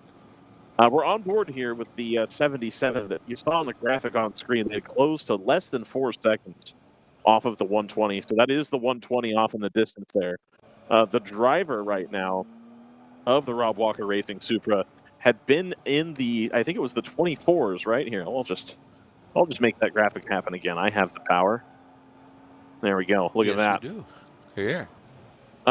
Within 2 seconds, my apologies. But you see here on the right, the Kingpin Racing car, they had been in the 25s consistently and would occasionally dip down into the 24s. Then we're almost right back in the 25s. They have leveled up between the coaching, that's probably available to them, etc. Maybe watching the cars ahead. I don't know. They figured something out and are now about a second lap faster than they were. We haven't had a driver change. The same driver, you can see the suit and helmet haven't changed. And they're now catching the 120 pretty handily now. And so I think this is a pass that's going to occur relatively soon. Yeah, they had that string of 24s and only 125, but it was a low 25. Yeah, no, that's just amazing consistency. And, sometimes, you have that little carrot out there, and that'll help you. And like you said, there are times when, you just watch who's in front of you, and suddenly they'll teach you something, and whoa, well, that's a big gain. And again, lap traffic giveth, but here it can taketh away, and it doth. Yep, seeing that was a great piece of patience. Because if he tried to stuff it under or something, that was going to be bad. So yeah, he's really wheeling it, doing a beautiful job. Absolutely. You know, on that topic of learning from somebody, when Catherine Legg was running in Atlantics, Yep. came here for the first time, and I can't believe I'm not going to remember his name. Local guy from Lithuania who's driven a lot of stuff, and who was in an Atlanta car, was just super fast, and he had qualified like, I don't know, third. And, you know, the two super guns at the top of that championship at the time, like first and second, and Catherine had qualified fifth. And when I had talked to her, she said, yeah, I you know, this track, it's long and it's got nuance to it. And I'm just, you know, trying to figure it out. Well, the race started and she got around the guy in front of her and got behind the driver I'm thinking of that I cannot come up with a name on, and ran behind him for like 2-3 laps. And all of a sudden, she got a run, went by him, and took off, and ran down the other two, got by one, and I think ended up second. And her time, after 3 laps following this guy, he showed her what those bits of nuance that she was struggling with. Right. And bang, away she went. And you know, that's sometimes you can learn a lot. You can really go to school just by following a fast driver. Sometimes you can do it also by following a driver who's not so good. Right. That's missing apexes and this and that, and you go, okay, that's, now I see, you know, that's not how you want to do that here. Absolutely. And so, boy, he has closed right up. Yeah, we on the onboard here now. We're right in striking distance of the 120. We saw the driver of the 77 make an aggressive move on the inside here in turn 5 to pass that whole gaggle. I don't think it was on there, but I think there was a possibility. But I think the 120 driver wise to it and had moved left just a little bit to take that lane away. Yeah, and then missed the apex a little bit. Yep. But the driver of the Kingpin car here, you know, wisely said, yeah, that's going to end in tears if I now try and do something. Right. But he knows he's got the pace. Got the pace in hand, but the other problem, Greg, is we're entering another pit window here shortly. Oh, boy. So do you really want to risk it all right now to maybe gain 2 or 3 seconds, or do you want to let it go to the pit stop first and then see what happens? Well, and he's going to be getting out of the car at this point, I would think. I would imagine so. He could stay, but I think that's the case as well. I think both driver lineups, both in the Rob Walker car as well as the AE Victory car, both have a pretty balanced driver lineup available to them. So we're not going to have, I think, huge pace swings. The number 2 of ACP with Tangerine Associates is now coming into the pit lane. They'll be pitting from second. Again, we've talked about they have the fresh tires. And this, again, assuming a 2-hour double stint window for all the drivers, might be a driver change here for number 2. Yeah, and when they pitted, they were 28 seconds adrift of the Go-Karts Go Australia Mercedes. So keep that number tucked into your head, folks. And as you called it. Indeed. They're pulling the helmet blower off. Yep. And they're going to come down to the pit lane. I believe they'll be making a driver change here, as they traverse the hill and then come all the way down in the 77. So this car here, this is the 120 that just went. That is the 120. Yep. That's the AE Victory Racing. Yep. Okay.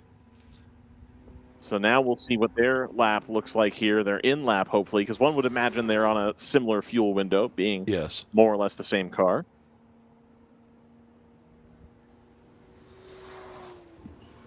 Is this the undercut or the overcut TM?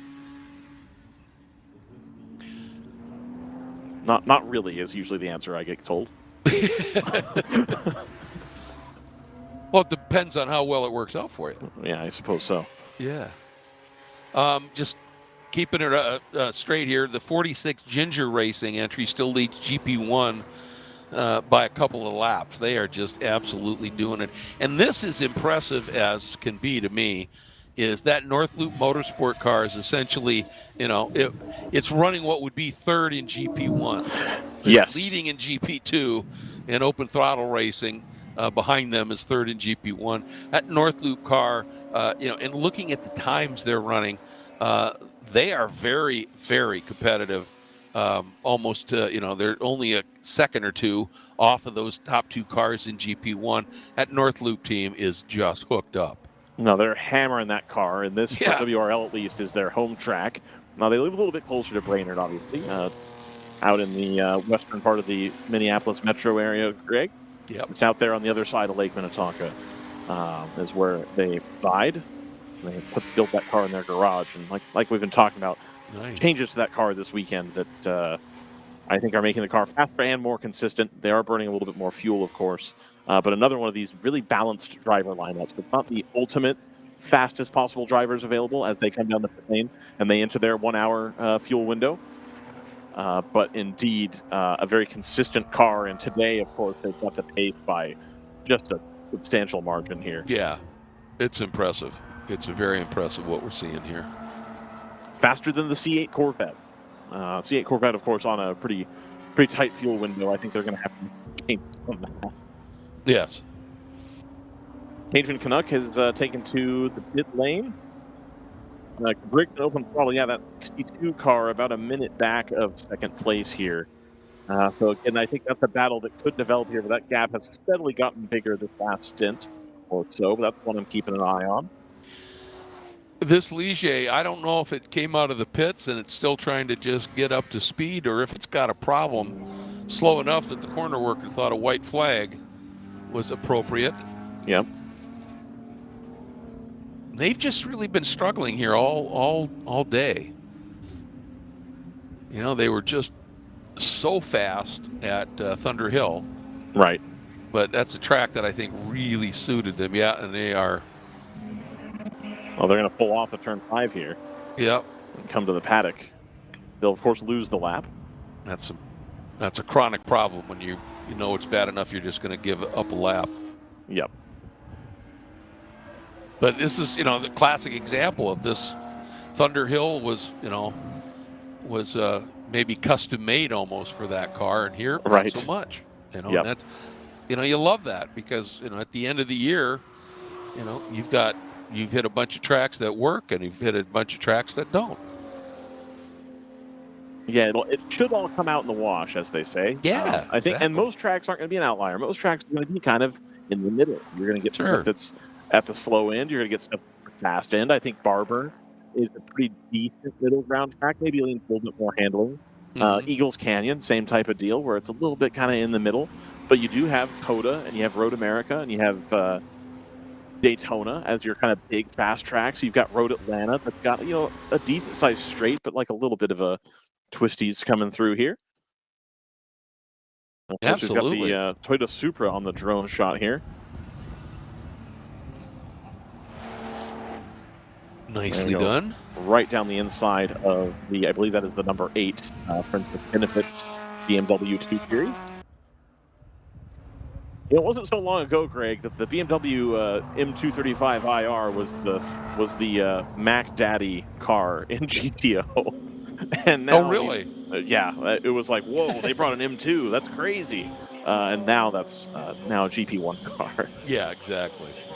Evolution. Yep. So the white TCB Supra, that's going to be the 246, is coming down the pit lane as well.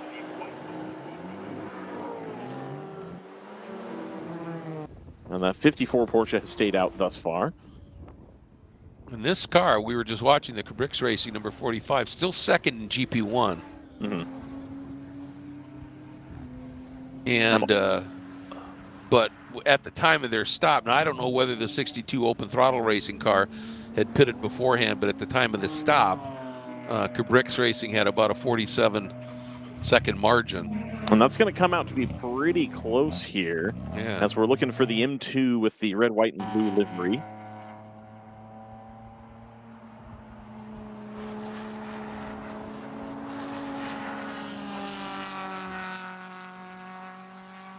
The number 2 ACP car wasting no time getting back up to speed here as they come down the front stretch. Hammer is already very firmly down. Substantially. The 58 of Go-Karts Go, they are pulling in. That's the Silver Mercedes. They'll be making their planned pit stop here. The 112, let's see, still about 47 seconds back, it looks like, to the 555 with Cajun come up. That's going to be one of these battles that I think goes back and forth a little bit. Again, I think TC Klein, with the way their strategy has to play out in the fuel range, probably could have a top 3 here, but just isn't quite making the mileage we need to make. Yeah. I think the top 5 is pretty comfortable at this point with a 6-lap gap back to the number 8. Yeah, when you look at TC Klein's, their best time, it's a very competitive 2:32. But most of their laps have been, as of late, in that 2:35 range. Right. And that could be part driver, but I think too, it could be, having to be very, very conservative on fuel. So the 58, having made their driver change here, they're just going to finish topping off the fuel. And now remember, they are racing the number 2. The 120 may click through into the lead briefly, but they still owe us a stop. So we are waiting for the 58. We're going to try to watch where they come out relative to the number 2 of ACP with Tangerine Associates. Oh, tires. Multicolored dazzle camo. And indeed, so they're going to take their tire stop here. I think that's going to be it for their time in the lead because they were not that far ahead of the ACP car. And we kind of talked about this before. The 62 is in as well from GP1. So anyway, Greg, we talked about this a little bit where they're going to have to make their tire stop later. Yep. But now they may have a little bit of a pace advantage as we get nearer and nearer the end of the race. Exactly. If you could put off that tire change, and you mentioned this earlier, if you could put that tire change off till you get to, like 3 hours left to go in the race. Right. That's going to be a big, big advantage. Absolutely. And it'll be interesting to see what kind of speeds they're turning once they get back up to it. And remember that that 28-second gap that I had mentioned right before they pitted. Mm-hmm. We'll see how that plays out here with these in-laps, out-laps. So the the 2 has just gone through. The timing hasn't quite updated itself yet. But I think that is the 2 having gone by. So, and which is what we expect here. Obviously, you take a little bit slower stop with Sure. the Mercedes, with taking the tires on it. The 62, it looks like they're probably doing a driver change. Going to be in your GP1 running. We'll just wait a lap or so for the timing to reshuffle, and it'll give us an idea of what our gap looks like. Chincha Racing had a couple laps in hand recently. The number 46 did. The same kind of thing happened in GP1 here, where the number 46 kind of walked away with it, and it really is a battle between 62 and 45 and the 555 to some extent. And of course, the 112 with Klein. We'll also see the 120 having pitted in is on the pit lane. They're going to do a tire change as well. All right. Oh, got that little bit wedge. Got some brake dust in there, just a little bit. yeah, geez. Well, we talked about how hard this track is on brakes. You think about it, that long run through the Moraine Sweep from 3 to 5, then a hard braking zone, then a hard braking zone in 8, and then a wickedly hard braking zone in 12. They're doing a double stack here at the AE Victory pits because they have the 119 here as well. Okay. And they're going to be changing tires. So wide. double stack, double tire change. Look at that. DriversEye crew's working hard. It also wasn't that long ago, Greg, that if you come out of some of these lower end series, that there's a minimum pit stop time. It's either 4 minutes or 5 minutes, and WRL has never had that. Yeah. It's always been a just go as fast as you can. And there were times, genuinely in the GP classes, Greg, that people were losing 100 to 150 seconds in the pits by not having optimized their pit stop. And so you didn't even have to necessarily be the fastest car on track, but if you knew you were going to save 7 minutes a race by just having better pit stops, more optimized pit stops, then that was going to be enough. And it used to be a strategy lever to pull, basically. It's like, we'll just keep working on pit stops. Yep. People have now caught up with that a little bit, up and down the field, of course. you now have a lot more efficient pit processes. So it's less of a difference maker than it used to be, but even still, being able to do these double stacks like this is pretty impressive. But even pro teams have a hard time executing those very well. Yeah. Yeah, I mean it's a delicate thing, to be able to, especially here where you don't have a center wheel lug in some of these cars, and you've got the Yep. 5 lug nuts, and to have that power gun pull them all off cleanly and get the new ones on cleanly. I mean, that alone, you got 4 tires to deal with. Yep. And to get that all right and the like, I mean, it's a delicate dance, to be sure. And you can see the people that really can execute that is pretty impressive. I was impressed that guy we were just watching doing the tire change only had 1 glove. Indeed. I mean, hey, you need only one for speed, I suppose. But that stuff's hot. Yep. Hot. I mean, hey, if that's how he's choosing to do it. I don't imagine there's a shortage of gloves available. No. In those. Well, and it was funny because he got the lug nuts off, and he reached for the wheel with the hand without a glove, and then he switched. Yep. So he knew, I don't want to grab that. Bit of a mistake there. Now, the other one going on is not going to be particularly hot. Right. But a little problem here to look like. All right. That is the Porsche that we were following.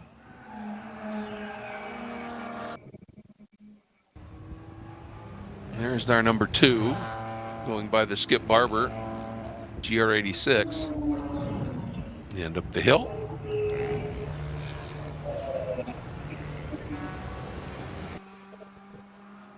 I'm waiting for the number 2 to come through.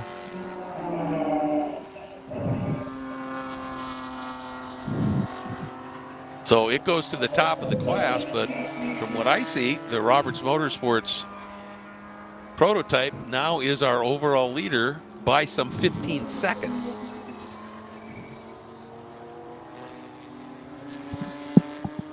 So that relentless pace by its drivers paying off a bit. Yep. Now, it probably hasn't stopped yet. Sure. So. Well, the 2 has stopped. You did get to stop from the 2. The 2 has, but not the 109, I don't think. The 109 has. I think they stopped it closer to the beginning of the pit cycle, with my understanding. Maybe they didn't. Oh, okay. I thought I saw them in.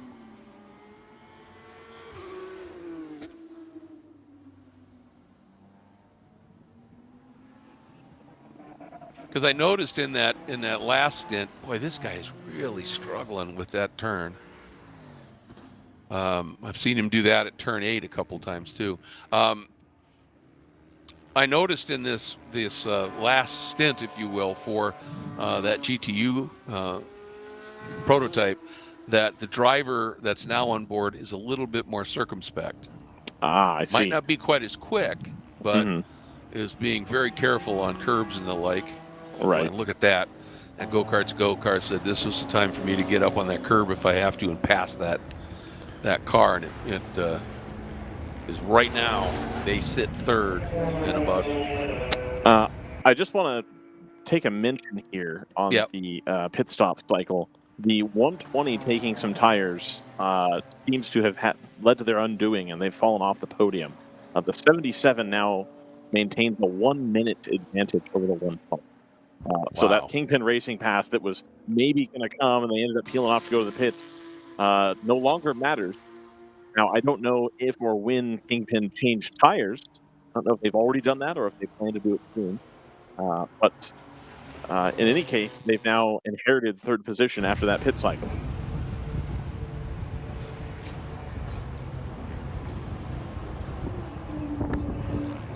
And of course, there you see the Go-Kart Go Mercedes. I always thought it was nice of them, Craig, to bring the Go-Karts Go Mercedes to Road America, where we've seen them before, because flying into Chicago, it reminds me of Go Cubs Go. That's what I always think of when I say Go-Karts Go. Got it.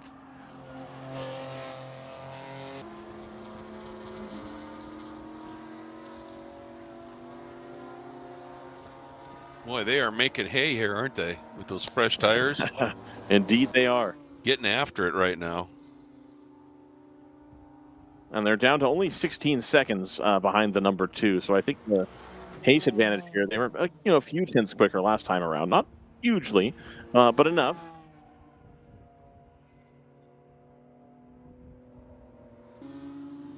And yeah, it's going to be fascinating to see, now is because their tires are what, a couple hours fresher?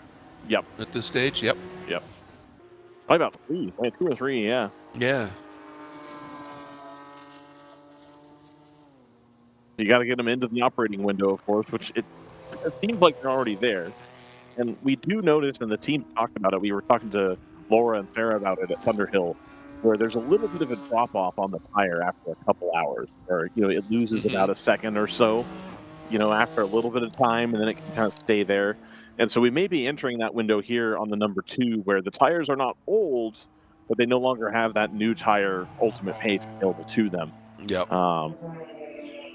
And it seems like, and again, we don't know what the driver change situation is going to be from here on out, but it seems like they've given away that advantage a little bit too early, and now they're going to be playing catch-up the rest of the race.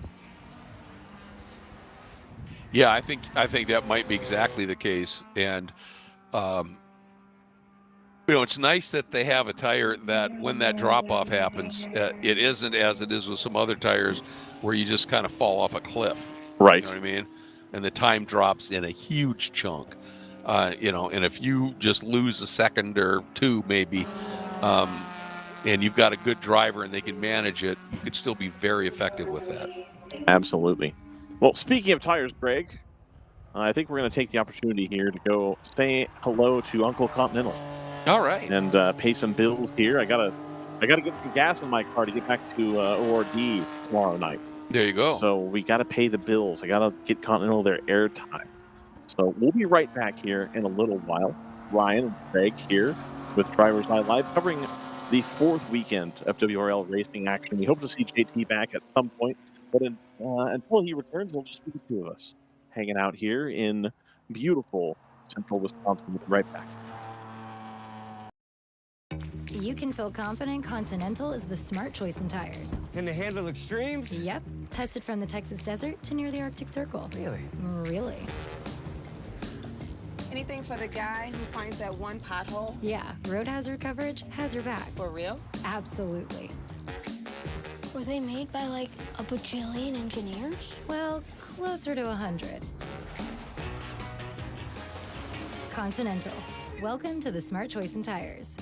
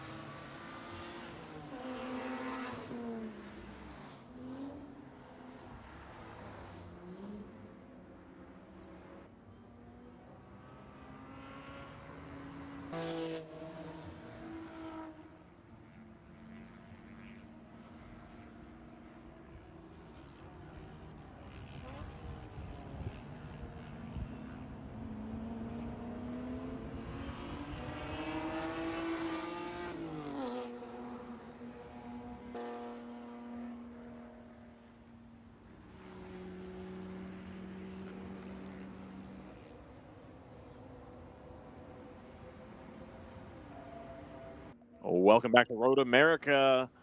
We're more than halfway through the Saturday race. We've had an 8-hour race here today. 3 hours 34 remaining here.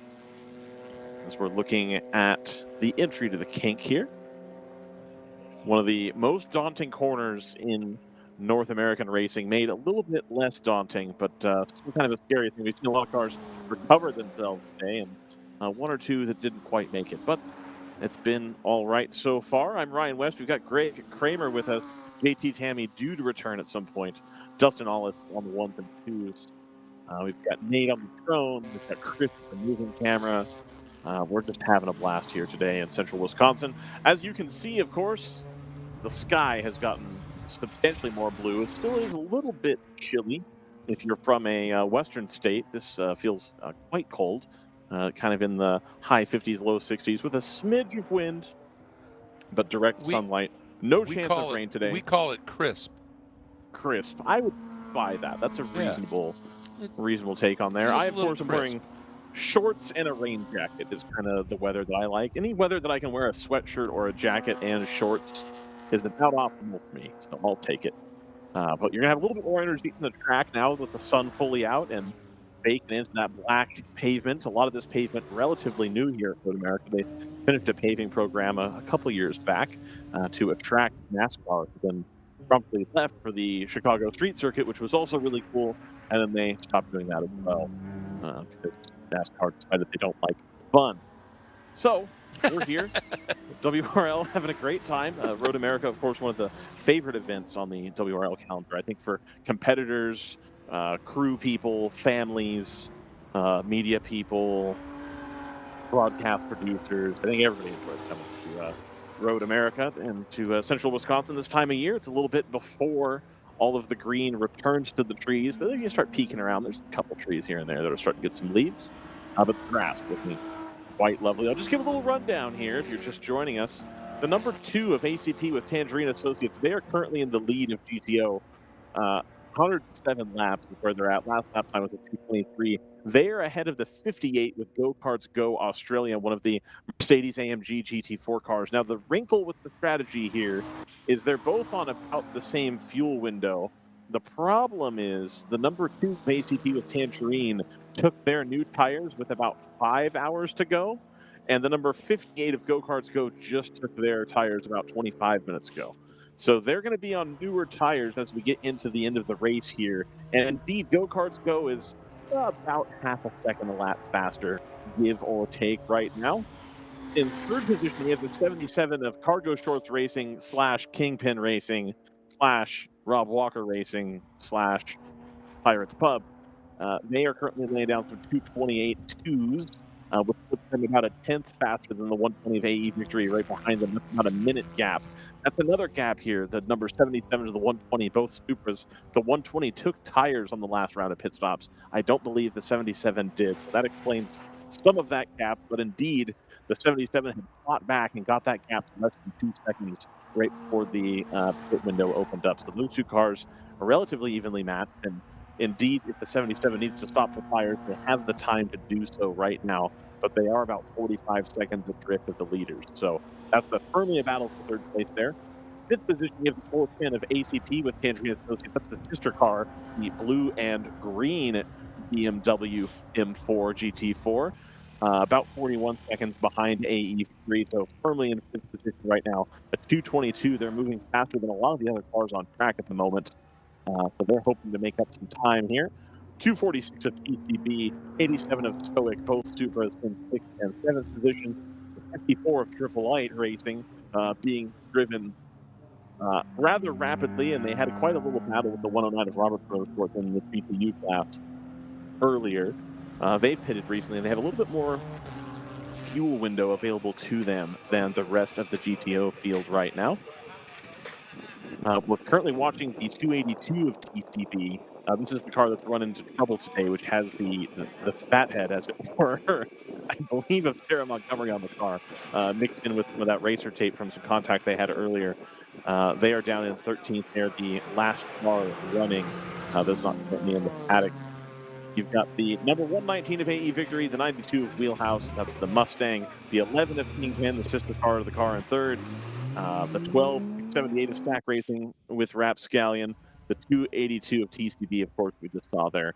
It stopped there. Let's give a little rundown of GP1. It's Ginger Racing still consolidating their position at the front of the GP1 field. They are about 3 laps ahead of the 45 of Cabrix Racing in the E36 BMW, a little bit older car. The 555 of Cajun Canuck now up into third. The 62 of Open Throttle Racing about another minute or so behind them. That's going to be one of those newfangled 2 Series BMW. And fifth place is that 112 TC Klein Mustang, or I'm sorry, not Mustang, the Corvette, TC Klein Corvette C8, as it were. That car down in fifth position. They're out of the back foot, I think, the strategy, the pit window, a little bit smaller than the rest of the cars in the class. They're going to have trouble, but the pace is there.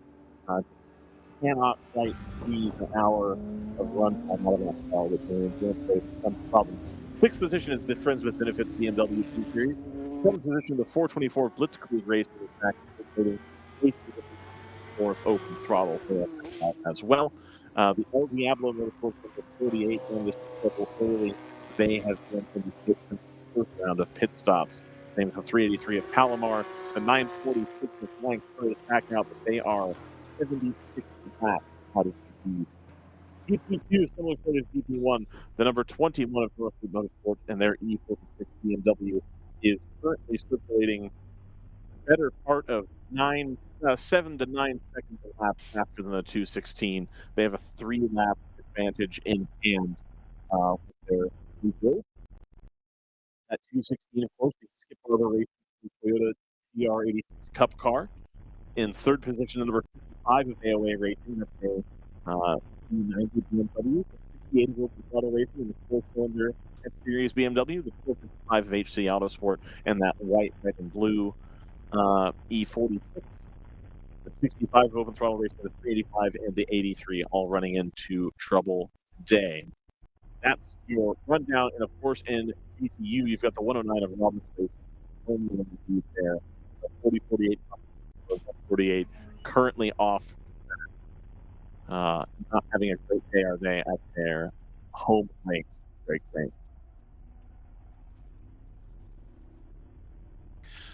We've been enjoying, while you were going through that rundown, these great views from this number 112 C8.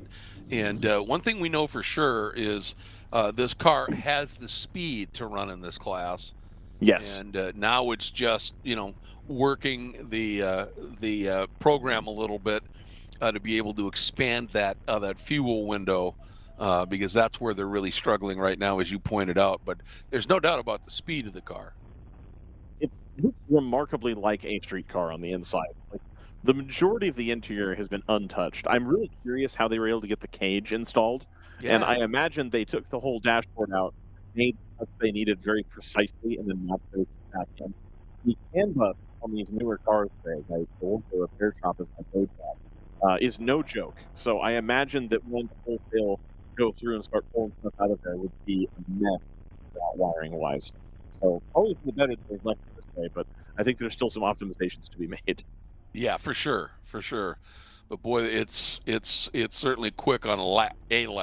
Yep. So that'll be fun to see how that develops here. But just right now, Ginger Racing, as you talked about, is just, and that's a team that's run by a fairly solid team for BMW's, a little team called Bimmer World.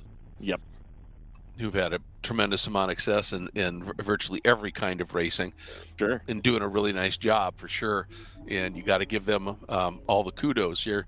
And Cabrix Racing, that the number 112 was in for a really good battle with for a while, is hanging on to second spot here. It's down a little bit, but it's still got a solid shot at a podium here for sure.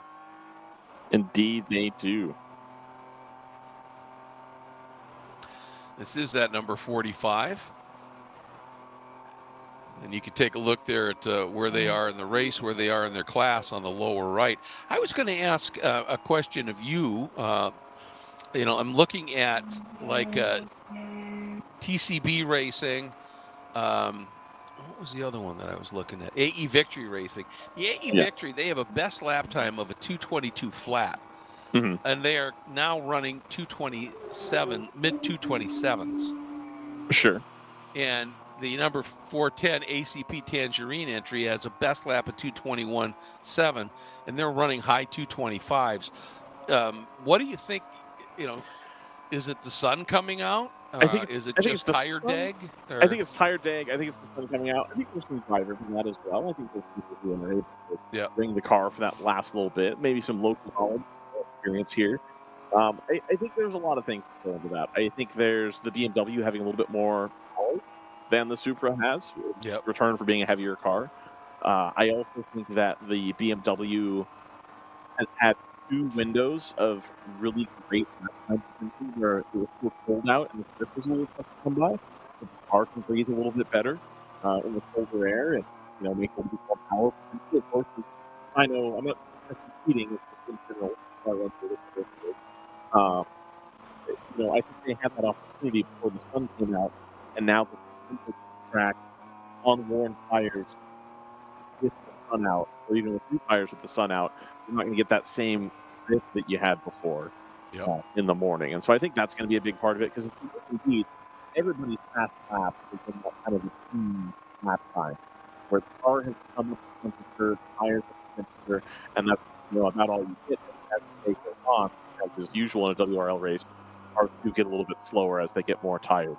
So that's going to be a big part of it. But yeah, those people really were in the pace window for quite some time, and we've had driver changes. Right now, they're nearish the pace window. Like the Kingpin car is pretty close.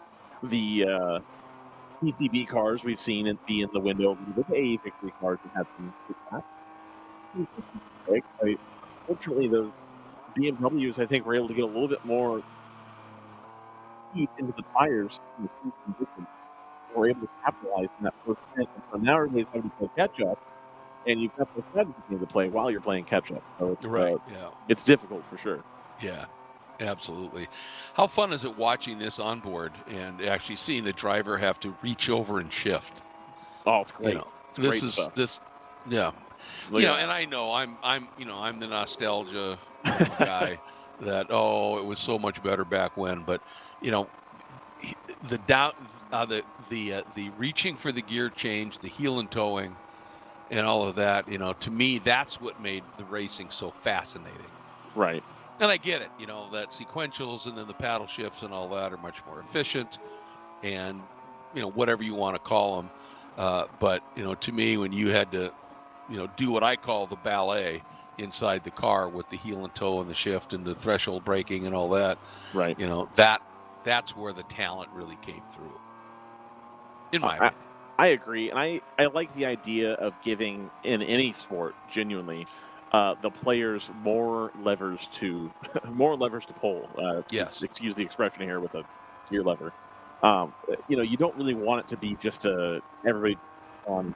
I don't really want it to be just one thing that you do. Like, you think about like a marathon, right? Yep. Someone's either good at running or they're not. And if you're better at running, you're better at running. If you're not better at running, you're not. Whereas sports like baseball and football and racing, where there's a lot of different opportunities that aren't just, how fast are you at driving a car around the track. Like, for example, even if you think about karting, where everything's very simple, and once you set the alignment, etc., there's not a whole lot of setup changes to be made. You do tire pressure maybe. But at that point, it really is just driving. And the further and further you go up the ladder, the more levers you have to pull as a driver, both as a crew chief and how you work with the driver. In terms of swing angle, shock, swing, differential profile, final drive, gear changes in some instances.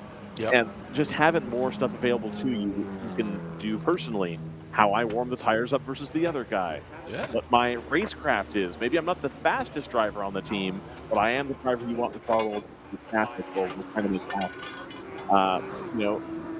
I can shift a lot better. I can downshift. I can rev match. I can do all those things better. But it gives you more things to have to think about. I believe if you're involved in endurance racing, is what you're interested in anyway. Right. Maybe you don't want to have the fastest car. Maybe you want to have one that has long stint length. Out ahead, and it's just more levers to pull is what I'm always interested in. And I have this fantasy trait of just like the ultimate. It'd have to be an endurance car or an F1 car, like race prototype that has like everything. I want like boost capacitors, I want DRS, I want adjustable shocks, I want active aero, active suspension, and like just every possible thing on the car. And you as the driver can manipulate as many or as few of them as you want. Like weight jacker and just everything. I want the car to have 100 buttons. And if you can pick the buttons that you want to mess with, and you get better at it, you wins. Yes, and I like that. In control of the driver. Yeah, exactly. And anybody who says, well, that downshift and all that kind of stuff with the heel and toe and everything is just not as fast or effective. Watch any onboard on a qualifying lap from Ayrton Senna. Right. And you can do it. And that's the art to me. That's the art of it. It is. Number 11 is in and doing their stop from Kingpin Racing. And you can see the really gorgeous lines on these cars. They really are sharp. We also had the Blitzkrieg car in, who unfortunately has suffered a bit. And had some issues and is down the order, but we got to ride on board with it for a while, and that looked great as well. No, it does. It looks absolutely fantastic. I love having the access to all these onboards. Yes. I love having the drone and the pit lane camera. We've had a lot of really cool stuff. We've got Greg Kramer, for God's sakes. We have TV's Greg Kramer in the booth. I love it. Oh, stop. It's been a long time coming. Well, I am delighted to be a part of this. And it's this to me is a series that fulfills a niche that I think is really critical. Because to me, this is definitely a significant step above just a pure grassroots series. Right. Right. It's still quote unquote amateur racing, but it's run very professionally. And to me, professional has always been far less about money and far more about attitude. Right. And it's run very professionally. The rules are incredibly common sense. Safety is preeminent, but some of the other stuff that you don't have to, to me is a little bit too nitpicky. They're not doing here. Right. It's come out and run and just have fun. But it'll be safe, and we're going to run on great venues and put on some fantastic racing. But with a professional approach to it, and so it fills that niche to me. That you think about somebody who wants to go watch some racing for a weekend, right? You go to just a pure club race. There's no announcing, there's no coverage, there's nothing, right? And to pay to come out, here for a major pro event is going to cost you $500 in tickets for the family, plus hotel or Right. whatever you're going to do. And that's just outside of the realm for a lot of people these days. And here you can come and for the events that are spectator events for pennies on what it would cost to go to a major pro event, and you see some absolutely fantastic racing. No, I love it. It's great racing. I love it too. It's really, really my favorite series. Yes. Not just because they're paying me to say that, but genuinely, I love doing it. Well, you think about it, and I say this, and as the 112 Corvette is in for yet another stop, I say this, and this is, in no way disparaging, but to me, it's like, if the pros are the majors, this would be the top minor league, right? Right. And then, below it, you have the clubs. Yeah. And so, I think it's a spot that is very underserved, and I love what WRL is doing. And hopefully with the broadcast that that you guys are working on and continually striving to improve, that this will become more and more popular. People will really want to come out and watch and see some fabulous racing. Absolutely, we've had some great spectator events at like Sebring in the past. Mm-hmm.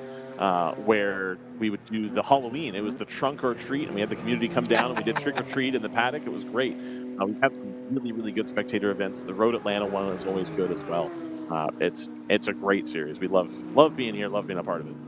Yeah, and the venues. You look at the schedule that this series runs on.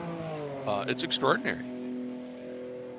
it's been honed over the course of several years, Greg, where we find what works and what doesn't, and what gets people excited, what doesn't, and still give the local club tracks here or there the opportunity to have a strong local contingent to come out and support the series, and that's part of trying to grow our footprint on the West Coast as well. Well, and that's you look at the classification of cars that you have here.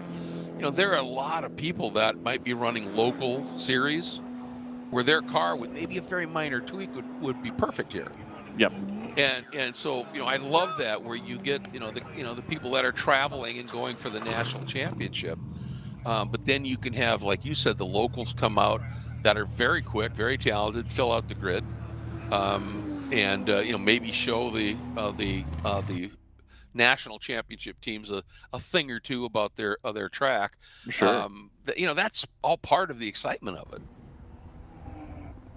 Absolutely, and we saw that at Thunder Hill last time out. All the local teams really were like, "Hey, this is how you do it," and kind of a lot of those cars in the general production class kind of walked away from everybody else because hey, it's the local track, and we know it, and they come here sometimes and have a little bit of a disadvantage because they're not here at Road America every 5 seconds, and it's nice to be able to spread that love around a little bit. Absolutely, it absolutely is.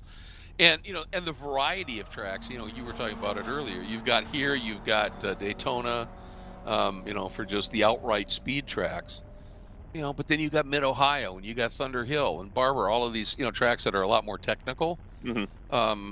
So if you're a driver that if you're a really good driver, you can excel at all those tracks, and that should be rewarded.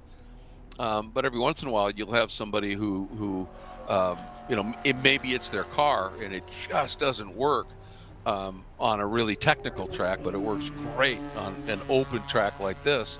And so you get people that can come out and somewhere on the schedule they're going to find a track that really clicks for them, and that's what makes this so cool.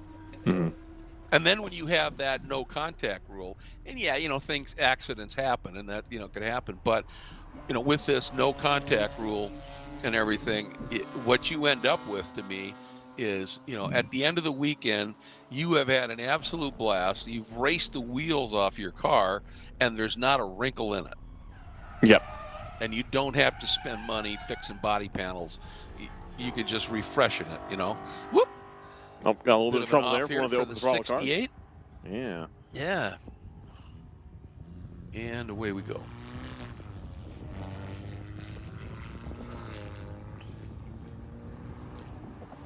I keep thinking we're getting the return of JT Tammy, and we don't. What was that? I keep thinking we have the return of JT Tammy, and we don't. Not yet. Well, that must be me coming and going. But when you're a superstar, you come in on whatever schedule you want. That's true. It's very true. That's what I tell everybody at my day job.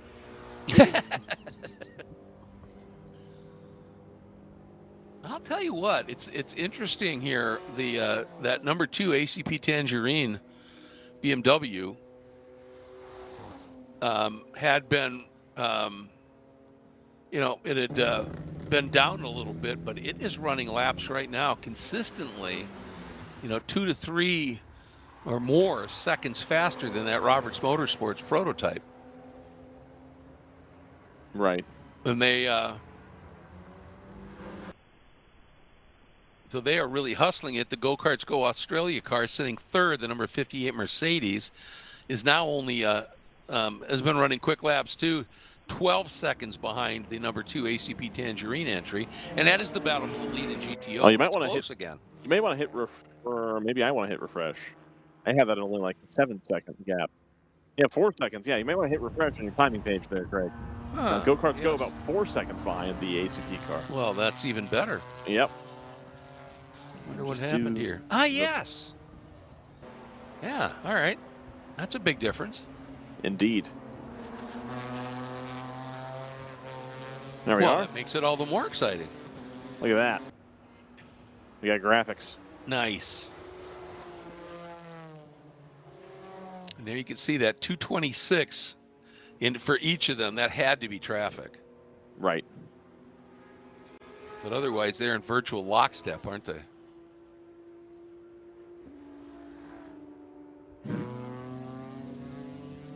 They are There's indeed. the Merc. There's that. Just going out of frame is your leader. Have to get by some traffic here. Yep. One of the Ligiers. Oh, the Merc. Yeah, aggressive pass. It's, there's still a fair amount of racing to go, just a little over 3 hours, but now's the time, if you can, you want to just get back in contact. Right. 946 is returning to the pit lane, so hopefully we'll see them again. Good. Blitzkrieg back in the pit lane.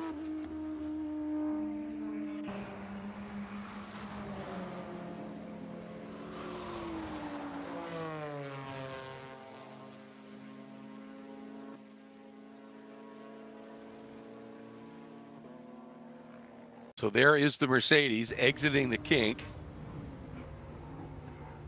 Nice drone. The ACP Tangerine car heading down into turn 12. What a gorgeous shot. Imagine how that's going to look when everything is green in there. The one thing you don't have at this time of year is leaves on the track. Yep. Down into Thunder Valley there. Kettle Bottoms into Thunder Valley. Ooh, big off here. Oh, yeah. Just overran at one of the Ligiers. We'll get back on here. And Stoic Racing is in.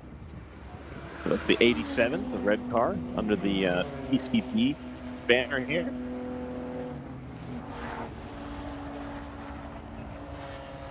Couple jugs of fuel ready to go. Hold my spotted cow in the rear wing. Of course, for those unaware, a brand of local beer here in central Wisconsin, very popular among the folks in the paddock. Yes, it is. And there is your battle. Right there, that is your leader, and here's the Mercedes in second.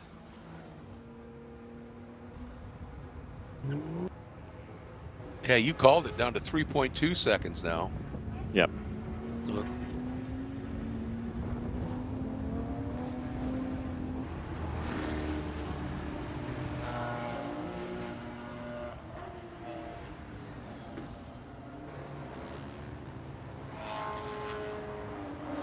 Oh yeah, that second time in a very short period of time for that green BMW to have an off. Remember, it was off at turn 1 not long ago.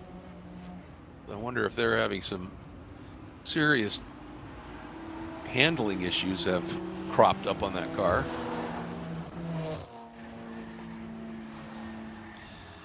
Hey, did you notice on the kart track in the background they're doing a supermoto, it looks like? They were, and they were doing a mock police chase on either Thursday or Friday back there. They had a drone up there. I think it was on Thursday. Oh, They were really? doing police pursuit training on the kart track. All right, and our leader is getting completely boxed in by two other cars racing. One of them drops a tire, and the Mercedes is just going to be eating into this.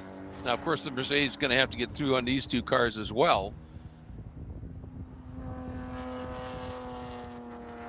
All right, and nope. Number 2 car gets held up again just a little bit.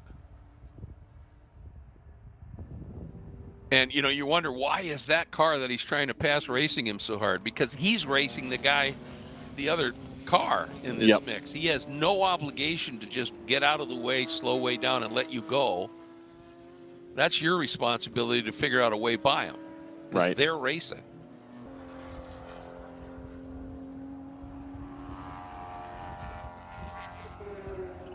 And that Merc is still caught up. Now it's going to try and do a double here.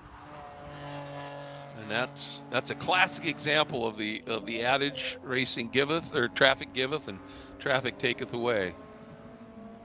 Because going into turn 14, that Mercedes was probably only a second behind the lead BMW, and he's still close. I mean, it was 1.4 seconds at the line, but it's a lot more than that now. Right. And we're just going to start to have, this always happens, right, where the battle starts to tighten up, and we're just going to enter the fuel window here in about 2 or 3 minutes. Yeah, of course. Yep. Now, fortunately, the leaders, the 2 and the 58, now have both made their tire change, so that should stay relatively stable. Importantly, the 77 has managed to stay about a minute 12 ahead of the 120, so that gap hasn't come down much. I think they have enough time to where if they did want to change some tires, they would be able to get that done and still come out at least close to the 120. Yep. Yeah, that's a margin for sure.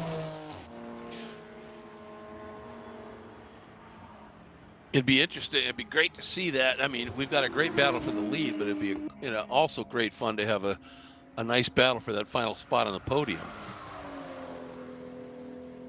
And that's certainly within the realm here, isn't it? It is. Because, the 410 is not that far out of it either. No, the 410 is changing tires right now, according to our pit lane guy, Chris. So they're ready to get serious. Yep. That is going to set them back about a minute. Sure.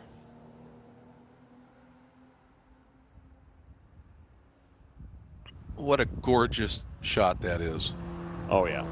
This is such a wonderful addition. Well done, you guys. I wish I could take all the credit, but indeed, that's Nate. Takes care of all the drone stuff. Sure. Happy to have him here. Yeah, absolutely.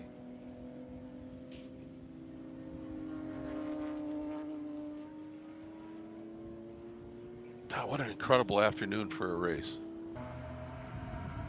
No, it's been gorgeous this here. is the weather that the cars really like.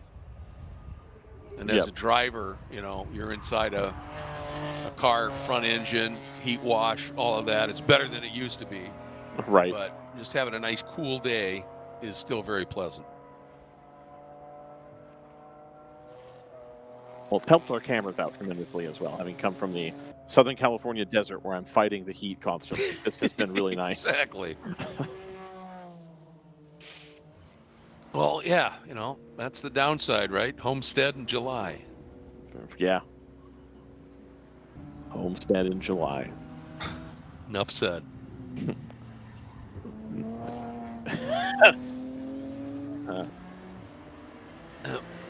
That event's on a list. I'll let you decide which one.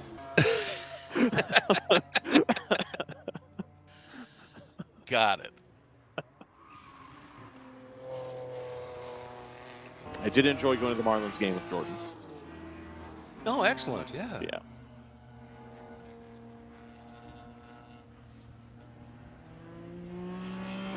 All right, when they came by after everything settled there, it was 2.7 seconds last time between these two that we were watching on screen. Yep. Now, looks like they got some fairly clear track for a bit. So we'll see where that shuffles out here.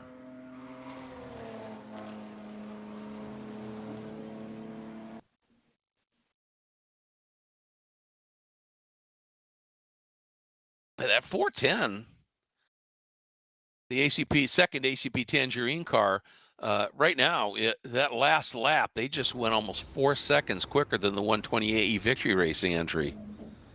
So they are closing that up, and that's, the Roberts Motorsports GTU car is running right now 4th overall. So this battle between 120 AE Victory Racing and ACP Tangerine is for 5th.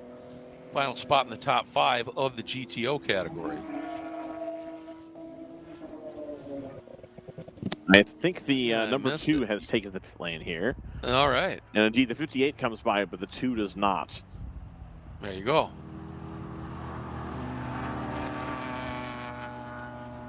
The 2 is on the pit lane. It's the cool color scheme, the dazzle, with the multicolored, the rainbow dazzle scheme here. Yeah, it's a great, great graphics package. One thing I've been watching is the driver in the Mercedes is turning in a lot earlier than the other drivers who've been in the car so far into a lot of these turns. And that could just be his preference or, the way that the car is working right now or whatever. But normally an early turn in means a slow exit. So right. We'll see how that's playing out. But boy, this car is sharp looking. Did you see the name on the B pillar there, Greg? No, I missed it. The pro driver in the M4. We'll see if it comes back around. Yeah, there you go. Billy Johnson. Wow. That is a serious gun right there.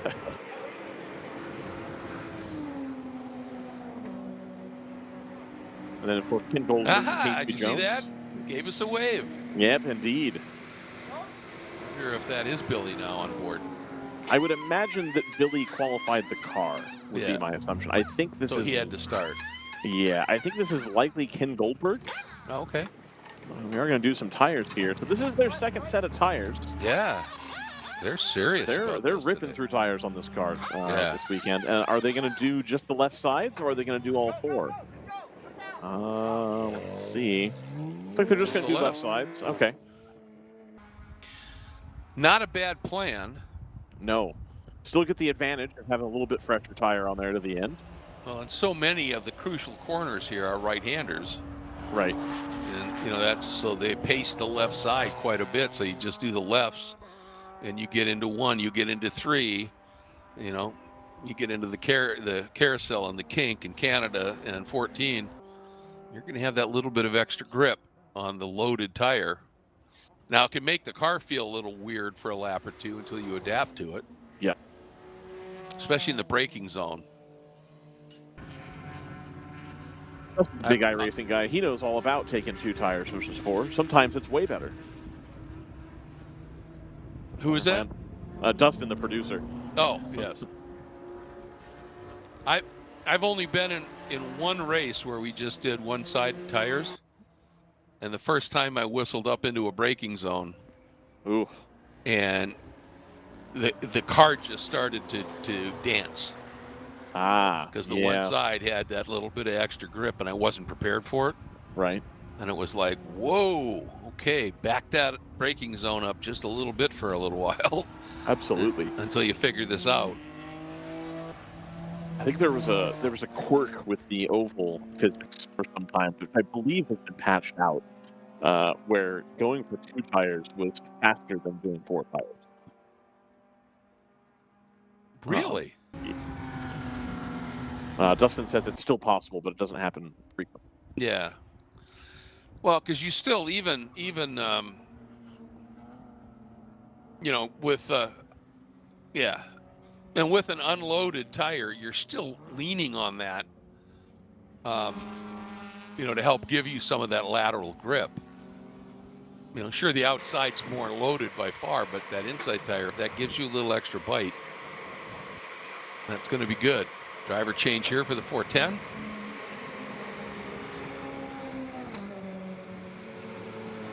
You got the other cars coming down, the 77, the 21, both coming down the pit lane. In, yeah. So that's 77 coming from second. Go ahead, Greg. I was going to say the blue on this car is just extraordinary, isn't it? Yeah. Just looks fabulous.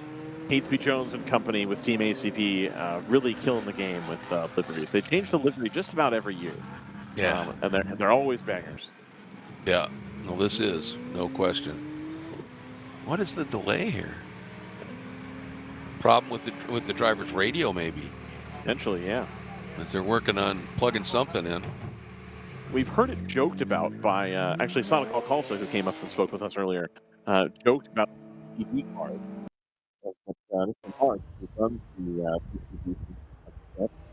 He has a lot of rigging set up, surgical tubing that pulls the belts away from them. If you look on the inside of the TCB cars, there's like a web of surgical tubing in there designed to pull the belts just so. And he said he's a big sailing guy, and so able to get the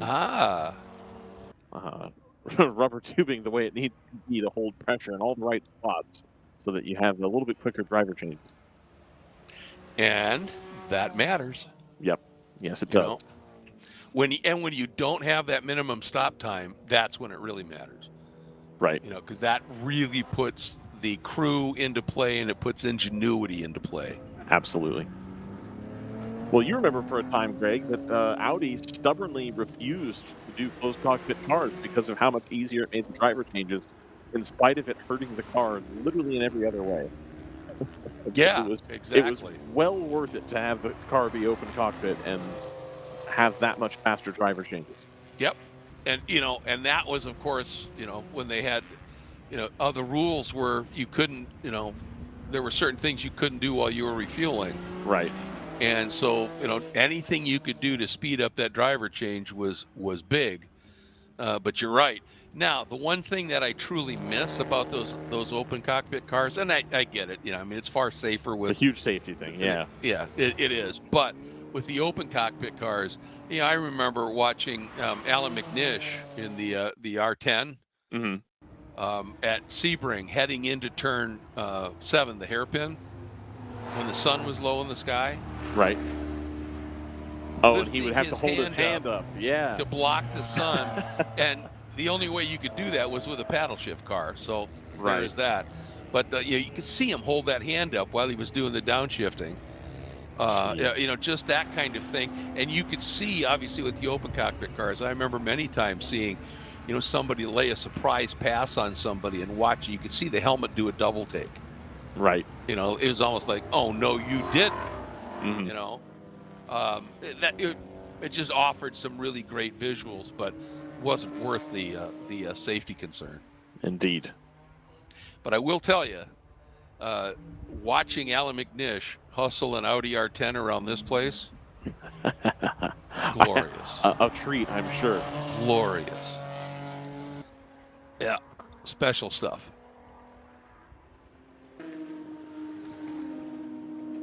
All right.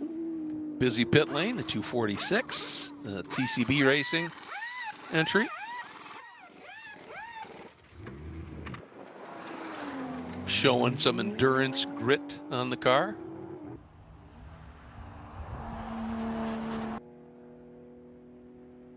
All right.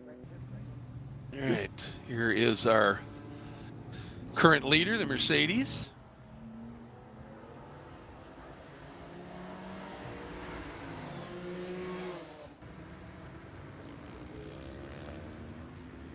All right, Greg, and I have a guest to us here. Oh, wonderful.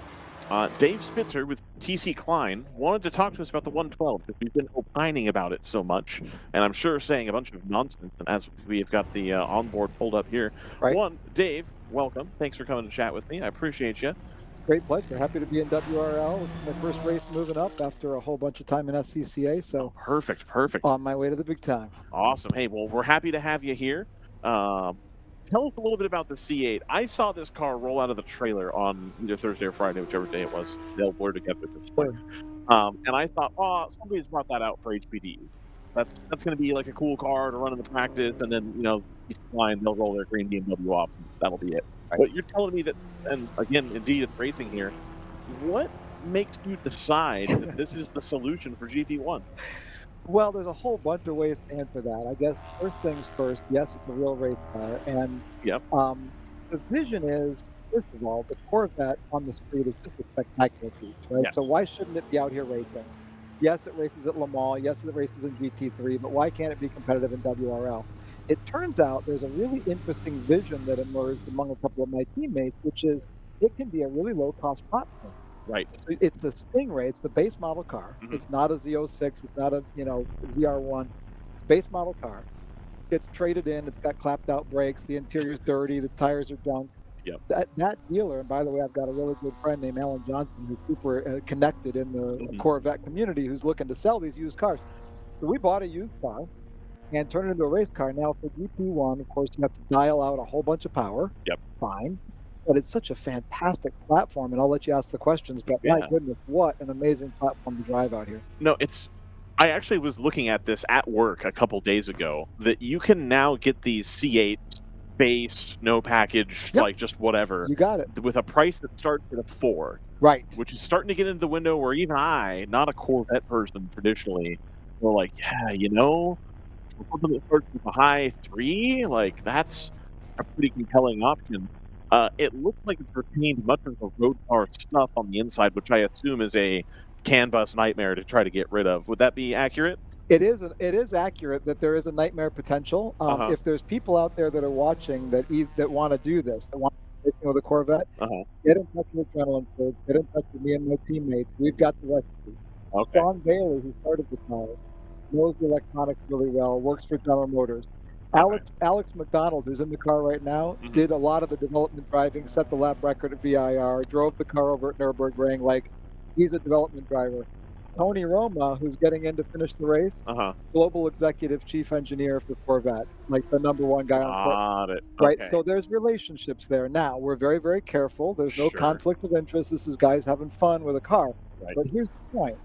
The customer if there's a WRL racer that wants to go with a Corvette, call us.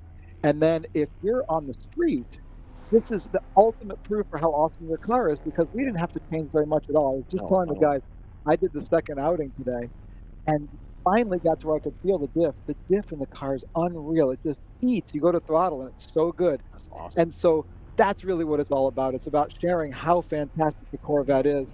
Of course, we could put 300 horsepower in it and blow everybody away. That's not the point. The point is it's an amazing sports car. Absolutely. No, and it looks very balanced. There's not a whole lot of sliding and sketchy and, doing this and that. Like you said, the brakes seem like they're working the way it's intended. It looks like an incredible car to drive. Now, I have to ask, and, Greg and I have been dissecting this for hours because that's what you do. Sure. The stint length is real short compared to your other competitors in GP1. It's real short. Is there something that can be done to overcome that? You guys are good at your job. And as I was walking over here, I was thinking about that. And what, so good for you for noticing. Yeah, right on, dude. It's so bad. So basically, yesterday was first time on the dyno at Barber once. We got kind of a baseline. It's tough to get the power and torque out of this car and make it correct for the class. We really respect the class.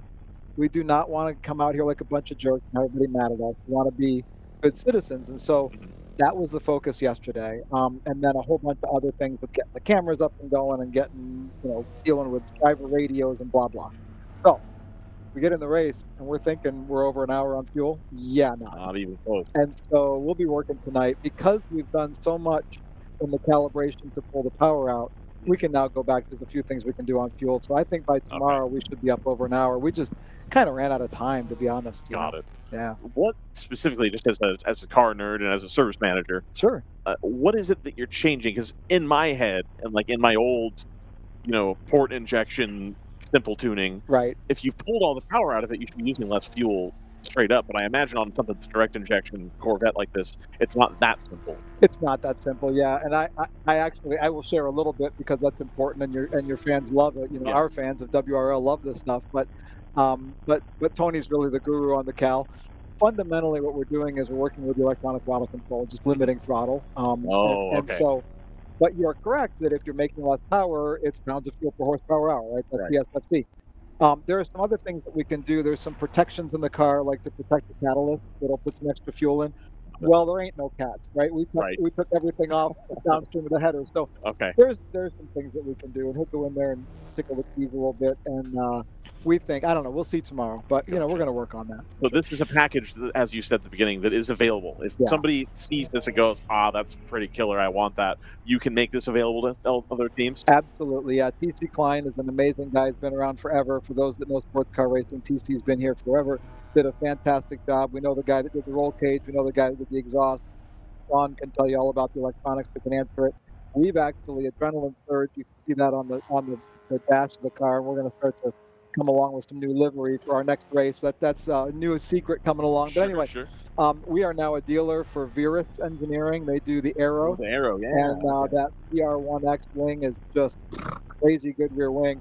We actually had to dial a couple of clicks out of it to match the splitter. Right. But anyway, so that recipe is available, and if people want to do that, we'd love to help them. It's really just about the Corvette community is so strong throughout the world, certainly, and throughout the United States. There's so many people so passionate about that car. And so to bring it to a new venue, we want to be able to share that with as many people. And selfishly, I worked for General Motors for 14 years in racing. I don't want to see nothing but BMWs and Porsches. Come on, like there needs to be a Corvette out here. Come on. So that's what we're all about. I got you. Well, I imagine the guy that was building most of the Corvettes for some time probably taking a keen interest in this as well. Yeah, for sure. When I did the CTSV race program, I was at Pratt Miller, so there were lots of yellow Corvettes around at Pratt Miller. So anyway, there's a long heritage, and we're, like I said, we're putting together a special livery. We've got the design is getting finalized. We're going to wrap the car, and it just may end up yellow and black. Stay tuned for that.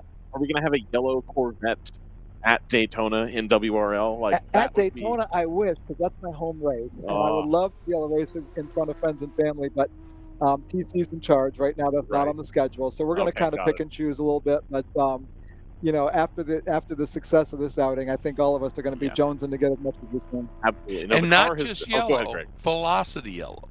Velocity yellow, right on. Is that Greg? That is Greg. That's me. Greg, how are you, man? I'm good. How are you doing? You having fun? That couldn't be any better, man. And you know, just having an absolute blast. I was telling you, I did several years in SCCA racing in the Spec Racer Ford class. This is my move up, and to come to Road America is paradise on earth, right? And then the sun to come out in the second half of my sprint. All the fast guys went by, and I had a half an hour all alone at Road America in the sunshine in a Corvette. I'm like, it does not get any better than this, people.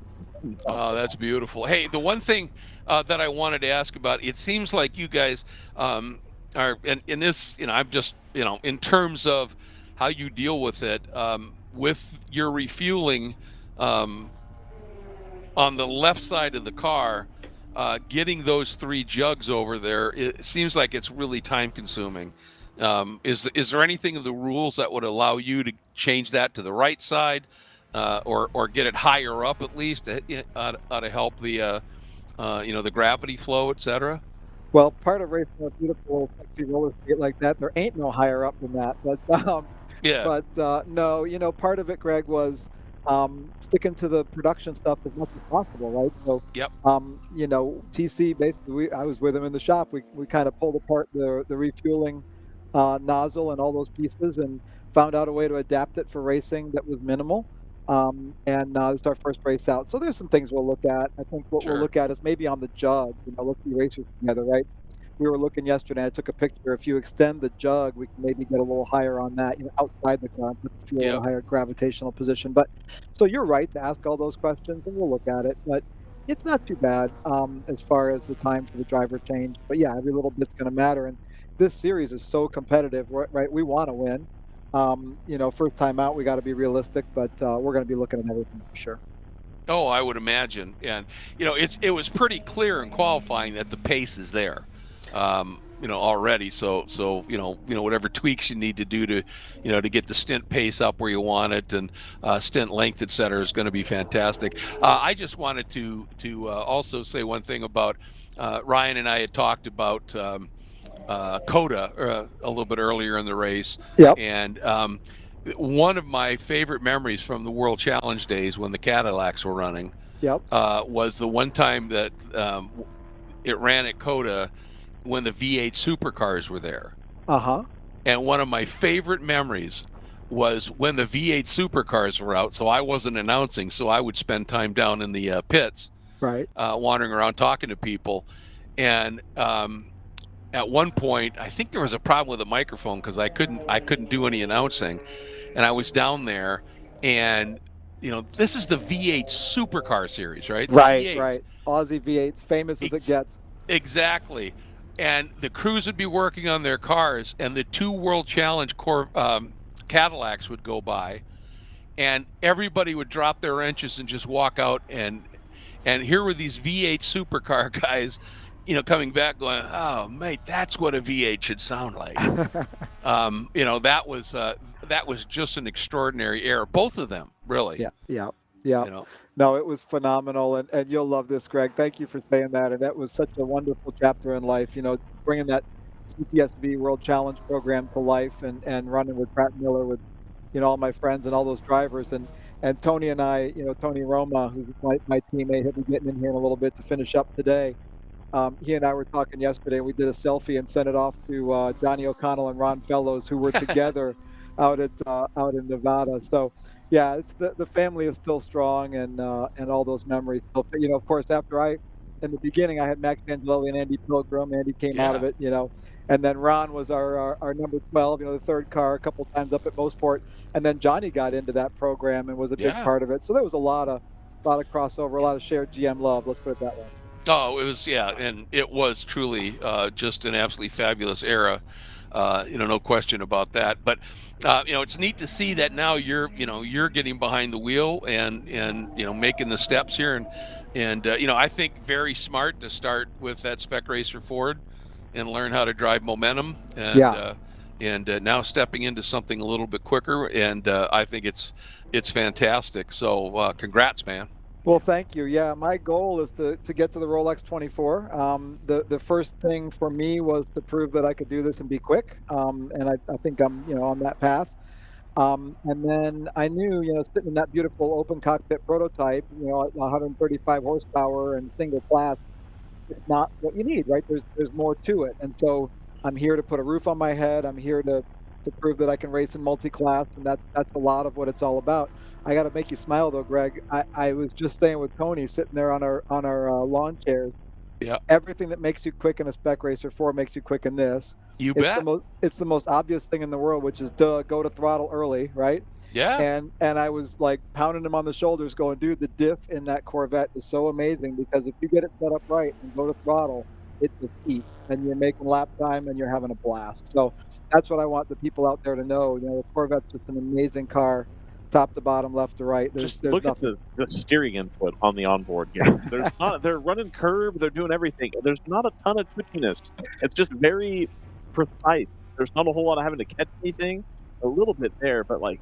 Well, that's partly because we don't have any power, dude. I mean, if we have that's power, true, no, it's all good. We're having fun. Yeah. No, it's pretty easy to drive. It's a good platform, like I said. I do have to say, as a spectator of that era of World Challenge, etc., was the irony lost on anybody that Johnny O'Connell retired from being able to drive Corvettes, and so they put him in a Cadillac? Like, it was like, oh, that's the path, right? Is that you get too old to have a C5, and now you're going to get a CTSV? Like, dude, that's was that intentional, or was that like? No, everybody I knew talked about that. It's like, oh, Johnny Connell's getting old, so he's going to drive a Cadillac instead, like an old man. And it's like, what? Okay, I'm genuinely laughing out loud because I haven't heard that said many times. It's a really funny observation. Oh, that's and yeah, we were like, yeah, but you know what? You look at where Cadillac is today. Right. I'm so proud of what we did and my small contribution to it. So raising my girls, they grew up with Formula One, was on every weekend, right? Right. And so my daughter is graduating from Florida State, did a fantastic job, and so for her graduation present, she has to go to a Formula One race. So Miami's too expensive. Forget Vegas. We're going to Barcelona. So I've got tickets in the braking zone for Barcelona. And then I reached out to my buddy Mark Royce and said, hey, can you kind of help us, like, maybe slide into the garage on Friday or Saturday just to get up close to the Formula One car? So, I'm just so blown away by what Cadillac has done over the years, the investment that's been made, the vision of all those leaders to make that brand into something so special like it is today.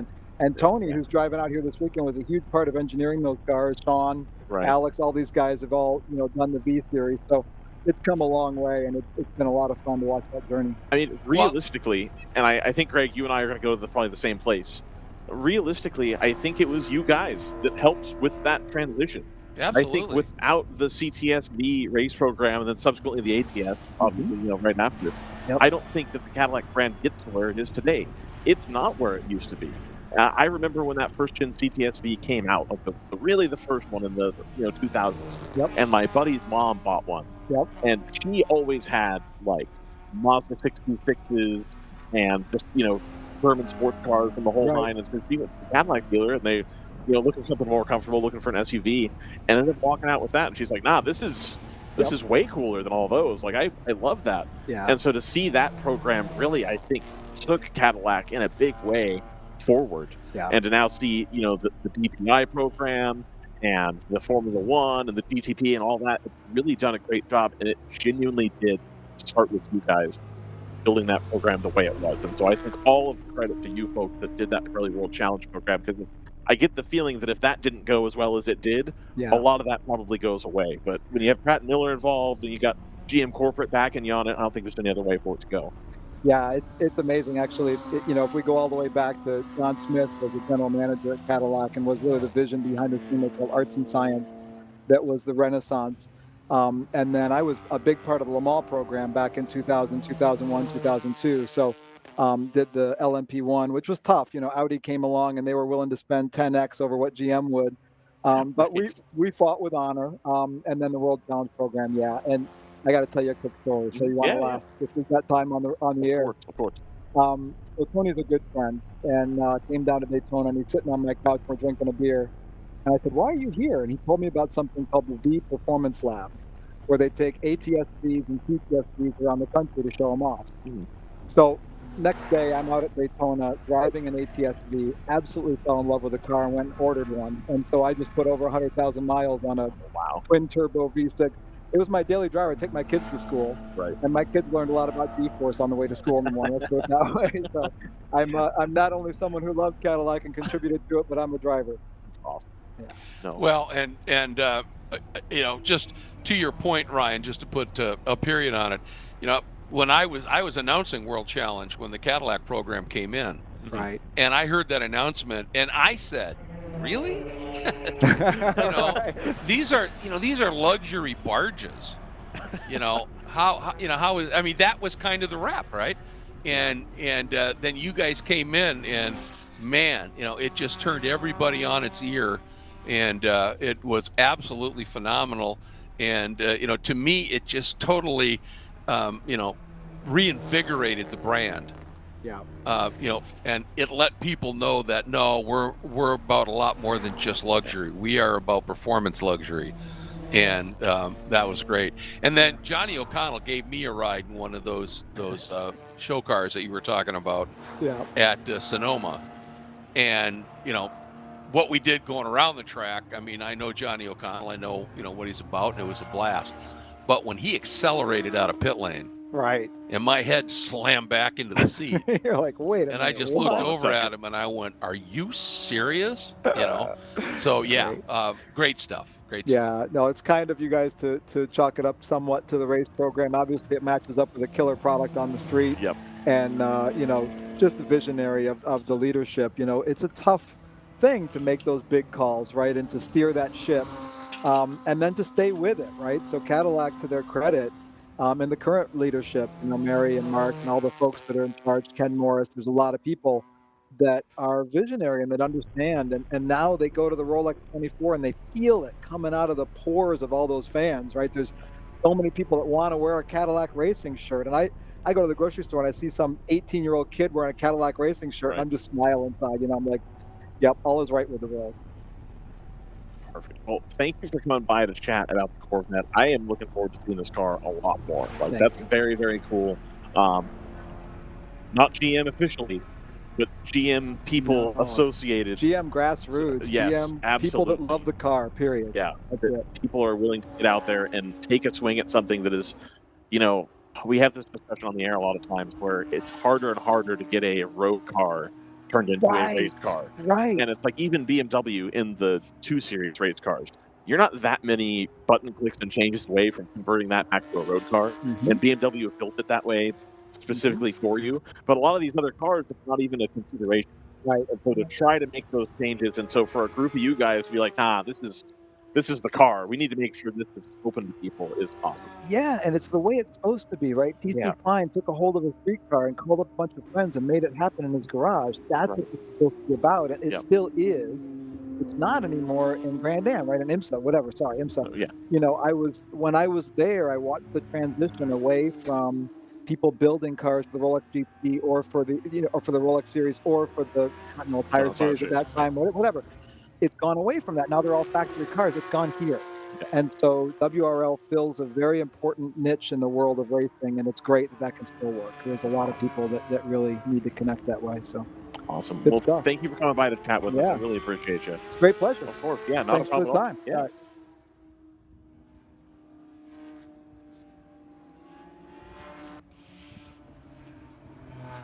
And as we are watching what's unfolding here, that number 112, the TC Klein Corvette we were just talking about, continuing its charge in a way here, and it is running right with, I think, that number 45 Cabrix Racing BMW. Yep, it sure is. And even though I think the Cabrix car is now a lap up, that is they've just been, when they find each other on the track, they're running near identical speeds, and it's just really fun to watch them race here. And that if that Corvette was allowed to run full horsepower, it would just sail away. But that's the beauty of the simple effective rules package in the WRL. It's all essentially power to weight. There are little modifiers, but it's power to weight. And so you can, you get a car like the Corvette, you take the power out. It's still very well handling and can be very competitive. And certainly there's that little bit of room for tweaking that he was talking about. But nonetheless, great to see, and continuing to show some good speed here. Currently, it does sit in a podium position in the GP1 class, and it's got a fair amount of distance back, I think. Let me check here. Yeah, it's got a few laps in hand over the car that sits fourth. So in its debut, Ryan, it still might well podium here.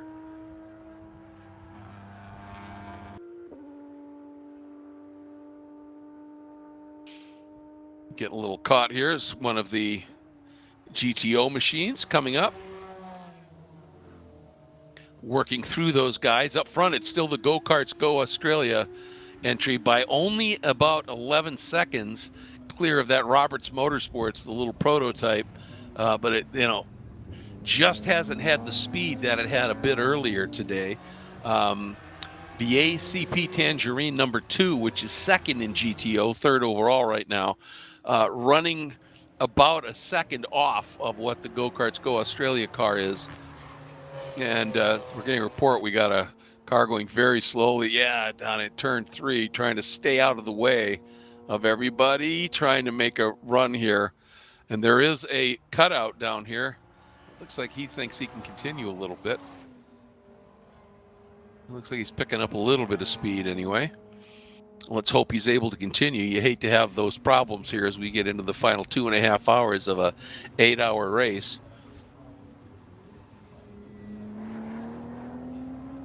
And third in GTO right now, fourth overall, is the number 77, the Kingpin Racing entry that you can see up there on the scoring tower. And that would be the final podium spot at this point in the 120 AE Victory Racing. That is another of the Toyota Supras. And then completing the top 5 in GTO, the number 410, the Team ACP Tangerine entry. In GP1, Ginger Racing continues with its extraordinary run here.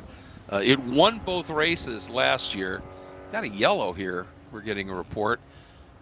Ginger Racing won both of the races on this weekend last year, but it could only qualify third. We got a car in the gravel on the outside of the carousel.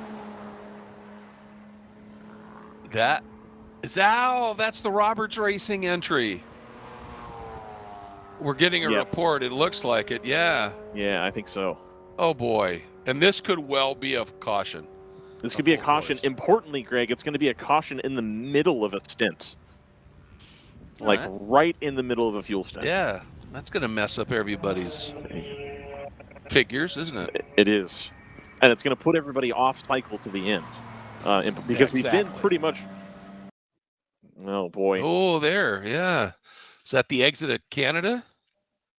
No. Well, that's the kink. Yeah, that's the cutout. Well, that's safe to recover because you're quite far from the racing surface. Excuse me. I would think they might just let that car stay.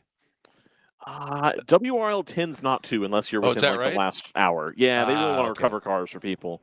Okay, well, that's fair enough.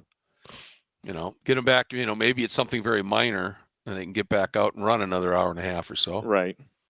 That's, again, I love that idea. Incredible they have all those guys working on that Corvette. I had no idea. Yeah. Just no idea. Well, and it's nice, because they're all driving. Right.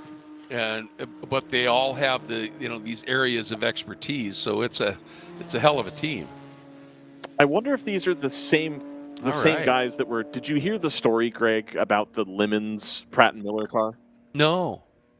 And supposedly, I've heard this fourth hand. I've heard the same fourth hand story the same way enough times that I kind of think of it as true.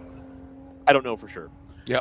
But the story goes that Pratt and Miller entered like a C3 Corvette or a C4 Corvette in Lemon, and claimed that just because they had all these things laying around, that doesn't necessarily count towards their money because it's stuff they already own, so it's free. And they built this like super overdog Corvette for Lemons that raced once, and they are going to go full course yellow here. We have the double yellow There out it is. at the start finish line, so this is going to set off a cycle of pit stops here. This is not really what anybody wanted here. You'll take the gap being shrunk down. I think a lot of these cars, but at the same time, we have the surface flag out. Yeah, So I it could be wonder that there's something slippery is causing people to come off. He caught it on the fence. Well, that way they'll see it. Yep. So indeed, and that was allegedly the story of why they don't enforce the $500 limit and they just give penalty laps now. But was Pratt and Miller using all the stuff hanging around the shop to build a Lemons car? Yeah, which is, I'm sure, just extraordinarily fast. Yes, yeah, absolutely. So I wonder if it's the same crew of guys. I really do. I should have asked, and I didn't think about it until he left. That's pretty funny, though. Yeah. So this is going to change the complexion of some of these battles we've been having big time. Yes. So we're going to close right up, and it's going to give people the opportunity who haven't changed tires. It's going to give them the opportunity to change to the detriment of those who have made the green flag tire stop. We see one of the stack racing cars. Is this a drone shot of the pit lane from downtown? Heck yeah. Let's go. That's impressive. That is impressive. There's a tinge of the digital zoom there, unfortunately, but for the most part, like that's pretty sweet. I'll take it. Yep. Hey, just that concession stand that just went out of view. Mm-hmm. In case you've never been to Road America and you finally come here, that one right there has the WeatherTech on it. Yep. Unbelievable chow there. All the food here is great. Oh, it is. It is. But I've always found this one to just be a little bit extra. It's one of genuinely the best venues to travel to for a major event. Because the merch store is the best. They have like actual good women's merch. Like this is like for about a year or so, I would try to buy a shirt from everywhere I went for my wife and for my daughter. And I tried to get them matching ones or whatever. And my wife and daughter genuinely wear their Road America shirts all the time because they are actual nice shirts and not just the Gildan men's shirt that we changed the tag on. Well, and I'll tell you, that store, you walk into it and you think you're in Saks Fifth Avenue. It's absolutely. It's incredible. And Julie, who runs it, just runs it incredibly well. And they've got, shirts and hats and all those things. And they've also got a good selection of like sunscreen and medicine and like, the type of things you'd have at a track store. And then you go to the back and there's like posters and wall art and like everything is in and vintage stuff too. Old stuff, old pictures. Awesome. Like, it's fantastic. It Love really it here. is. Absolutely the best merch in the game, no question. So if Road America wants to clip this bit to use in their marketing, they can. You just have to pay me. Probably have to pay WRL too. But you definitely have to pay me. There you go. But I'll do that bit separately for a nominal fee. There it is. Big old chunk. Oh wow, that's. Yeah, that's someone's for sure. I don't know. Did it look like a BMW bumper? Interesting. Yes. That famous French driver, Jean-Paul Debris. Yes. One of the best. Absolutely. So we're going to have all pit callers here for GTO. So we're talking roughly an hour per car. Yep. So which means we're going to be firmly off strategy going to the check flag. Yeah. Everybody's going to have to make a short stop, and it's too far to stretch it. It really is too far to stretch. So, you'd have to crawl. Yeah. But it does. I like the idea of now we don't need 3 bottles. Right. If we play this right, we can just put one in. Yep. And get in and out fast. And when do you do that? Look at that Supermoto going in the background. How cool is that? This is a full service complex. It is. And they're doing more and more, and I think it's part of why Road America has remained successful versus a lot of other tracks who've had to turn to other ways to make money. Mm-hmm. And it's because they've really sweated the asset here. So they're doing Supermoto over there. The parking lot behind the media center, Greg. Yep. They're doing MSF licensing day behind me, where they do the motorcycle school license. They're doing that over there. They have a banquet coming tonight in the room underneath the merch store. The last 2 nights, they've had somebody going down there to do some event. They really sweat the asset and make it to where, there's autocross tomorrow as well. Well, in the winter, instead of autocross, they do ice gymkhanas. Yep. So, perfect. It's just phenomenal what they do here. And they make it available midweek. So if you're like a resident of the town, you can come walk the track and do that. And they do Tough Mudder race and all kinds of things. I think there's a lot of tracks out there. You can come out and bike the track. Yeah. I mean, they really have done a phenomenal job of making it a as you said, a good year-round venue for many things, and that's awesome. I think there's a lot of racing venues. Indeed, one that I was at last weekend. Ironically, not for a race event, so it kind of puts a hole in my balloon here. But there's a lot of race venues that don't do anything other than racing, and then as a result, charge an exorbitant fee to use their facility for racing. And make it really unsustainable for the vast majority of grassroots racing people. And instead, you have a place like Road America, where because they can get money out of it doing other things throughout the week, and doing other things throughout the weekend on a non-major weekend. It'd be hard to do motorcycle training for on the IMSA weekend, obviously. But absolutely, being able to do that is better for the community overall. And sure, you'll end up with some private equity guy coming over and saying, "This is a country club now, and you have to have a membership, and it's going to be $500,000." Like, you don't have to do that. Yeah, this is that's where the National Park of Speed concept comes in here. It is a park. It's to be. Now, I want to point something out. You see those buildings on the right, that paved road goes down there. They put that in relatively recently, so you could drive your golf cart down there and watch the kink. And there's nothing as exciting as sitting there and watching really fast cars go through that kink. But then if you head to the left just a little bit, you can see this trail that wanders around, just going out of sync at the bottom. You can take that now all the way down to the inside of Canada Corner, which previously was unreachable for spectators. And they have opened that all up with these little pauses where they've paved it off a little bit, so you can just sit in your golf cart and watch it, and it goes all the way down. And there's a flag station you can just see going out of view there. That would be what's called 12B. And then here we go into Canada Corner. And look at this. Now this is new. They've set like little tiered grandstand down there. Yep. So you can sit there and watch. I mean, that's what I'm talking about. They just continually evolve this place, and you come and you go, I don't know how it can get better. Then you come the next year and it's like, well, it's better. Right. It's just fabulous. And this used to be a brutal hike. Yes. To get down here. Right before they finished this trail was the first time we came out here, and it was awful to get down there to put camera. We eventually gave up on it. And then if we can pan the drone left a little bit, these have been here for a while, but they carved out there's a grandstand right there in the background, so you get a view from that grandstand. You could see almost the exit of the kink all the way into Canada Corner.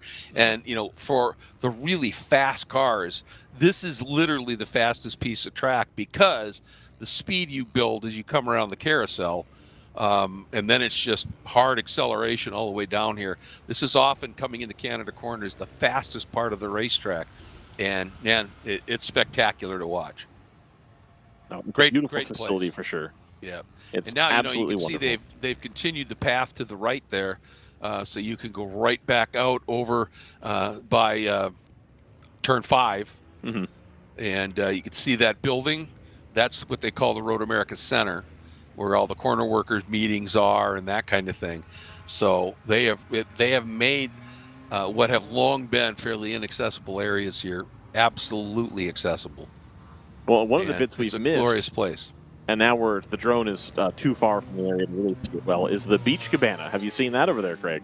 I have. I love it. So if you follow the footpath, like it's foot and motorcycle, but not carts, from the carousel all the way around the carousel, and eventually you get back over there, and there's like a beach setup on the outside and behind the kink. We saw it a little bit when we saw where that car was pulled off for the motorcycle cutout. And there's like a little beach spot over there, and they've got some volleyball nets set up and some grandstands, and I think they sell beverages over there too. It's quite lovely. It really is. It really is. There were times, Greg, when we came here not too many years ago, where if you panned this camera to the left, 15 or 20 degrees, that it was like a dump where they were like leaving old grandstands and old signs and stuff, and they really cleaned it up substantially, I think, as part of adding all those spectator areas to that side.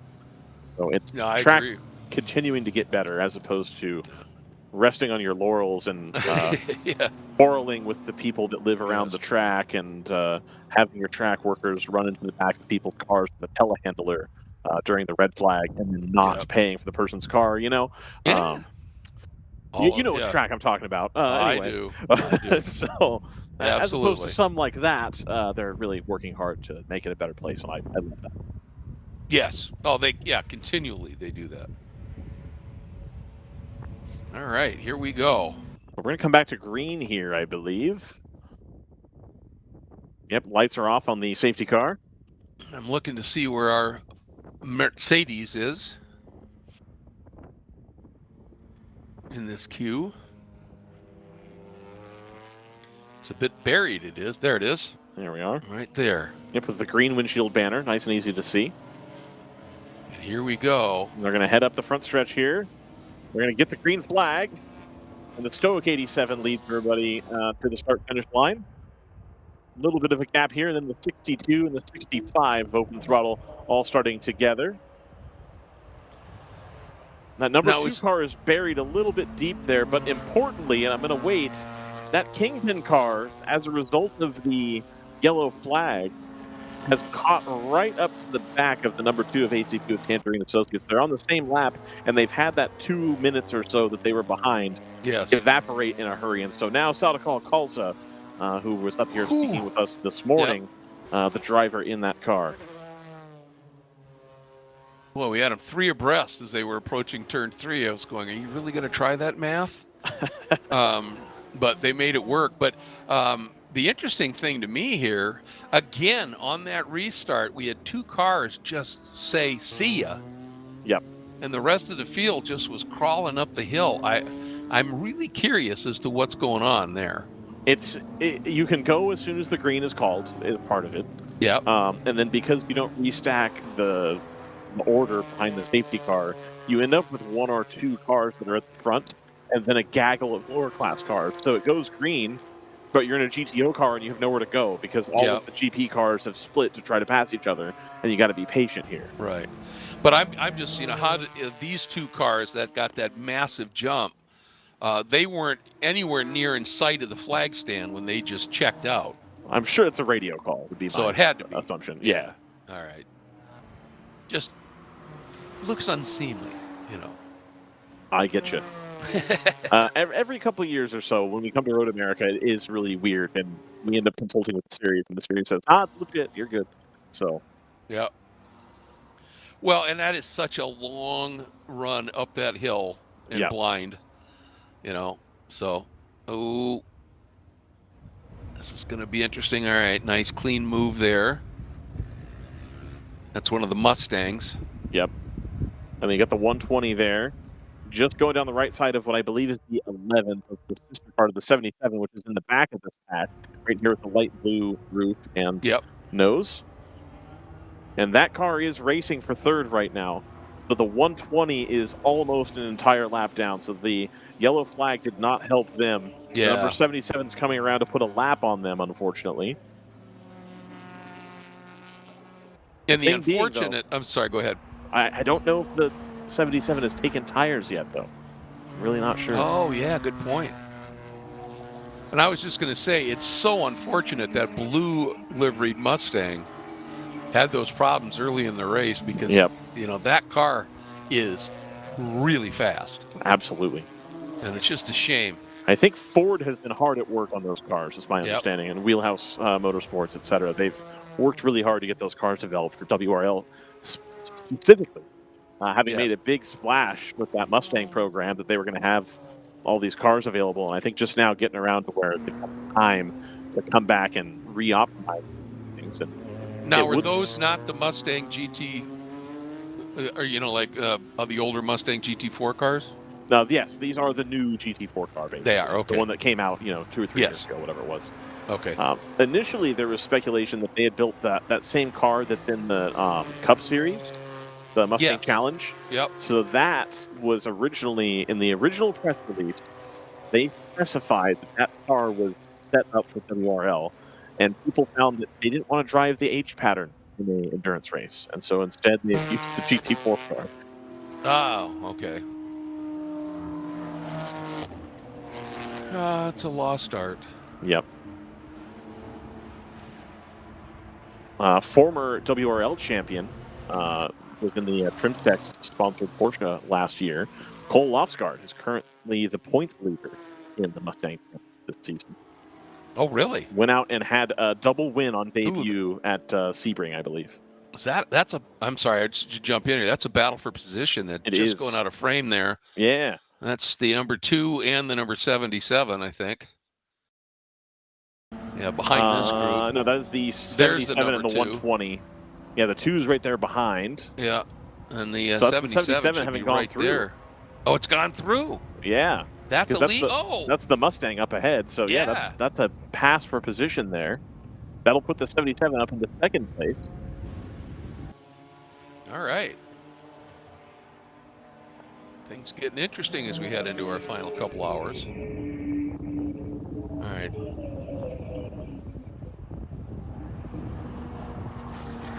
Boy, that Mercedes is starting to leg it a bit, isn't it? Well, it is. Everybody else here has been caught in this big scrum. All right, there we go. Yeah.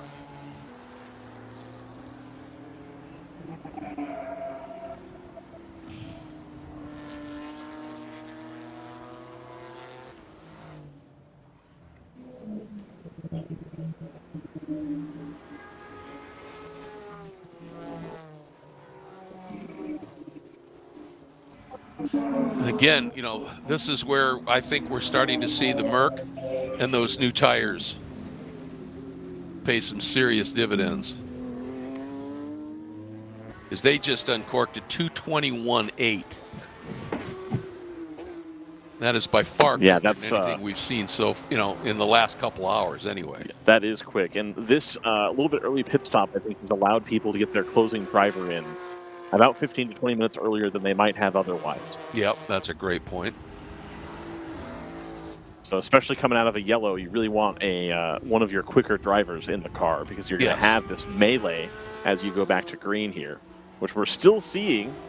Yes, we are. As the 2 appears to have gone back through. The 77 trying to climb up and around the 120 now. To get back to the bumper of the 2.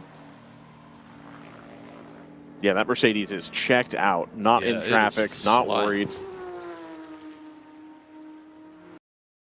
So there's the 2.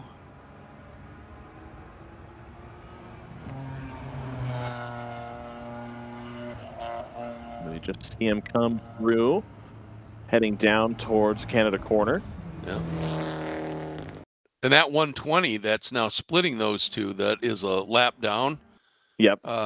One, he couldn't care less at this point because all he wants is to get around and hope there's another caution and get back on this lead lap.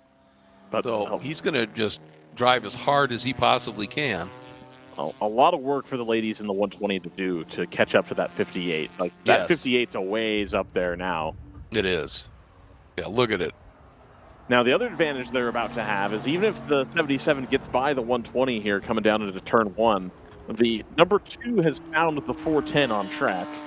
The 410 is about a lap down, roughly, from the 77. So they are motivated to keep the 77 behind so that they can stay on the lead lap, which is only going to work in the 2's favor here. Exactly. Well, that's a great point. Oh, and they know it. Look at that. Yep. And the 120 is trying to crowd the inside there to keep the 77 from making the move. Yes. Yes. He's giving him a bit of a squeeze. Yep. Well, you know what the old saying is, you don't have to make it easy, just make it possible. Right. Here they come, and he's through. Yep. So that's the 120. Oh, but he ran finally. He overran runs 5. wide.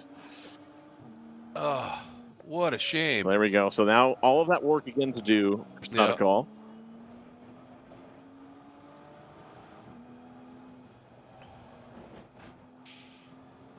Wish I had the driver ID working a little bit better. I'd love to be able to tell you who's in the 120 right now. Yeah.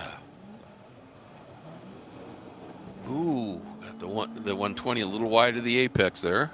Yep. It's going to give an opportunity here as we come through the carousel.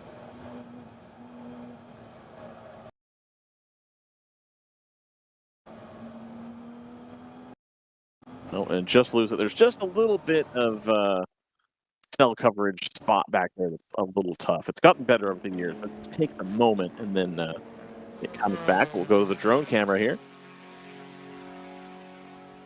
And of course, all of this dicing is giving that number 2 a little bit more room. Yep. Although I think the number 2 is being held up slightly in this battle with the Mustang. Is that the Mustang? Yeah, I believe so. Yeah. It's allowed the 410 to check out. So the 410 look now at this is now. comfortably. And that has slowed him up so much that now both the 77 and the 120 are all over the number 2 here.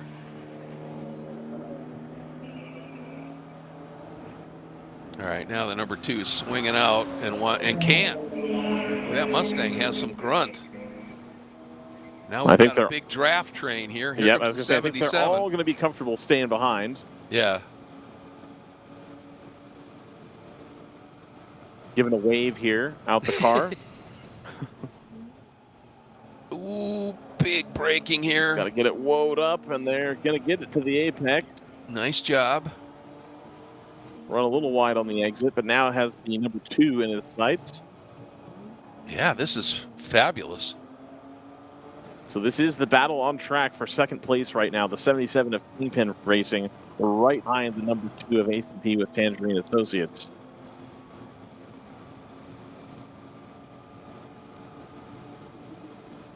All right, there goes the BMW, and the Mustang covers it. That Mustang very, very racy right now. Yeah, it is.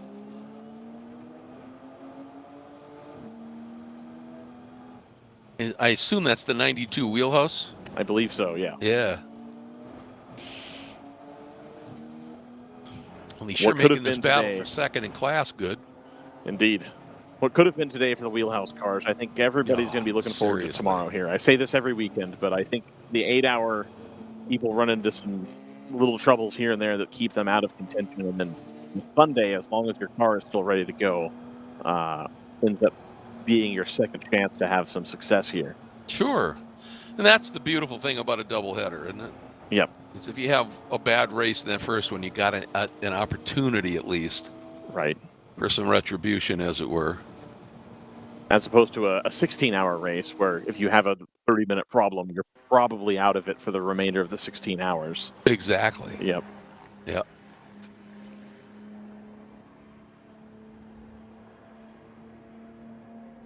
You know, that Bimmer is a little bit better in the twisty bits. Mm-hmm. Oh, here comes the 77 trying to pin the Bimmer inside. Couldn't quite get there. And that 120's come right back onto the 77. Really trying to stay there with him. And it's not going to take much. If the driver of the 120 can get back around the 77 and, like you said, catch the yellow correctly, that'll help tremendously. Yeah, absolutely. All right. Bimmer going to do it under braking into one. Got him. All right, so that's going to be the 2 going around the Mustang, and we'll see how much that allows the number 2 to check out, the ACP Tangerine BMW. Now the 77 is going to have to make the same move work, that they've got even more of a power deficit versus the BMW. when trying to take on the Mustang here. May make it easier to pass in the twisty bits, though, and brake a little bit later. But the straightaways are going to be a problem. And they're still under attack from the 120 behind. I was just going to say. And there were some pretty furious hand signals from the 77 out the driver's side window. And I don't know whether it was, look, just stay close, and if I need a tow, I'll let you get in front, or whether he was saying, back off. I think it was probably a thank you for playing nice coming up the hill, having spoken to the driver involved before. Usually he's not one for mean hand signals. It's usually a thank you. Oh, no. Yeah. I never really thought it was going to be mean, but doesn't mean it couldn't be firm.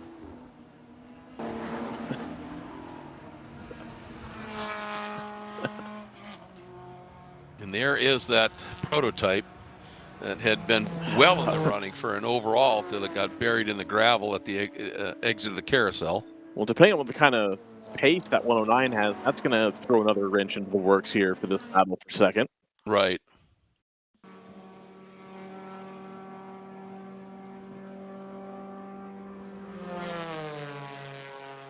All right, they're going to take a look outside here and probably brake a lot later. The Mustang's going to defend inside. Not leaving a whole ton of room, but leaving it safe. A little bit of a wiggle for the 77 over the rumble strips on the exit.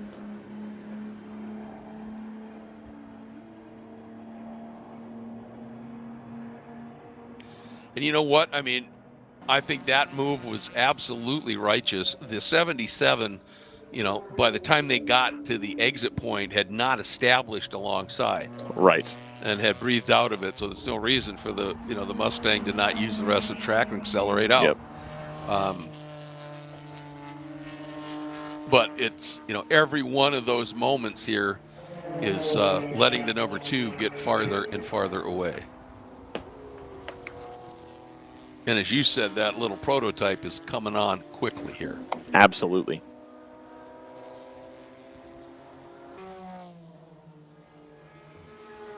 Oh, what a power slide by that Mustang trying to get to the throttle early here. Looks like it may have worked.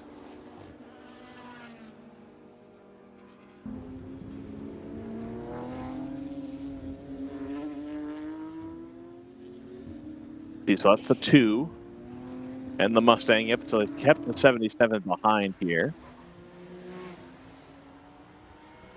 The other side and still the same spot, here, is, we're now into our final 2 hours of an 8-hour race.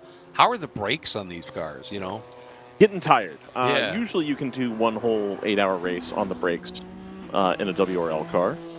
Every now and then it's getting a little bit closer than I think people are comfortable with. Usually you're not doing a brake change unless you're doing like a 10 or a 12 hour. Right. So this place is just so hard on brakes. Yep. That you always, always kind of have that. And maybe it's because I had a huge off at turn 12 when my brakes failed in that Honda CRX. Right. I didn't hit anything, but it sure woke me up. That'll do it. Yeah.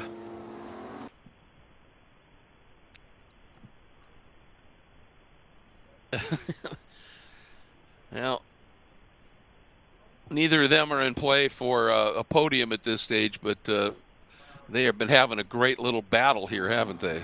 This is, yes, I think, the Blitzkrieg car and the Cabrix Racing entry.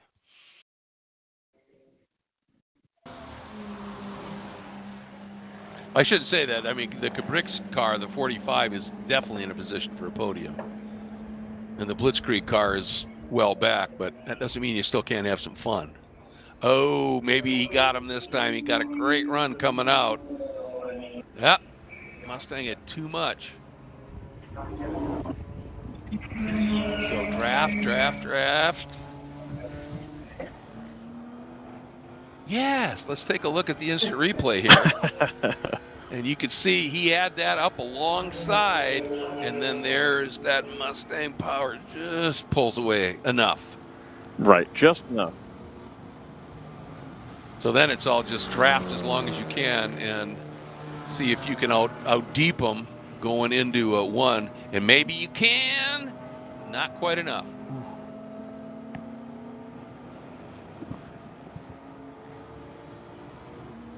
Do I still sound okay on this? Oh, wow, that's a lot. I'm gonna turn Now that into down. 3, and again, got There the we go. Mustang offline. Mustang couldn't get to the apex. Now, again, right there on that.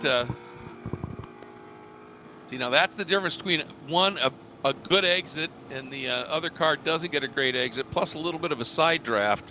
But now it's all horsepower. But can he get him in the braking zone? Got to keep him pinned to the inside, and he couldn't do it. And look at that. Very savvy by that Mustang driver. He made sure that he did not open that door up. But now, into turn 8, through goes the number 77. Finally, talk about a lot of work paying off. Let's take a look at how it happened here and watch for him at the last second. Right there. Razor thin margin, but got it done. Able to get it done, and so that's going to allow them now. How far ahead is the 2 now? It says only 5 seconds, so a little bit of time gap here. Enough breathing space for the 2 to keep the hammer down and not be tremendously worried about it. But by no means safe yet, I would say. I would agree, yes, completely. And with the 2, the last lap, the 2 turned to 222, basically at 223. So not a bad time, and we'll see what the 77 turns on this lap, dealing with that traffic, trying to make those passes. I fear that margin could be up over 5 seconds at this stage. Right.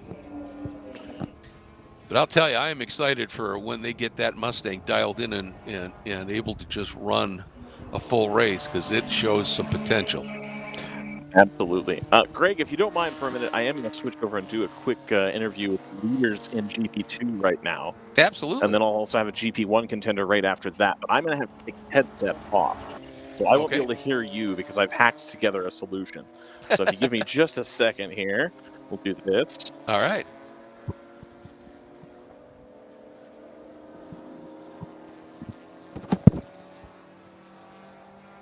All right, and now because we're doing a multi-mic situation, I'll have you guys introduce yourselves. That way the listener can hear.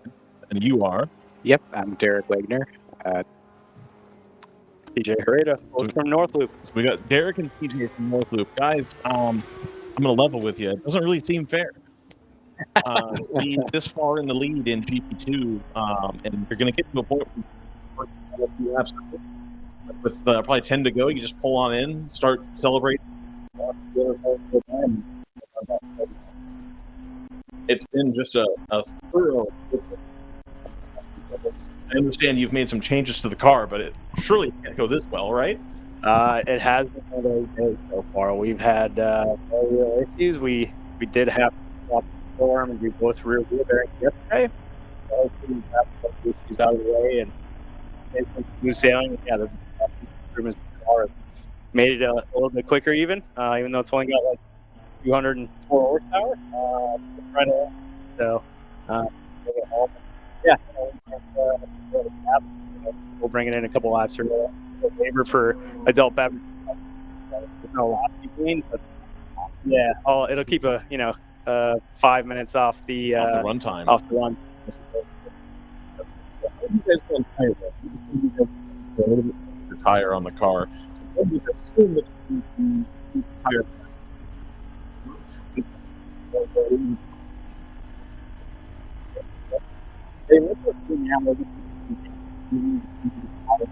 Continentals are so good, especially in the higher class cars. Have to do a swap. But usually we can do like at least a race day and maybe a test day after that.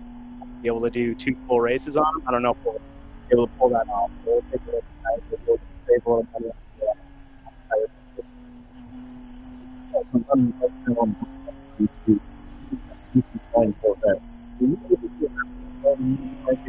I was not. No, I think they were. Other GP1 cars.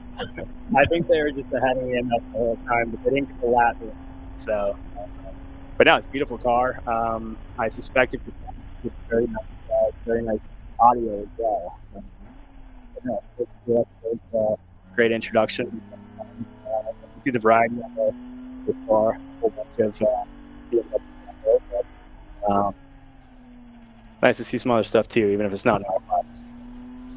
Derek, how have you had?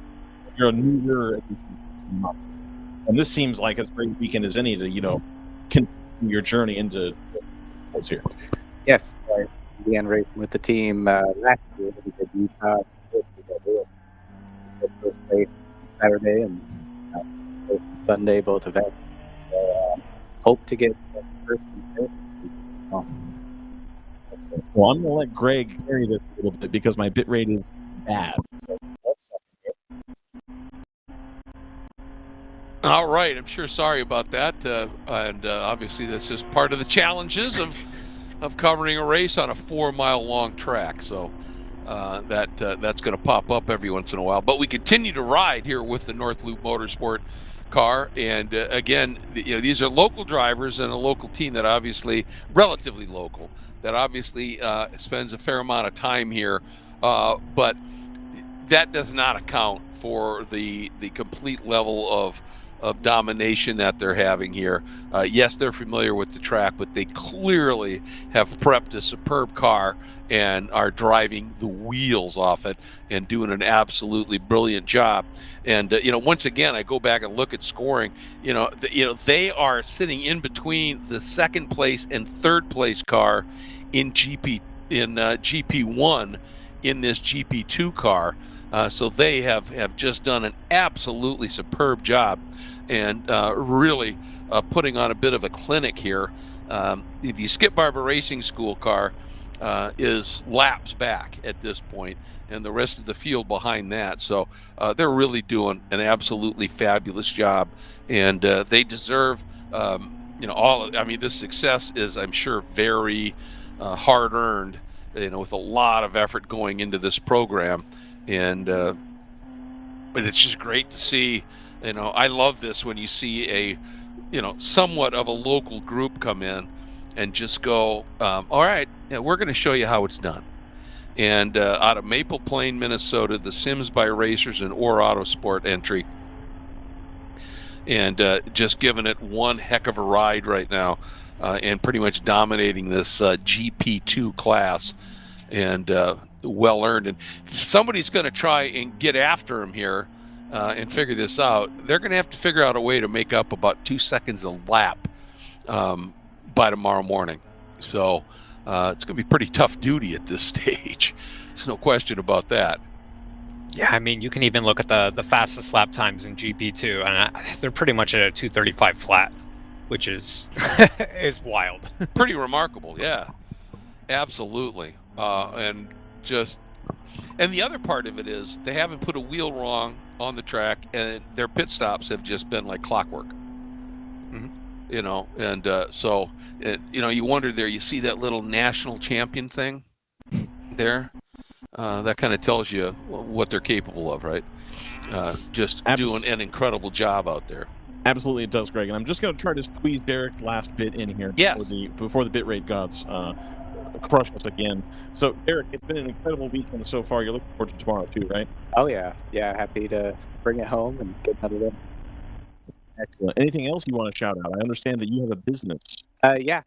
So sponsor the North Loop car now. So Sims by Racers is our personal family-owned business. So we actually manufacture our own simulators for racing, and then sell them around the world. So we make our own chassis kits, as well as monitor stands and accessories, and we're also cube control sales and service and support. So we're the only ones on this side of the hemisphere that can actually repair cube control products, warranty repairs. So you don't have to send it all the way back to Italy. It just comes straight to us and take care of that for you guys. Perfect. Well, Derek and CJ, I appreciate you guys coming up here. Hey, can I ask one quick question? Yeah, go ahead. Just real quick. The Orr Autosport, does that by chance have any relation to Chris Orr? It certainly does. That is Chris Orr's BMW and Audi repair shop in Eden Prairie, Minnesota. Chris, obviously a longtime racer and one of our mentors, I guess, as well. We call him the Oracle. Whenever we have a question we can't solve, he points us in the right direction, or at least tells us a good story about us not being incredibly stupid, or maybe being incredibly stupid. So no, we get a ton of help from Chris, and In fact, he's the one who replaced the control arms on the car right before we brought it here. Wow. So He's also the one that referred me to the team. And Derek actually was driving his Spec 46 car in SCCA recently. So Yep. a lot of connections. Well, I there. remember I used to ice race against Chris. So this is very cool. I've heard some stories about that ice racing. I wish I could have been there for that. It sounds like it was an absolute blast with factory support and all sorts of wildness. Yeah, most fun I've ever had in a car, honestly. It's like a combination of road racing, rallying, and sprint cars. And it was just an absolute blast. And, you know, I remember Chris, the Orr brothers, winning a race on an absolutely drenched track because they had figured out a way to completely waterproof the engine. And others kept struggling, having to pit, and they just romped away. They were superb in the ice racing world. So I was wondering about that, being from Minnesota. So that's cool, man. What a throwback moment for me. I appreciate it. Yeah, well, it's great to have you, Greg, and thanks, Ryan, for letting us up. And hopefully we'll maybe stop by again tomorrow. I'll let you get back with the rest of the race. Thanks, guys. Thanks so much. Wow, that's fun. Have a connection like that. They still do a lot of ice racing up in this neck of the woods, Minnesota. And, of course, there's a lot of ice racing in Canada as well. But big ice racing series. I don't know if it's still the double IRA. That was interesting. You see that hand come up, like, what are you doing? And it looked like that Ligier just made a really clean pass. It seemed like a late opportunity. It was a turn-in point for the 21, so that's why he's like, okay. Was it worth it? Really? Yeah. Well, the nice thing is you know, these guys in this North Loop team, they've got their driver right now has lots of time in his favor to be patient when he needs to be, and that's a nice problem to have going into your final couple hours of a race.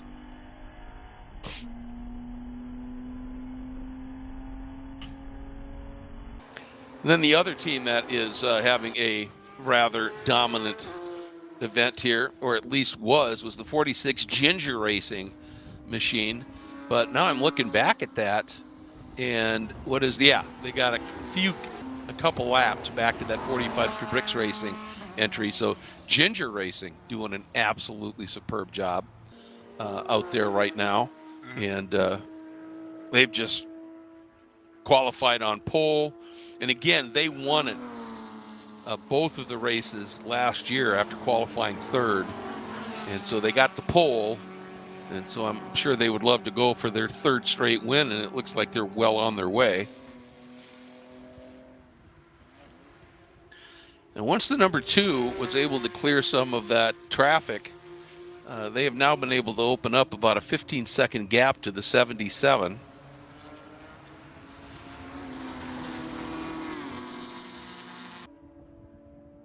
And they have trimmed that margin now after a big gain and opening up over a 15-second lead, the Go-Karts Go Australia entry over the number 2. The number 2 has just turned a couple of laps that are about a second and a half quicker than the number 58, the Mercedes, and they have that back down now to just 13 seconds. And there's still a lot of racing yet to go. And, you know, it's interesting. The Go-Karts Go Australia, whoever's driving that car right now, you know, they had that set of tires put on a lot later than the number 2 did. And so the smart thing for them to do is, with that big margin, is to take care of those tires.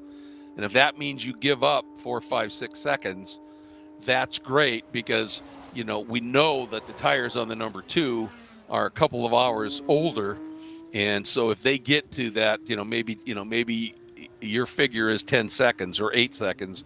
If they get to that window and you've babied your much newer tires, then you could just go and check out again. And so that's all part of the strategy here. Yeah, we've still got 100 minutes left in this race. So that's got to be, what, 35, maybe a little bit more laps? I would think so. The track's only getting warmer. Exactly. Exactly. Not a cloud in the sky right now. So even though, it's cool and you're not getting ambient heat building on the track, but it does absorb the sunlight, the energy from the sun. And we're at that point now, we're just past where the sun would have been overhead. And so, the track is on the tail side of that absolutely acute angle, direct sunlight. And so, you made this comment earlier, JT, and I loved your use of it, energy, the energy in the track and everything in racing. I mean, everything's physics, and it's basically all about the exchange of energy. And the energy comes from the track, and how do you use that? The energy comes from the engine and the brakes and the tires when they're turning and accelerating and all that kind of thing. And it really is the exchange of energy and getting that energy to work for you. That's the really tricky part of it. And those that figure that out, that works well. I've got a car making a move to the pits. And we're not far from that pit window, are we? Because it was 2:19 when that yellow came out, right? Uh-huh. And because you look at the hour stint window, if you will, you could easily pit now, fill it up, come out, and then do a short fill. Yeah, that would be the 246 Super from TCB Racing, currently 7th in GTO.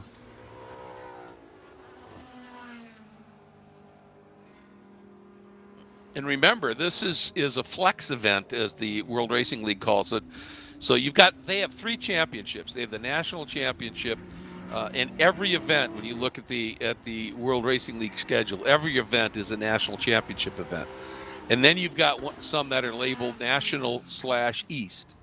So you get points in that one for the National Championship and for the East Championship. Or it could be National Midwest. But when you get these events that say flex, then you get points for all 3. And so they do tend to be the ones that are at really marquee venues. And as a result, the venue itself plus that point structure tends to be a nice draw to get entries out. But there are people that are racing here that are going for that national championship. And, there's a lot of rounds left after this one, 6, I think. But the simple fact is, if you're looking at a championship and you want to say you're a class champion or the national champion, and the national champion is a little bit of a different designator. But if that's what you're looking for, you're going to want every possible point you can get. So, Michael, why are they racing so hard for 8th this late in the race? Well, because 8th pays more points than 9th. It's just that simple. And that's all part of the game if you're in it for the long haul and for a championship. Oh, look at that move. That could have been a double pass around the outside in 14, except that Mustang. Yep, that Mustang caught him out of the corner of his eye at just the wrong moment and lifted big time. And when you lift like that, all the weight that exchange of energy we were just talking about, you lift. You don't even have to hit your brakes. You just lift when you're accelerating hard, and all the weight suddenly transfers forward like hitting your brakes. Mm-hmm. And if you've got any kind of steering angle into the wheel, that car is going to dart that way. And that Mustang driver did a nice job of saving it, but that little prototype was going around the outside and surprised him. Yeah. Also surprised the poor BMW in the middle. I'm sure. Yeah. He's going, come on now, boys. We've been playing nice for a while here.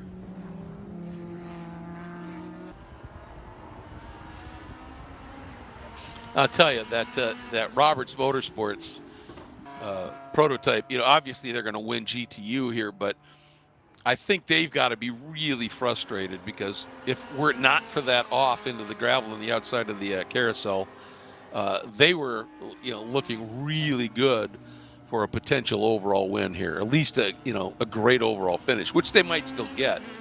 But now it's just going to come harder. That's for sure.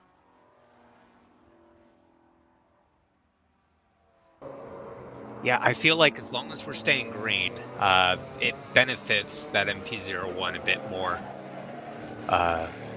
Just the car's so light, it's able to keep up momentum so well, and it's, as long as it can carry momentum through traffic, that thing is lightning quick. Oh, it absolutely is. And he's straddling the curves there in 14, but gathers it back up. Yeah, that MP01, I mean, it's you can carry so much speed through these corners when you're not slowed down by a bigger lumbering car with a bigger engine. Mm-hmm. And so when you're on a free track, you can just make that little thing sing. And every once in a while, we get those glimmers of how effective that aero is, like that we just saw in 14, where he was able to just sort of ramp the outside. The only problem with that is you need to make sure that the car you're overtaking on the outside there on the inside, that they know you're there. Yeah, you need them to stay. Exactly. And because those little prototypes are much, shorter, if you will, sometimes they're a little tough to see in the driver's mirrors, especially when his eyes are up and looking already through the corner.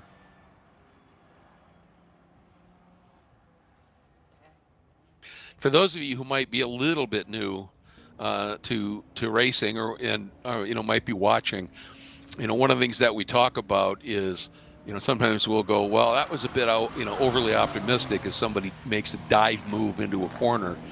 And, some of what we're talking about there is just simply, as a driver, as you come into one of these corners and you're braking, and then at a certain point, for you to be able to get through the corner cleanly, your eyes are looking up and through the corner. You can't stare at your mirrors all the way to the apex, because you'll never get to the apex, right? So at a certain point, you check your mirrors right as you get to your turn-in point. You might give your mirrors a check, but then you've got to look up through the corner, to the apex and the track out. And at that point, you are a sitting duck for somebody making a move way too late, because you're never going to see them. And especially if you're on the outside as you're ready to turn in, and they're one of those drivers that's coming way off to the other side of the track and steaming into the brake zone, you're never going to see them. You're going to turn in, and then you're going to get clobbered. And so, that's what we try and watch for, obviously, is, are you making your pass attempt? And, there's a big thing that's called presentation. And some people say, well, you're giving the move away. And it's like, well, no. I mean, if you're a legit faster car, you don't have to show anything. But when you make that move, don't go way over, past a couple of car lengths to the inside of the car you're trying to pass. Come up alongside them. You don't have to be within an inch, but, be a couple of feet away. So if they glance in their mirrors, they can't help but see you. And a lot of people think, well, I want to give them a lot of room. Yeah, but that's how you can have a wreck. And that's all these little nuanced things that, you need to understand. And you have to understand at a certain point, if you now try and make this move, you're putting not only yourself, but another driver at potential risk. And so that's why some of the officiating, can get pretty firm, let's put it that way, but rightfully so, because, if you're into that spot, what was it Randy Popes used to call it, the zone of danger? Yeah, I think it was. If you're in the zone of danger, and that's that zone, the vortex of danger. Thank you. The vortex of danger. And when you're in that, and that just means the point where the driver's eyes leaves the mirrors and looks through the corner, and then if it's a right-hander, It's where that car is going to turn down to the apex or the inside part of the corner. And if you try something in that area, in that vortex of danger, more often than not, like that, like that, wow. There you go. Nasty things can happen. And the very best thing that usually happens is you lose 3-4 seconds trying to gather it up after you've had to dynamite the brakes or climb a curb not to hit the guy. It's just, and that comes with experience. The more driving you do, especially in multi-class racing where you're doing lots of passing, you've got to really read the traffic. That's how you hone those skills for sure.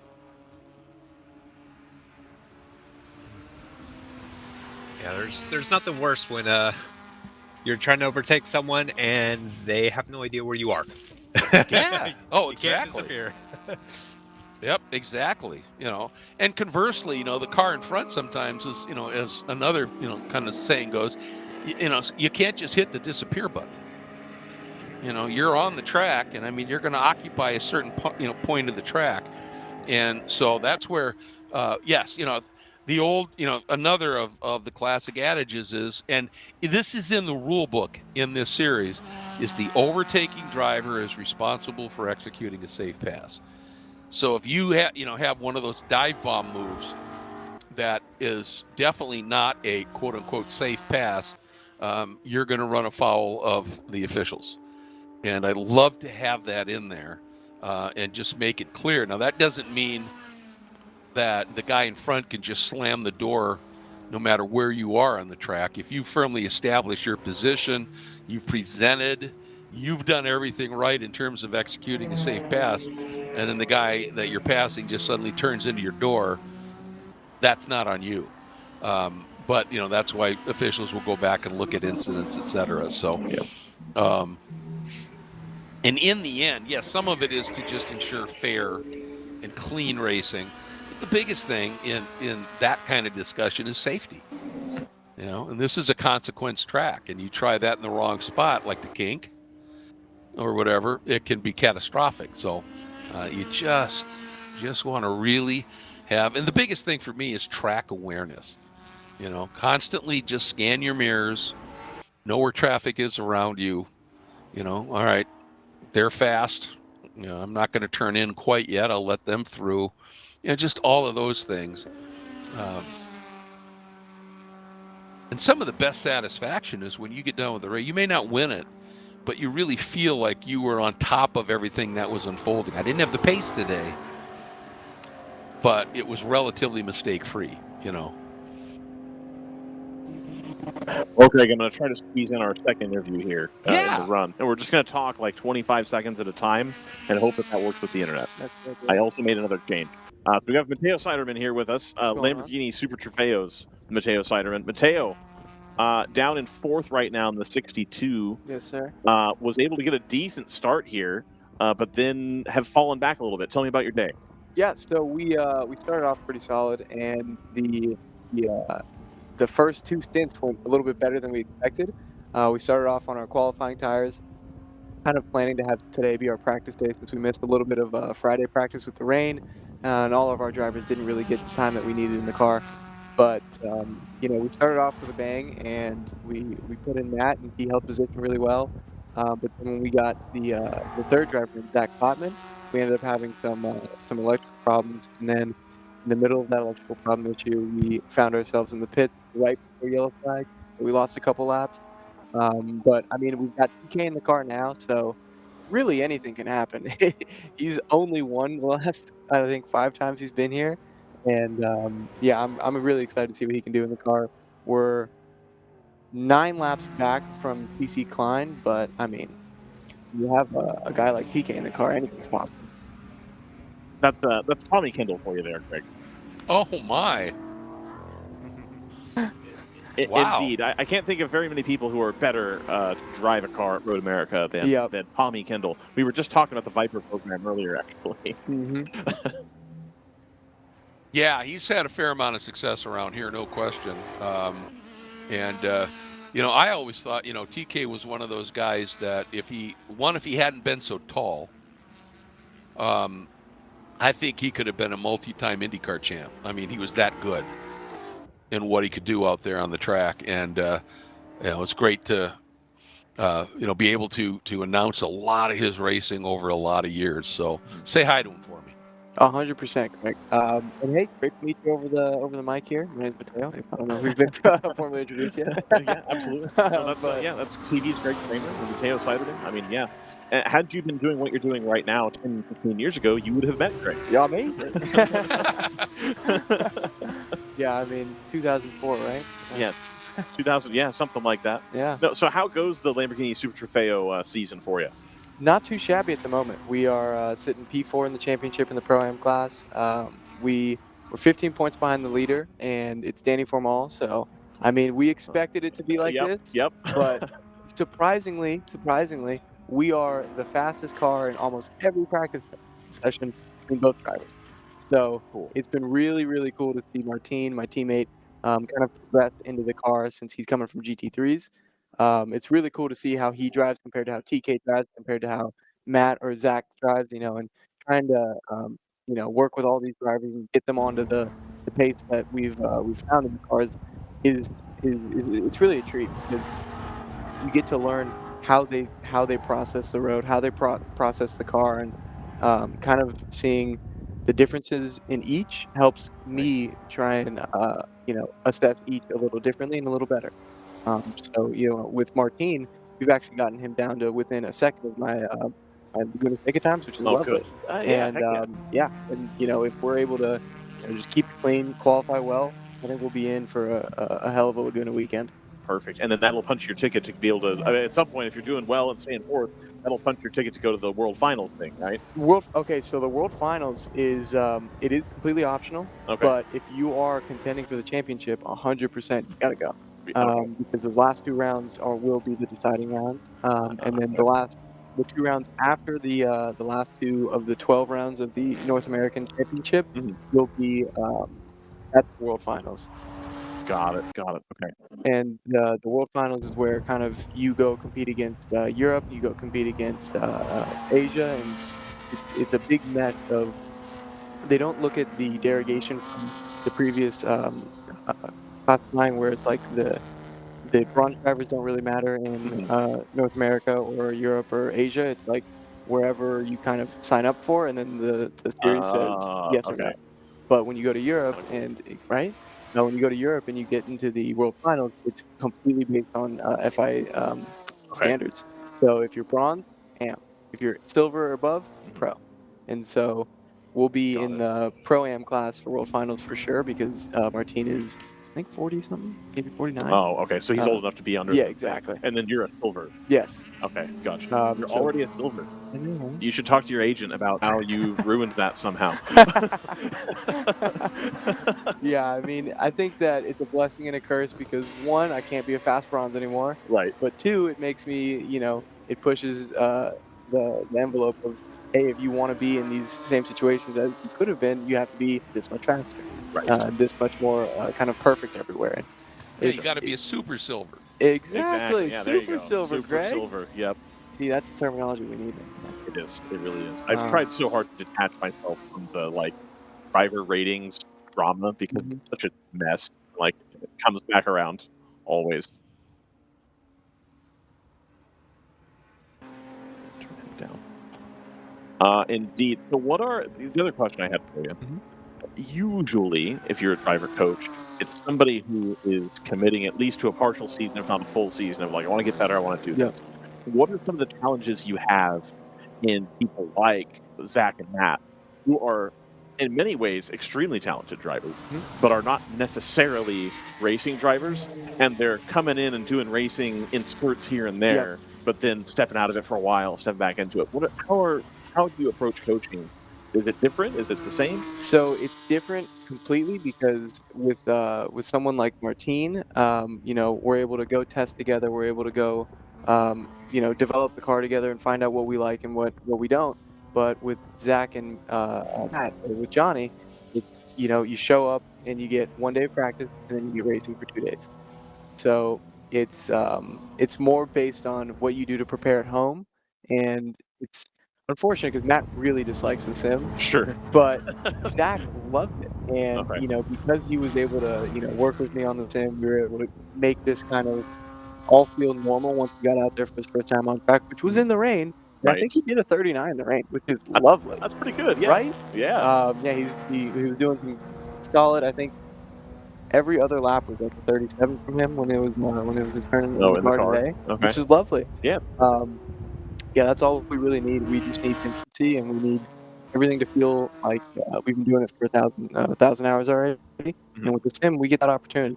Perfect. So you know, the sim has been talking to Derek. Mhm. I might give him a call. Yeah, he knows. He knows what he's talking about on the sim Yeah, stuff. Like dude, that's that's yeah. that's a super cool guy. I'd love to, you know, talk a little bit more to him. But the sim has been kind of our biggest tool in WRL and in Super Trofeo.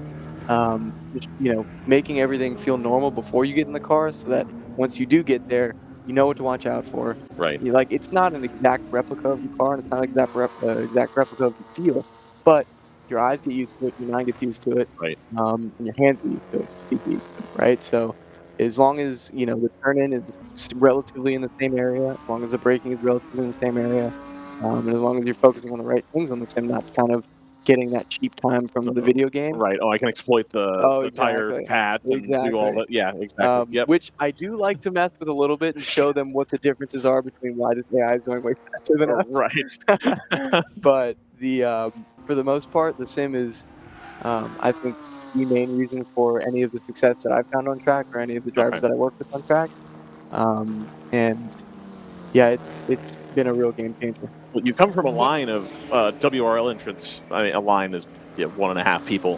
Glenn McGee, who was big sim guy, huge sim guy, Sim one of to the reality. biggest. Yeah, exactly. WRL champion, and then Lamborghini Super Trofeo Yep. with Wayne Taylor, and then now has the GT4 gig with the Aston Martin. And, like, it's.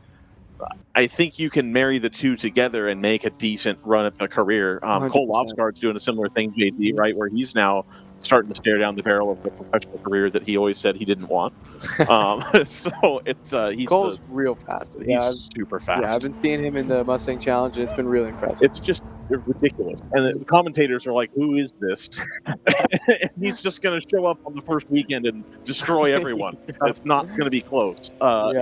Just an incredible guy. And he's doing a lot of stuff down in Brazil, too, doing the endurance racing there. And so there's definitely a path available 100%. doing it at kind of this level with the sim. And that gets you enough to where you get your 1 or 2 cracks at it. And then now your driver coach, you know, making sure you get people going on the Lamborghini Super Trofeo. So, no, that's fantastic. Anything else you want to plug, Mateo? I don't want to keep you here. You waited for a while, so I feel bad. No, I didn't wait at all. Well, let me jump in for a second. Yeah, go for it, Craig. Just a comment on the Sims. I have now done a little bit of sim announcing, and have learned a bit more about it. But to me, where the sim has made an incredible difference is prior to the sim. If you wanted to get practice time, you had to figure out how to come up with the money to rent a track, all the logistics that you needed, all the tires, fuel, everything for your car, all that, huge money to go out for a day of testing. And now for probably that amount, you can buy a really, really good sim and drive all week long.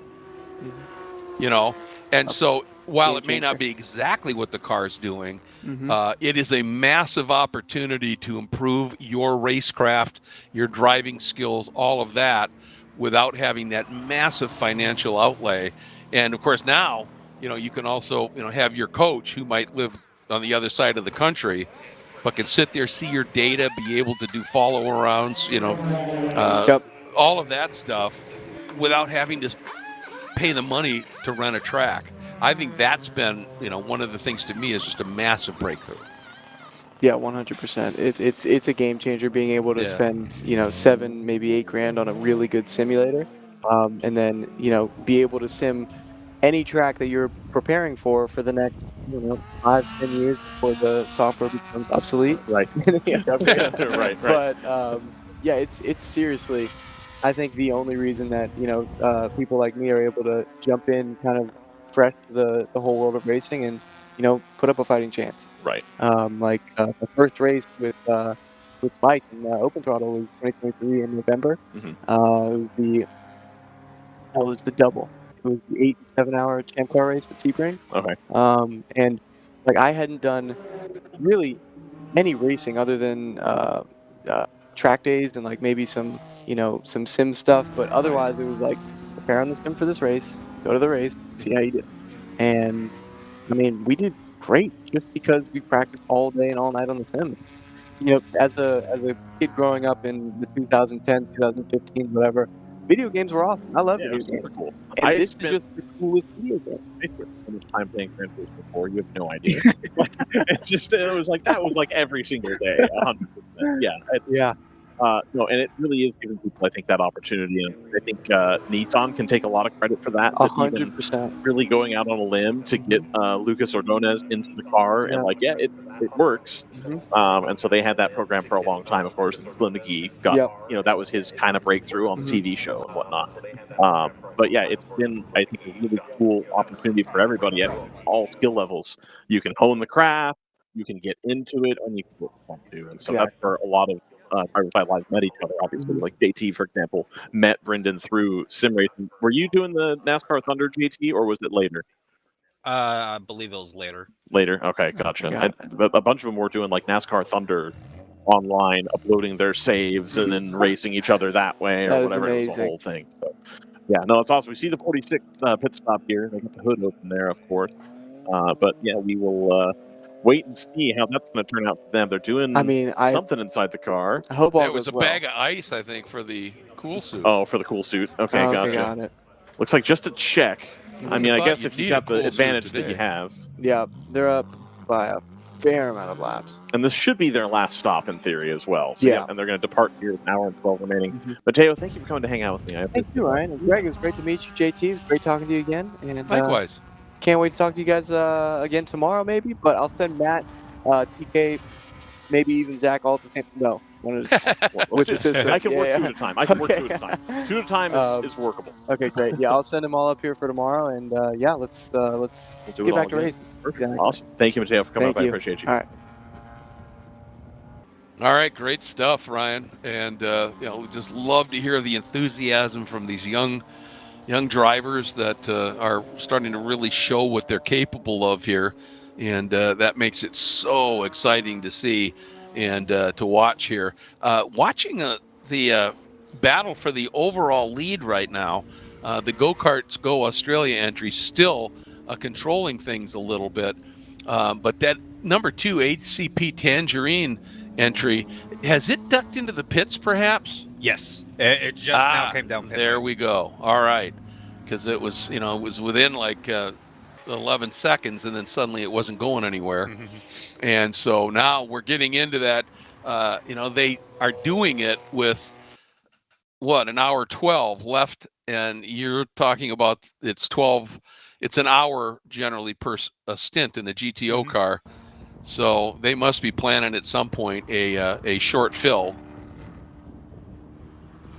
for the GTO cars anyway. Yeah, probably just one can. Yeah. And so now they come out, and they at this stage they're a minute and 11 behind the overall leader, which is in the 50. Excuse me, they're more than that because it's the number 77, the CSR Kingpin Racing Supra is now in that second spot, but quite a ways back at this stage. But of course, that Go-Karts Go Australia Mercedes is going to have to make another stop, and maybe two, because it's been a while since it's been in. Yeah, in fact, I think the 77 might actually be on pit lane now. Oh, okay. I believe that is them in the forward stall, perhaps. All right, here comes the Merc. So there we go. On cue. Well, how many times here at Road America over the decades have we seen a race determined by fuel consumption? Oh, yeah.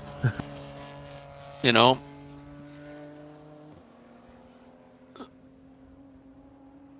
So Looking to see when the Mercedes completes its fueling. There we go. Just crawling in. That's what I'm talking about, that long pit in here. 35 miles an hour. Yep, a Hopefully. scant 35. All right, here we go. Also coming in just behind it, I believe that is the 120 from the Victory. Oh, yeah, it is, isn't it? That, or it might be the 119. 119. 119. There we go.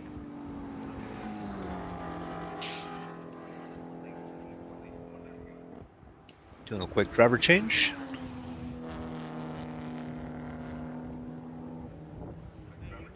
All right. But I wonder if we can get the shot back on the Mercedes real quick. Also driver change. Okay, doing a driver change and completely topping up on that car. Away it goes. Yeah, fantastic. Now, I should clarify, that may not have been a complete top-up. They may have said, we're going to fuel until the driver door shuts. Although, that's a little risky unless you really know what your fuel consumption numbers are. But, you know, you're playing the game of trying to lead here, and you've got a nice little margin. But from what I've been seeing, I don't see how any of these lead group of cars is going to be able to make it to the end without at least something. Yeah, they'll definitely need to come in and get a little splash at least. Perhaps they decide to short fill just a bit so the car's a bit lighter, a bit easier on the tires, a bit quicker out on track. That sure makes sense to me. Don't know. And that's why I thought maybe they said, look, we're going to fill it till the driver door shuts after the driver change. You know, so maybe it was 2 bottles. But then, so you get out a little bit quicker and you build your margin. And then, you know, when you come in again, you've got enough margin to be able to do, you know, a bottle and a half or whatever you think you're going to need.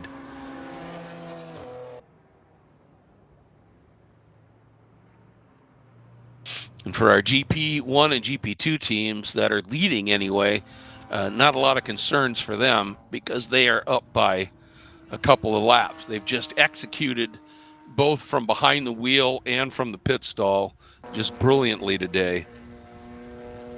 And now it's just a matter of, all right, be smart, bring it home. Then they shouldn't have to make another stop, right? GP1, they should be okay. Yeah, if they stopped around 110 or so. Yeah, I think Ginger was in with like about 72 minutes to go or something like that. So yeah, that's borderline. It's marginal, huh? Yeah. Yeah. Okay. It seems to run in just a bit more fuel usage here, just the nature of the track. Okay. Yeah. Well, and that is something this track has developed a massive reputation about. Here is the 282. The modified livery. Yeah, interesting look at the front of that, isn't it? TCB Racing, and boy, that was quick. Yep.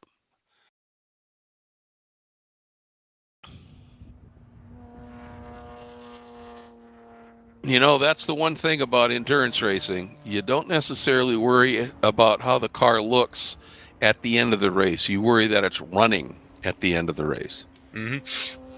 So,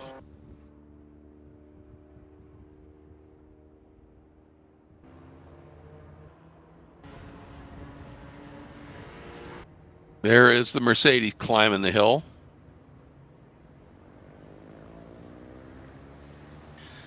I'm really interested to see here because I've got that TC Klein Racing Corvette now in third, which would be a podium finish on debut, which is pretty impressive. Mm-hmm. But the question is, with their fuel issues right now, they've worked their way up into third, but are they going to have to make 2 more stops to get through this? If I recall correctly, it came in with 81 minutes to go. Okay. I think we saw that car doing about 45-minute stints earlier in the race. Yeah, So that's what in it seemed. theory, it should be okay with one more stop. Okay. I do want to highlight the Go-Kart Goes Australia pit stop. Going by the lap time for their out lap, it looked like it was a full service for fuel. Okay. So doesn't look like they were short on fuel at all. All right.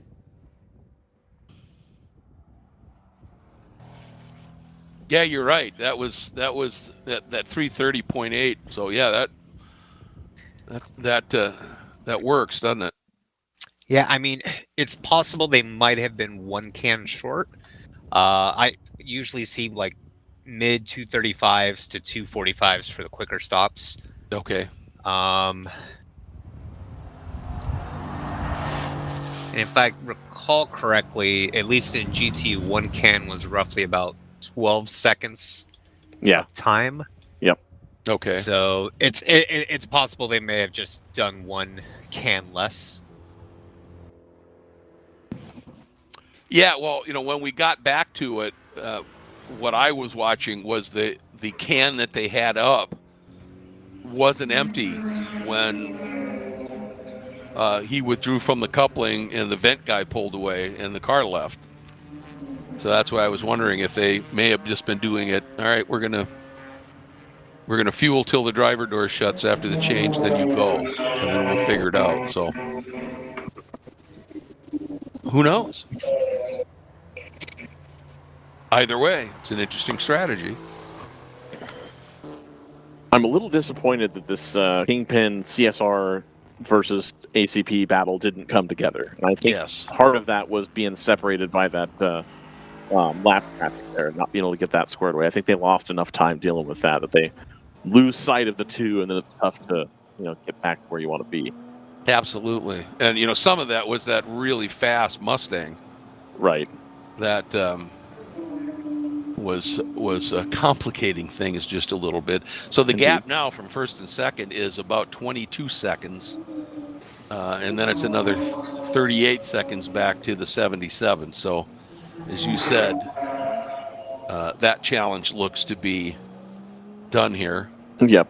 And I don't remember. I'm not going to say that they didn't, but I know that ACP took a set of tires and then took another set of left sides earlier. That's right. And I haven't seen Kingpin change tires. I'm not saying they didn't, but I haven't seen it happen. And so it could be that they're a little bit off the pace here because they're on older tires, and the ACP car has two fresh ones as well. I'm going to blame the rear bumper. JT, we talked about this earlier. It had advantage earlier in the race. I don't think it has an advantage now. Okay, got you. A little bit too slidey, and now it's chewing up the rears. Okay, I got you. Believe in that.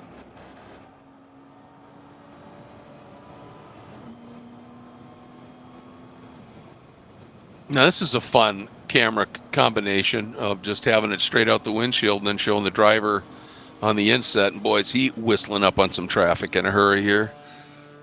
Oh, in the dirt!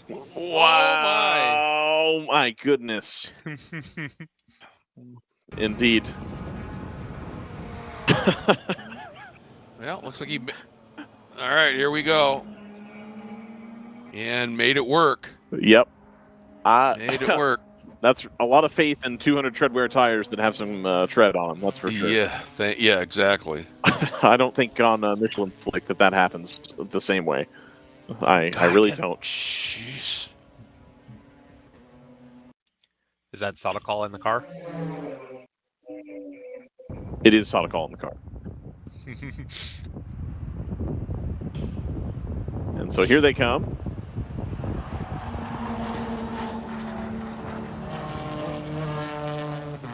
They're not really racing for position, but boy, they have been in lockstep for a lot of this race, haven't they? They have. I think this is the 120. Yeah. They got the lap back, and I think they're about to go a lap down again. Number 77. Yeah, it sure looks like it. all things considered, I think the 77 crew will be happy with the podium here after an 8-hour race. I think they. Oh! Stuff it down there. Oh, it's clean. Yeah. Clean but tight. Here we go. And that, I have talked about that a lot of times. That orange Supra on the outside earned his position and stayed there, and that tightened up the exit of that corner big time for the 77. And that slowed him down enough that that outside car is able, because they're going to be about the same speed at the apex. Right. And then you can't pick up the throttle as soon. And so if you can stay around the outside, you can make that a very effective defense mode. You know, it's not easy to do, but it can work. And the thing that I'm going to ask you about this, Ryan, because again, you know, you and JT have done this longer. I'm just surprised by the amount of what looks like the straight line speed deficit for the Ligers. It comes down to they've opted for the lighter car. It's the power to weight rule, and that Ligier, you know, you get a little bit of a penalty too by having a tube frame chassis, or I guess you used to get the penalty, and now it's part of the balance table. So effectively, you get a bit of a penalty for not having a production-based chassis. But yeah, they made the decision that, like, hey, this is the lightweight car we're going to run. It'll be easier on consumables, and you know, it drives a little bit more like a prototype, a little bit more like a race car. But again, as we talked about earlier, you come to tracks like this, and it hurts. It hurts in a big way. But they had a lot of pace at Thunderhill. Yes, they did. Oh, yeah. And to my knowledge, no changes have been made to the performance balancing since then. Okay. So we're on the same thing, and it's going to ebb and flow a little bit here and there. As we talked about, you don't want to throw the baby out with bathwater on those and change them per track. Oh, absolutely. Yeah, you know. Yeah, and you know, I like that idea. Is that you go to, you know, I mean, we go to Mid Ohio, and those Ligers should be magic there, right? You know, that sort of thing. So, let's talk about the remaining schedule here. Oh, go ahead, JT. I was going to say, this is really important here for the 120 Supra because they do have the 410 BMW 2 seconds behind them here. Oh, that's a great point. Yeah, here he comes. Yeah, both cars having pit about 5 laps ago, so it is a solid fight for fourth here. Yeah, fourth in class, top 5 overall here. Ooh, Bimmer behind him really he's had some problems today. And if the car is wounded, whoever's driving it deserves a gold medal. Indeed. Whoops, little wide run there for the 410. That BMW's crossed up again. Maybe he's got to have some toe out on the right rear. It might be my imagination, but it seems like there's significantly more camber in that rear, going by the looks of it. I thought so too. It looked like, you know, that just doesn't look normal. So as far as remaining schedule goes, we've got Daytona at the beginning of June. So you get a little bit of a break here, about a month and a bit. WRL at Road Atlanta at the end of July, so another little break there between Daytona and Road Atlanta. Road Atlanta in July ends up being a hot one, so that plays into the tire factor as well. Watkins Glen at the end of August. And then you've also got Burt Brothers Utah Motorsport Campus in September, Sebring in October, and then COTA in December. So some opportunities yet here for a twisty, friendly car. Road Atlanta, Watkins Glen a little bit. Yeah, a little bit. Utah a little bit. Yeah, it depends on the layout of Utah. Right. You know, if you go for that longest variant, that's going to be great for the handling cars. If you go for that outer layout that they call it, well, that's still pretty good. It's a bit more swoopy, but it's still pretty good. Lots of teams went out to Utah last season and really enjoyed their time. It was the first time we had gone, that far west, and people really quite enjoyed it. So hoping for another good turnout there this season. Yeah, Utah? Yeah, Utah, yep. Yeah, it's a great track. It really is, and that one section where It's through those S's where they actually hollowed out the ground, then stacked some ground, and it's the one spot of elevation change. But they arranged it so it's genuinely tricky. Right. And then you've just got all of these high-speed corners with very little reference point, which is always interesting. That's the way that a lot of the West Coast tracks are, Greg, and you helped us call that race at Spring Mountain for the Porsche Owners Club. Yeah. It's the same kind of thing where they've got that bit of elevation change in there that really makes a ton of sense, the one spot of it that they have. But again, the reference points, because you're kind of out in the desert, there's not a whole lot out there. So you got to make sure that you're inch perfect on knowing where you're putting the car. Exactly. And you don't have to have a huge elevation to make for a really fascinating, moment of elevation. And think Mid-Ohio, where you've got those two sections where you're blind approach over, and it's not a huge hill, right? But it's quick, and you have no clue going into it. You're just hoping that you turned in the right spot. Yeah. And that makes for some really interesting racing. Is the people that really believe they have the confidence and they figured it out. And we may get a run here by the BMW. The Corvette was trying to be nice and just get out of the way, and it looked like the Toyota was able to get to the throttle just a little bit sooner. But yeah, I've always loved Utah Motorsports Campus. But I'm a desert guy too. I love sitting in between those two mountain ranges. I just it baffles me that people likely go skiing at like Big Bear, where I'm sure if at the top of the mountain you can get up there and then look over, it's just the flats, and just the idea. And I'm sure there's skiing in Utah that's the same way. Yep. And it's that surprises me as a Northern California guy, where it's like mountains are mountains are mountains. And that's what you do, and that's how everything works. Whenever I see places like that, I'm like, oh. So not my vibe for sure. Yeah, exactly. Speaking of desert vibes, I have John Momeyer here, who is not my boss this weekend, so it feels a little bit different. John, in the Culture Racing Porsche, a little bit of trouble today, man. What's going on? Yeah, we had a little bit of trouble. We worked on the clutch on Thursday, and Friday we had a front spindle break on us. We went out and found one about an hour and a half away from a guy that was selling a car, and happened to be a race shop. Took the spindle off for us and left it, waited for our guys to show up and bring it. And we had to call him again today after we went into the kink wall. Yeah. So what is that going to take? Is that just suspension, or you need some... we broke everything else? Broke the toe arm in the back, I believe, and it looks like it's the only part we really need. Oh, well, that's not terrible. Yeah, the axle thought we broke the axle, but that wasn't broke. Okay, cool. But the brand new car went for sale on Facebook this morning for $2,000, so we found the parts. A brand new car? Brand new Facebook posting. Okay, gotcha. Okay, got it. Okay, excellent. Hey, I mean, you got to have it sometimes. John, I've told this story on the air. I don't think I've told you before. The early days of us covering the 25 hours of Hill at NASA, there's a team called Honda Research Lab, and it's people who work at Honda who are not racing people strictly. And Honda would give them the small budget to go race in NASA, I think it was. And they would go do the 25, and you'd end up by the end of the day, and you'd always have these PA messages about it. And they're running like the Acura TSX or, Civic or whatever they have that year. And hey, does anybody in the paddock have a 2004 to 2007 Honda Odyssey, Pilot, or MDX? We need your control arm. Yep. And so they'd pull the car over, they'd pull the control arm off, put it on the car, and go. And there was one time, I swear to God, you go over there and it looked like a Honda shop.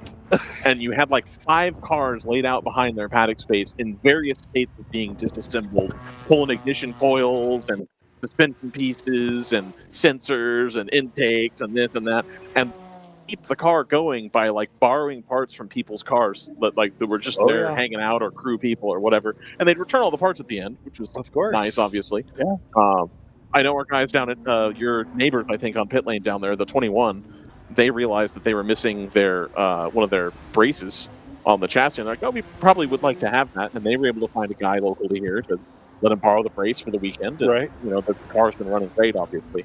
But it happens, and that's really why I like endurance racing. And we see it in the Porsche Owners Club too, right? Where people will come by and like, hey, does anybody have an extra sway bar? Oh yeah. Or like, hey, I've got leaking this, or I need a power steering pump, or whatever, and it's always available to you. And that's why I like club racing and endurance racing, especially. It becomes a big deal because you can prove stuff a lot. Yeah, our POC family wants to make sure everybody races all weekend long, and it's different when there's 22 or 34 boxers at the track and everybody's got spare parts and you're the only boxer at the track. It's a little different story. Yep. So I know we were just at Spring Mountain, and my car broke on Friday, and we ended up taking the alternator out of it and giving it to someone to work. We gave Murray Wonderly the rear tail light out of it so he could keep running. So yeah, we just helped everybody as we became the parts car that weekend. Absolutely. Well, I don't know if you noticed that Murray Wonderly's car once again was missing the rear bumper and faster than everybody else. Yes. Like, go figure. Interesting. Who would have known? Still making weight? Yeah, I think they waited with the bumper off, so it should be good. That usually happens a lot in the boxing track too. Yep. Yeah, absolutely. I remember the first days of being an SCCA scrutineer, and we're weighing, I think we were weighing the track in. And you've got crew guys walking by the car casually trying to drop socket wrenches in the car as it goes onto the scales. And I remember looking at the guy and like, if you missed by that much, like, is that going to make the difference? I think. And if it is, put a little bit of ballast in the car, man. Yeah. Like, come on, like, what are we doing here?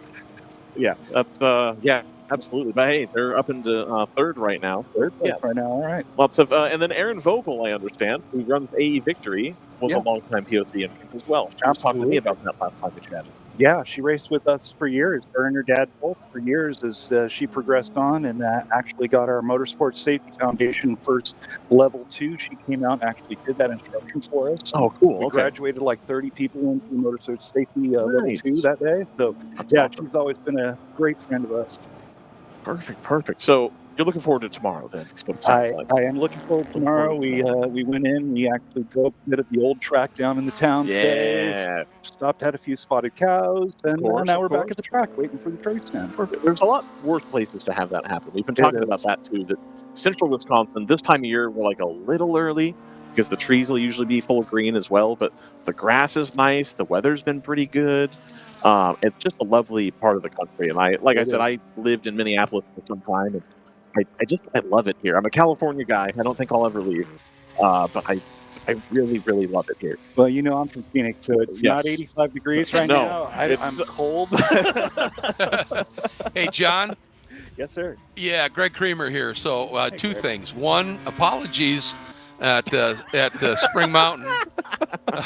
My Mike or John? Yeah. Yes, exactly. I couldn't believe it, and I realized that the name that I had originally been given would be chiming in every once in a while. Was it Mike Monsalves or something? Oh, that was his on board, and it was on the same sheet that we were using to give you notes. Yeah. So I got totally confused there. So apologies for that. It was all great. My family didn't know what you were talking about, but it was all right. Yeah, that's all right. Yeah. Well, hey, I get that a lot. And I enjoyed working and talking with you. The information you were providing was just awesome, and I really enjoyed that. But what I kind of wanted to talk about was just in regards to your being done early today. Maybe this will help you feel a little bit better about it. David Hobbs told me many times that if you're in an endurance race and you have to brake, make sure it happens early.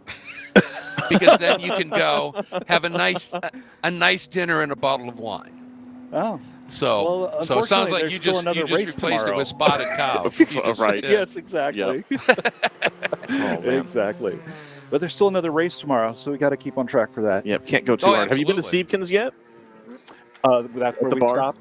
We stopped. Okay, perfect. Pudgy Knuckles, a little further away. Yeah, okay. Perfect. Good. There's also the North Loop guys like going to one of the what's the technical term for that, Greg? Where you eat in a different room from where you order? The supper club. The supper club. The supper club. Yeah, there's a supper club. Schwartz's. Thank you. Yeah, Schwartz's is probably like 15, 20 minutes from here. One of the best steakhouses. If you want a good steak, Schwartz's is it. And order their onion rings if you go. Trust me. Indeed. Well, Alan is the one that was in the car when it hit the wall, and so he's buying tonight. So Good. I'm going to take that up on you there. Absolutely. Oh, well, and you'll have your beer served by a 15-year-old at the bar, as is tradition in Wisconsin. Yeah. Because it's all like a big family-owned thing, and so it's like, yeah, it's just the kids running around serving you food. It's a fantastic experience. It really is. Can't really be replicated it's anywhere classic else. Wisconsin. Yes. It is really and very good. Yeah, it's very good. Very, very good. But yeah, no, it's nice. They have you hang out in the bar and drink and have appetizers. And place your order. And place your order for food. And then when your food's ready, you go into the dining room. Okay. But you're just in there hanging out and doing pull tabs and the whole nine. Oh, it's great. Love it here. Now, and I'm not going to remember the name of it, but the on the Osthoff, on the Siebken side of Osthoff, so just across the street, there is a wonderful little restaurant in the Osthoff. And if you want to inflict a little more pain on the guy who hit the wall in terms of the checks for dinner, go over there too. Go there. The Paddock Club. The Paddock Club. And we were there last night already. So yes. Okay. Gotcha. All right. Good. Yep. No, Paddock Club also very good. Yeah, it was very good last night. Enjoy that. It's one of these. We've talked about this a little bit too. It's one of these racing towns where the town embraces that it's like, yeah, the racetrack's here and we love it.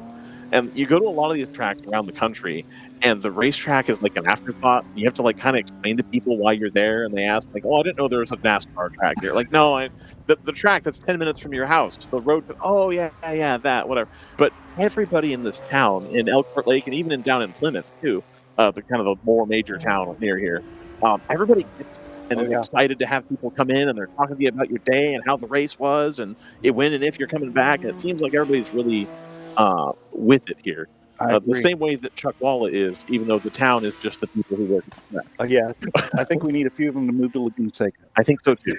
We've talked about that indirectly as well. The noise complaints there are amazing, but that's all right. Yeah, that's okay. You know what though?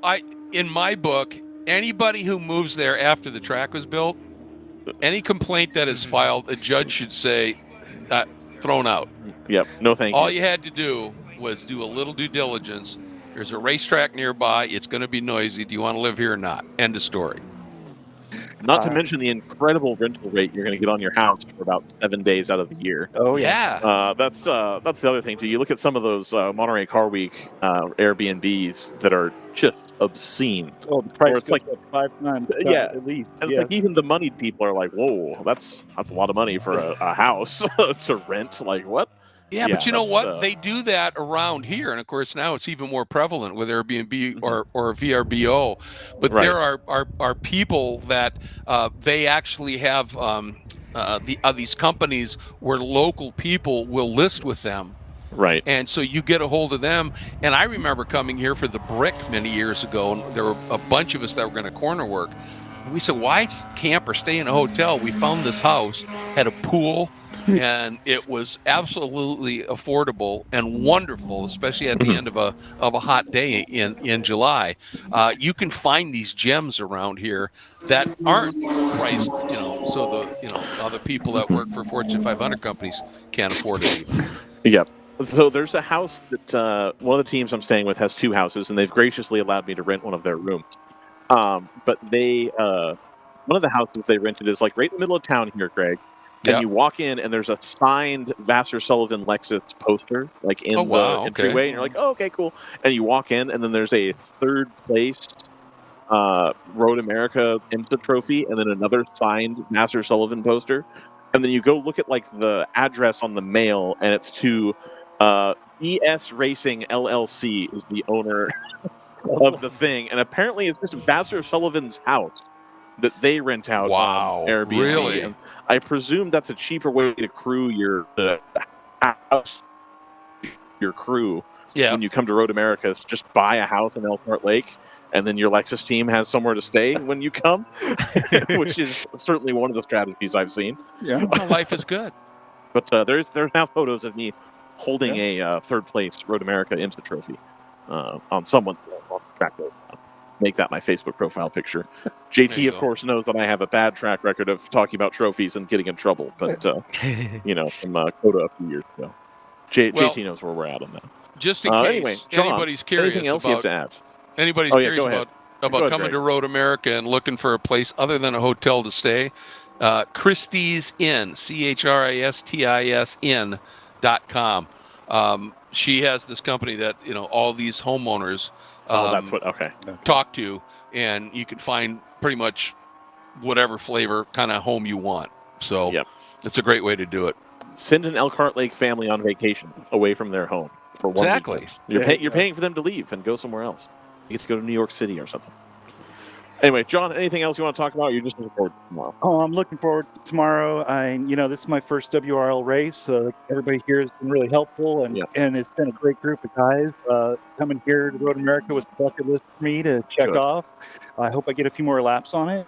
Absolutely, yeah. But we're looking forward to tomorrow and having some fun. Watkins Glen?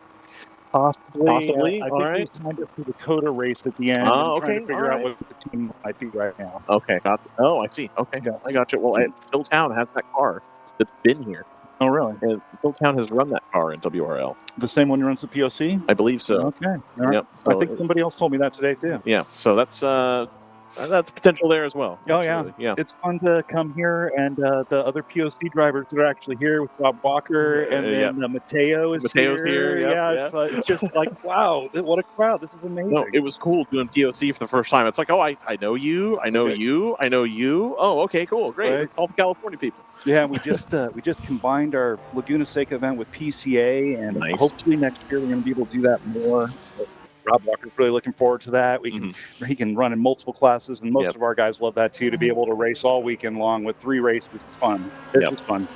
Super awesome. John Momeyer, president of the Porsche Owners Club, coming down to hang out with us at WRL. John, thank you so much. No, thank you.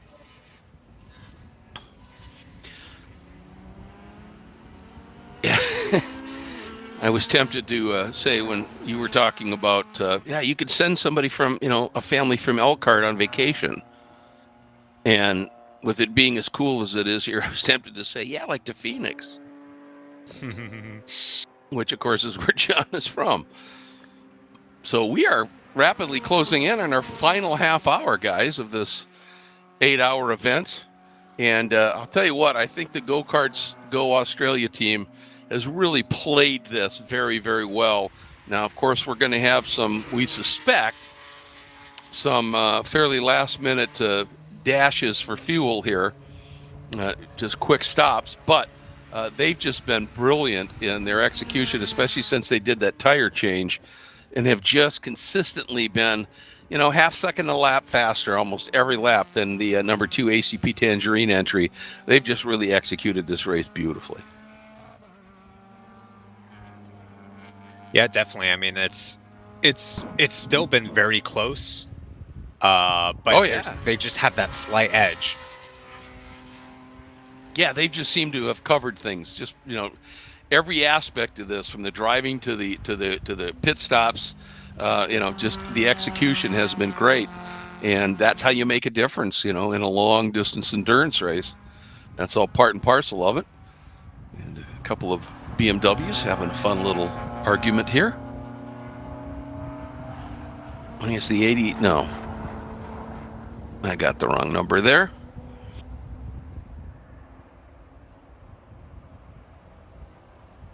Yeah, exactly. We know that's the 45, the Cabrix Racing entry. Where at? That should be the 62, I believe. Right. Out of GP1, currently 4th place. The open throttle. Yes. Okay. Slight chance it could be the 65 as well, but it doesn't look like it. It looks like the 62. Okay. Now that we've got onboards, we need to petition the series to put numbers on the back of the cars.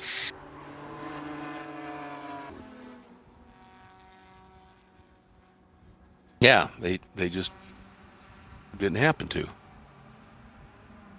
Ooh, and then we got a really quick GTO car coming up behind, and who's going to get boxed in here, I think. Yep. Yeah, I believe that is the TCB entry.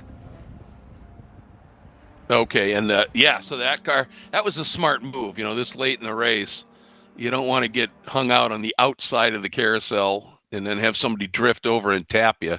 Ah, here we go. Some of our final stops are happening here. I think that green BMW is the one that we've seen that looks to have some serious handling issues. Yeah, I want to say I need a closer look, but that might be Cherry or the 64 maybe. I can't tell.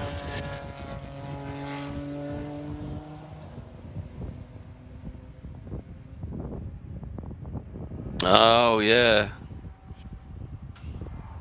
And yeah, Flying Fur as well. The 946. It's too bad they've had so much problems today. I mean, they were showing some real pace. And then had a pretty significant issue of some sort. Here's our Mercedes. And the margin right now is 33.2 seconds back to the number 2 machine. Here's the 946.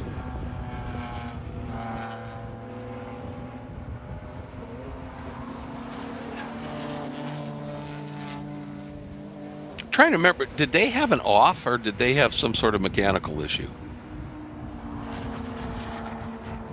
Not sure. Yeah, I don't remember either. I love the fact that they've just taken the wing off that, looking for straight line speed.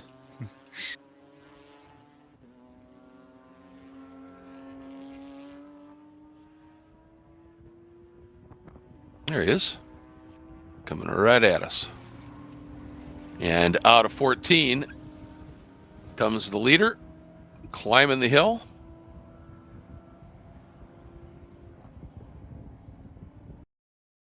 It's been interesting to watch these lap times. When that Mercedes doesn't have traffic, it's running mid 222s. When the ACP Tangerine number 2 BMW doesn't have traffic, it's running mid 222s. And that can be, wow, boy, did they use all the track there.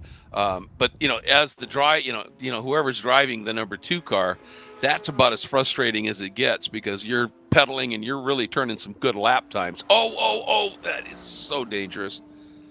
But he wanted to get through there, but dropping those tires in the grass, you hook just the slightest bit. But anyway, what I was getting at is, you're giving it your absolute all, and the team goes, oh, great lap, a 22.3. And you go, oh, fantastic. What's the leader running? 22.4. And a tenth of a second per lap is not going to get it done. And that can just be really demoralizing. But those who have been racing long enough, here's the Corvette comes in, and they've got a shot at a podium here. Yeah, good one, as a matter of fact. You may have covered this while I was talking to John Momeyer. What penalty did the 77 get? Or did you catch that? The 77? Yeah. Contact with the 109 going into the carousel. Okay, got it. Well, so that answers what happened, how the 109 got off in the carousel, huh? Yeah, I imagine so. Yeah. Oh, well, wow. I believe this contact was the one where we were talking about the vortex danger. Oh, yeah. Okay, gotcha. So a little bit later. Yeah. Got it. All right. Well, that's a shame because, they weren't terribly far back. A bit, but not terribly far back. Yeah, on pace for a podium there for sure. Yeah. And the interesting thing is we now have a really good battle going on for the final podium spot in GTO. The number 410 ACP Tangerine car is less than half a second off of the 120 AE Victory Racing. So that's what we're going to want to find on the track here now. Yep, that continued battle. That's going to be a biggie here. It has actually changed hands. We're seeing them come out of turn 8 and entering the carousel now. Okay. So that BMW getting through. Yeah. The Supra's going to do their best to stay with them. Well, double podium potentially for the ACP team. Yeah. But one thing I've been noticing with that BMW, every once in a while, I'll see the driver of that just miss an apex and run quite wide. Did it big time down in turn 8. So, maybe, I don't know what may have caused it, but maybe he's got that, whatever he was dealing with, perhaps resolved, because he did get through. So he's showing some speed. There's no question about that. Last lap was a 2:23. The AE victory was a 2:24, almost a second quicker than it's shown here. But now we'll see if the 120 AE victory can follow that car, draft a little bit up and under the Mission Bridge here at the start line, and try and stay with this car. Maybe try and hound it into another mistake of some sort. And we are under a half hour in this 4th round of the championship, day 1 of racing, 8 hours.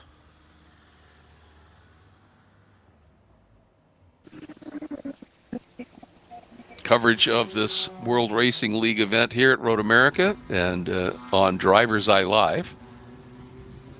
Just thinking about it, we should probably take one more ad break here before the Continental Tire folk revoke my travel privilege. It's really hard to do this. I can't. Oh, wiggle there from that BMW. Had to save it just a little bit, but and again runs wide up there. Yeah, that car is feeling some heat here. It seems to be fast, and then it seems to suddenly have some struggles here. Let's see what happens down in turn 8. It's been a little bit of a handful down here. This time gets through there just beautifully and accelerates off. So a little bit of a slide though on the exit there. I wonder if that's the car that's starting to run out of tire. Although they put tires on probably a couple hours ago. I remember seeing that on one of the pit lane camera shots that they were doing tires. I think the opposite strategy to the number 2, where they were going to run the traditional, do the tires late and have good ones at the end. So they're sliding that car around. I think they're really just pushing. Do you remember? Did they that? Do all I don't 4? know. They definitely did left sides. I don't know if they did all 4. Because I'm wondering if the driver has now got, one side of tires that are really pasted at this stage. Right. And that's, giving him some sort of an imbalance. But all he has to do is just stay in front here, and that could very well give him a podium here. So there's a little bit of daylight between them. So if you want, Dustin, let's get that commercial in. We got to make sure that our dear friend Ryan can get home. Yes, absolutely. So we'll be right back here from Road America, and we'll go ad-free coverage to the end, presented by DriversEye Live. Ad-free, no flag to flag, and by flag to flag I mean green to checker, whichever green, obviously. We'll be right back. You can feel confident Continental is the smart choice in tires. And to handle extremes? Yep. Tested from the Texas desert to near the Arctic Circle. Really? Really. Anything for the guy who finds that one pothole? Yeah, road hazard coverage has your back. For real? Absolutely. Were they made by like a bajillion engineers? Well, closer to 100. Continental. Welcome to the smart choice in tires.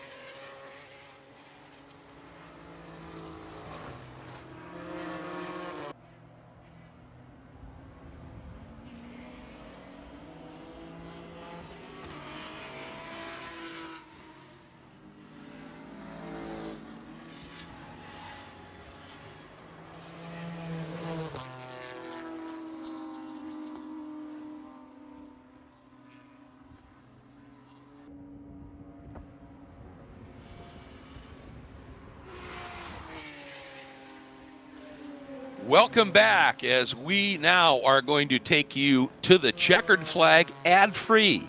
Yes. In this one. And again, this is only the first of 2 days of endurance racing here in this fourth round of the World Racing League at America's National Park of Speed, the glorious Road America. And this has been just a fascinating race. We're into our final 24 minutes as of right now. And some interesting possibilities here. That number 410, the ACP Tangerine entry that sits in third, third in GTO. It got in front of that 128E Victory Racing Toyota Supra, but that car has not let it get away. It's within about a second here. So there is a really good battle that's going on, potentially for the podium here. We also, I just thought I saw a really close scrap here as well between another couple of cars in the GTO class. Yes, indeed. The 54, which is that Triple Eight Racing Porsche, has really close company from the 87 Stoic Racing machine as well. So really, really close racing here. Ginger Racing, they continue their lock hold on the GP1 category, and the amazing North Loop Motorsport team continues its stranglehold on GP2. But there goes that Porsche, and you can see that red Supra behind it, trying to work its way around another car here because it knows it's got an opportunity, got through on the Ligier. So that is basically, try and get this right for you here, that would be a battle for sixth in class. That is still really, really good. Here they come. There's the Porsche, black car with that white stripe, and the red Supra behind it. That's your battle right now for sixth.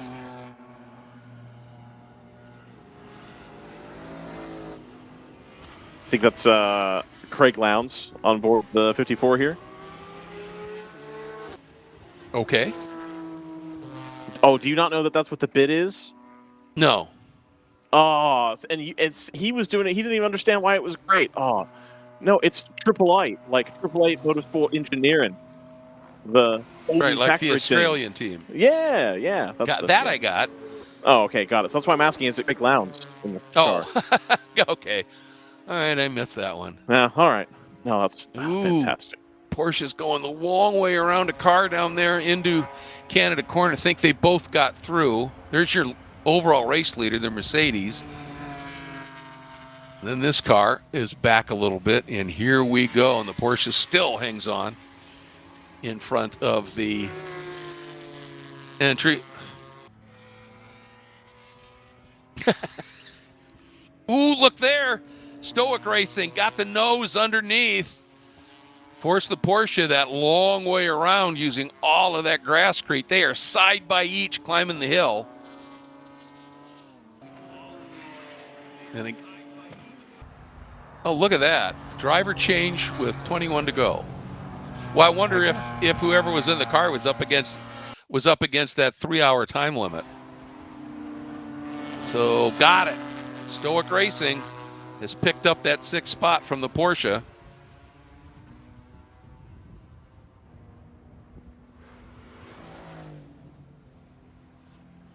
And I have a feeling he's probably going to relatively quickly ease away here.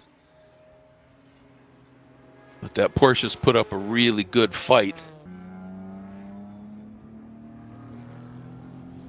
And that TC Klein Racing number 112 Corvette, if I'm reading this right, it could do that extra stop and still be fine and end up on the podium. Yes, it should. Okay. That's the one. What a great result on your first time out, this car. That they understand and I guess are going to continue to work on tonight to get the fueling where they want it to be. Yep. And then from there, just do even better. Like, I don't... on debut with the car, I guess you have the right people behind it, but, like, my goodness. Yeah, well, and that's it. I mean, everybody, it sounds like every name that Dave mentioned, were brain trust level people. Yes, absolutely. And that's how you get a program to come together fairly quickly. still watching this. Yeah, that battle, the 410 continues to hang on to that podium spot, but that 120 is not going quietly. It's still only about 3.5 seconds adrift, but running out of time. And now we get to see, we're in that window right now, I would think, JT, where, you know, these GTO cars that if they need to stop, it's got to be coming fairly soon. Yeah, definitely as we start to get towards, you know, that 10, maybe 15-minute mark is definitely going to be where that window starts to open up. And yes, you just want to put in enough fuel to get you to the end, run light, be fast. That's the key. Was it Rum Bum Racing or some other Audi R8 team that had a fuel at the top of the corkscrew in their GT3 car and like basically coasted it down the rest of the track and ended up still coming second? I think you are absolutely right. You are, JT, yes. what year would that have been? Like 15, 14? Yeah, something like that. Yeah, the Rum Bum. Yep. Yep.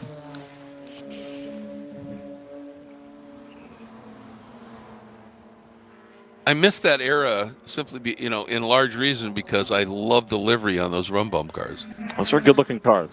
Yeah, they were, whether it was the Porsche or the Audi. Yep.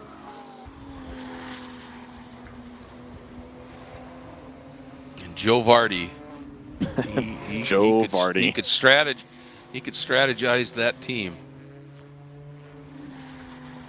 All right. We're keeping an eye out here. Here comes our Corvette.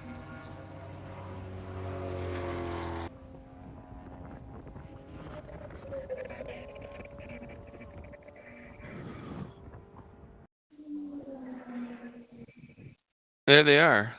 All right, that is the 410. And there you see behind it that 120 AE Victory Racing Toyota Supra GT.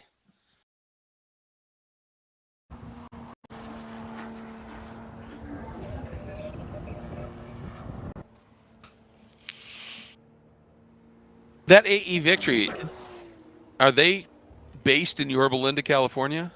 Yes, they are. Wow. So they're making a serious commitment to this championship. I love it. Well, indeed. And that's, as we talked about, that's Aaron Vogel's team. Aaron Vogel, yep. Aaron Vogel, yep. So she's involved with that team. Or involved, owns, in fact. Owns it. Well, I'll tell you that this number 410 car is confoundingly quick for me.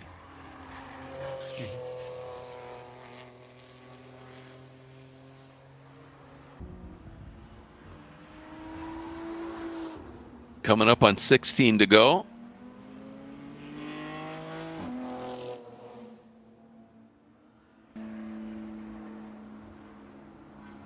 Hey, guess what? As if to pour a little salt into a wound, our overall race leader just turned a 2:21.6 this late in the race. I think that was in response to the ACP Tangerine car had turned a few low 222s, and whoever's driving that one said, well, let's make a statement here.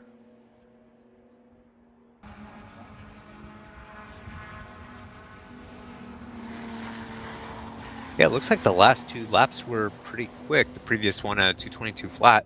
Yeah. Whereas the looks like the two behind, yeah, consistently high 22s, low 23s.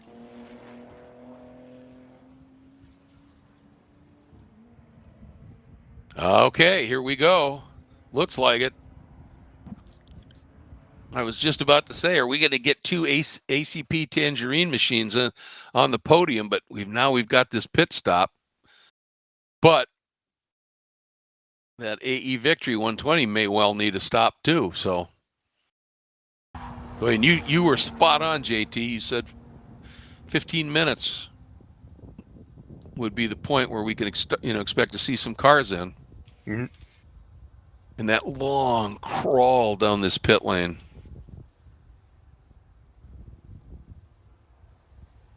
And I can tell you, with absolute certainty that from a pit reporter's perspective, that is also one long pit lane.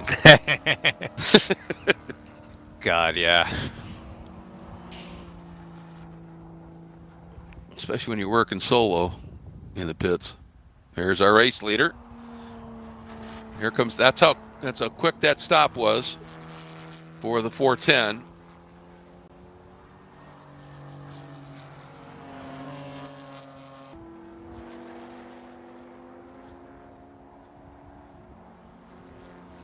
And how much risk do you want to take? That's my, yeah, exactly. That's kind of my interesting thing is how much risk do you want to take? You know, you're coming into 13 minutes left, you know, and, or do they have some sort of knowledge that, you know, like the number 58, do they think that the ACP Tangerine car will not need to pit? So if they pit, they lose. But if you're trying to save fuel, you're not going to be turning 221s at this stage of the race. Yeah, I haven't seen a lot of fuel saving in GTO. Yeah. Okay.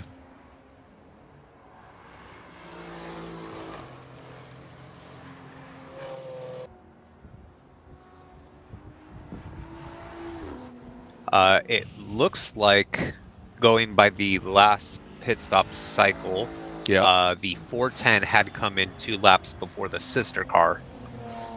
Gotcha. All right. So that's a great reference point. So the number 2 might be able to eke out a couple more laps here. Yeah, and the 120 is able to do, in theory, come in 3 laps later as well. So maybe, is that why, you know, the 120s, you know, running 225s? And I wonder if they've decided we're just going to try and save a bit here and see if we can eke this one out.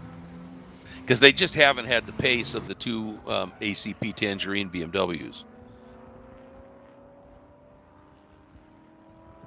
Yeah, no, it looks like when they got past, they started slowing down a bit more. Yeah. Yeah, that's what I'm thinking. Maybe they said, hey, let's just try and survive here.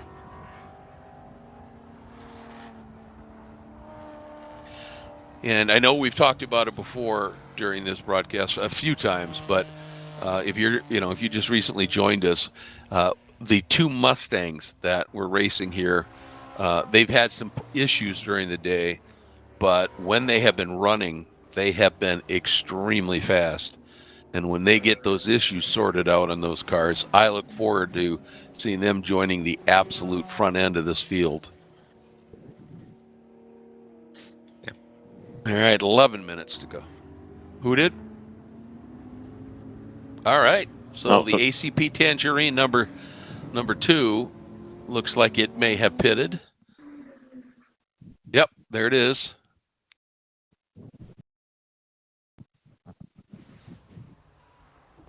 So they're not willing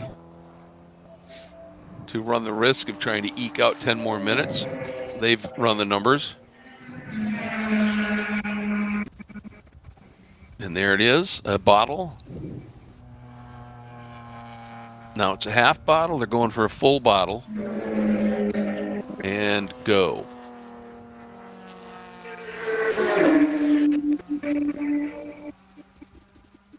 So, gets curiouser and curiouser here.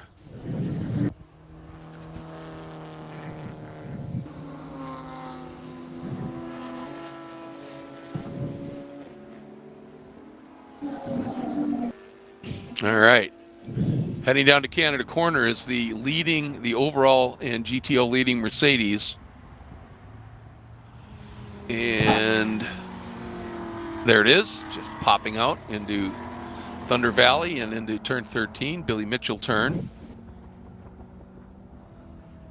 And, all right, JT, you bet any pits or not? The 2 just came in. Not yet. I believe he pits next time by. Next time by. All right. Boy, he is being massively blocked here at the top. Not that it's, look at that. He's trying to figure out a way through in that other car. I think was trying to give that Corvette room, and that blunted all of the momentum. Boy, this is not what you want when your competition has just pitted and done a nice job, and to be slowed up all the way climbing that hill. The question is, how good was the stop now for the number 2?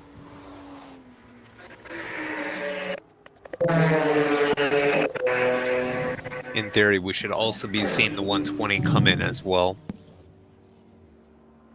Okay. I believe this time by. All right. Well, the Mercedes still trying to get around that Toyota. And one thing's for sure, those Toyotas do have some legs on the straight.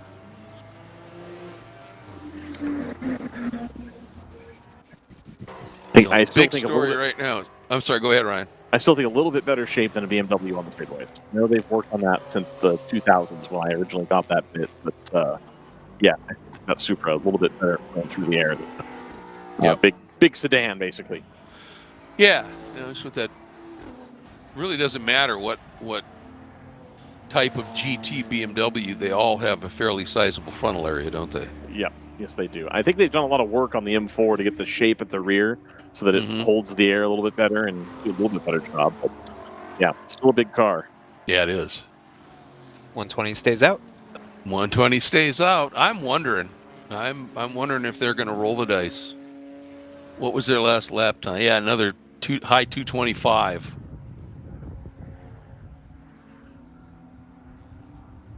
Well, and to be clear, you also have a situation where there's a penalty applied to the 77. Most driving incidences, penalties like that, are subject to review when they get data cards from everybody. So there's potential that they still really need to be working the way they're working. You can't just give up because if a lap, flips back the other direction, and you wish you hadn't, taken your foot off the gas. Exactly. You got to really make that decision. Well, leader has decided now's the time. The Mercedes is up in pit lane. Let's see how quick this one is. You see that Corvette coming down the straightaway. Yep.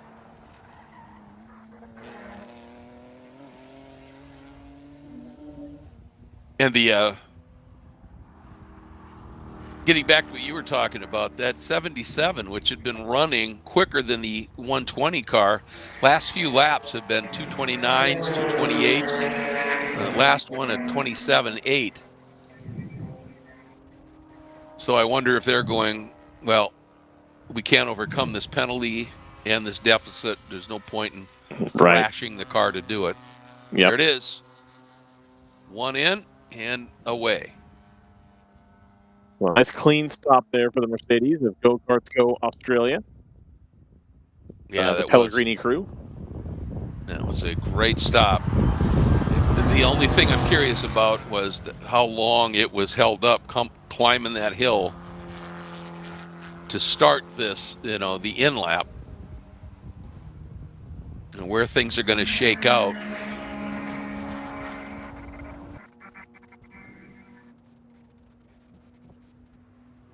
And that 120 AE Victory Racing Supra still hasn't pitted. We're at 5 to go. Stays out again. Stays out again. They're going for it.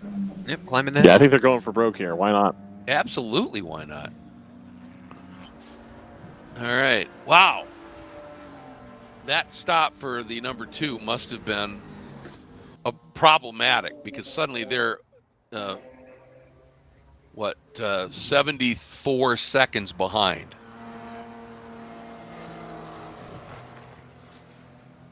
Oh, all right. But there are, the timing beam runs right through the middle of pit lane, so we should wait one more lap to clarify that.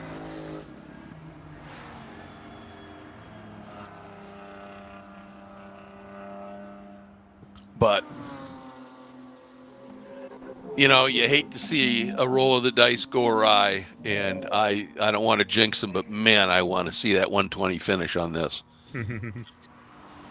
And GP2 leader coming down pit lane as well for a splash. Oh, okay. Yeah.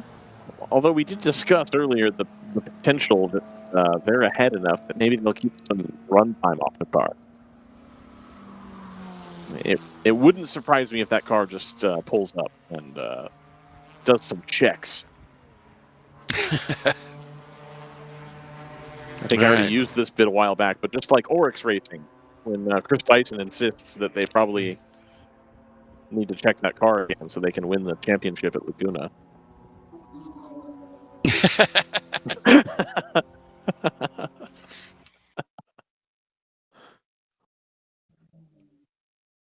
All right, there we go. Race leader.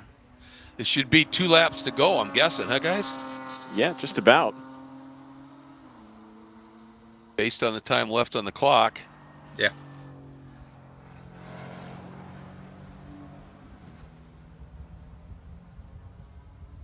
Down through turn 3.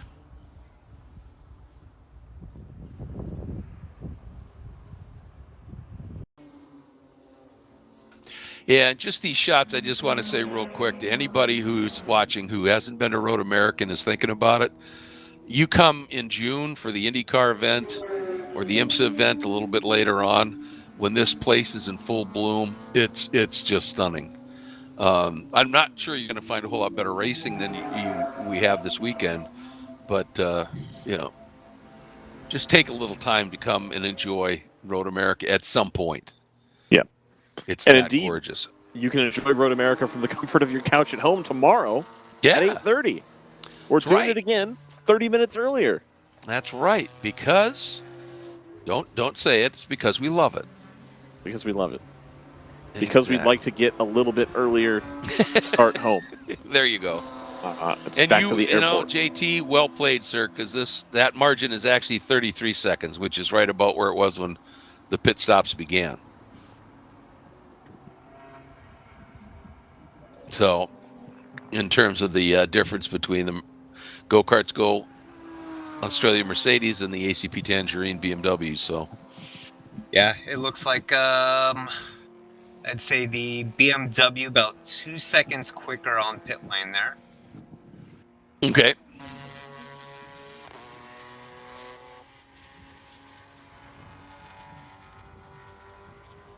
And that's probably the difference between the BMW still being in hopeful, gotta get as fast as we can just in case mode, and the Go-Karts Go Australia team going, we've got 33 seconds, mate. Just take your time. Yep. Should have white flag out here as the leader climbs the hill. Watch for the white flag.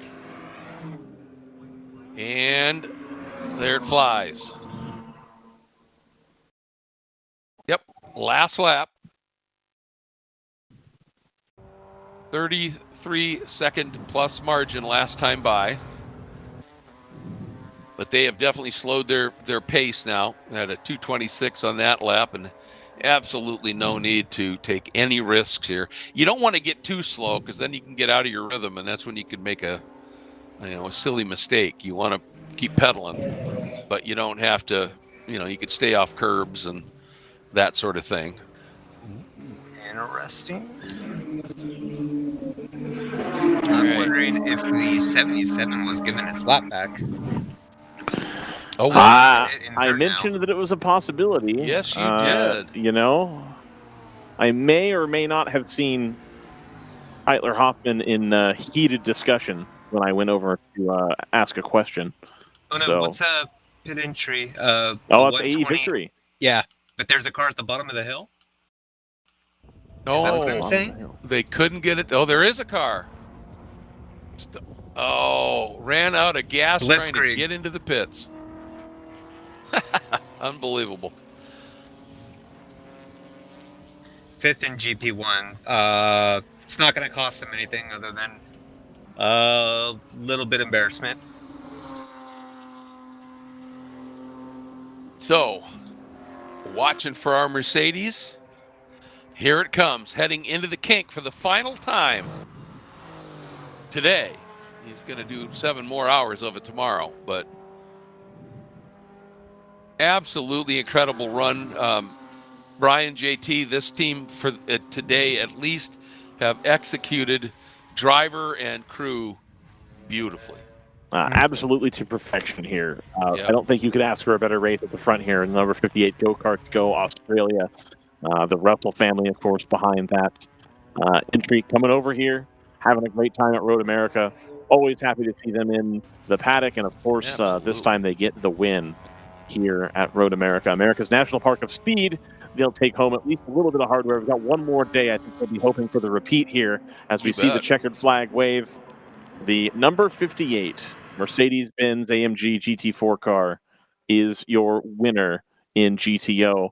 Next up in GP1, of course, I don't think the 46 of Ginger Racing also having just clicked through there. And this is their third straight win. They swept last year the 2 rounds. That's their third straight win here. That's pretty impressive. Yeah, absolutely. A team that doesn't show up for full seasons, but does really well. And of course, the number 21 of North Loop Motorsports, they're going to take their victory from the pit lane. Very, very excited there, as well as I believe Chris Davis brings that car home. Again, a substantial margin front here. I think the 58 didn't have it all in hand the whole time. I think there was definitely potential there for them to have some issues, and they had to be picture perfect, and they were to keep number 2 off of them. But absolute domination in the GP classes here.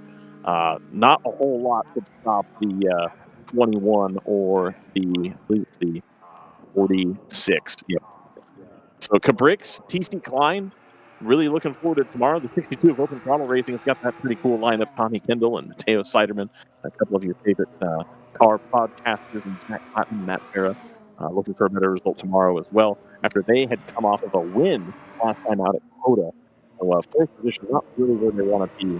I think a lot of guys here really support it. Also got a note from Troy Lindstrom with the 48 of El Diablo. They plan to have their part installed and the car packed up to be 7 hours tomorrow. That car always a threat now when it comes off the trailer from Northern California. And I think one of the real stories here is the TC Klein Racing Corvette in debut with very short, comparatively, fuel windows and still bringing it home on the podium. Yeah, absolutely. It's coming through 14 here. Yep, that's one heck of a debut for sure. I think we see them in the background there. Here come our 2 Ligiers, who just weren't quite there today. Nope. Still here to complete all the laps, though. Yeah, exactly. Still ready to keep it going. If I'm Kevin Madsen over there, right? Yep. Let's take a swing at it and pull the wing off. Just see what happens. I think so too. Let's get some straight line speed back here. And we'll adjust the splitter a little bit. Maybe take the splitter off and just see for tomorrow. For fun. Yeah. I don't know. Well, and I noticed, a couple of the BMWs that clearly run wings had taken them off. And the other part of this is in this cooler air, it's denser, and so you get a better aero effect, but it also means more drag. And so I think that's a great idea, is to just peel that wing off. You're going to have to be, a little bit, make a couple other maybe setup changes to the car to help you a little bit. But yeah, they're just nowhere in a straight line right now. Absolutely. And that's, we talked about it a bunch of times, Greg, but it's the ebb and flow of the track. It's the ebb and flow of the series and the tracks it goes to. So it happens. But hey, we'll do it all again tomorrow, Greg. Like 8:30. JT, any other closing thoughts you have?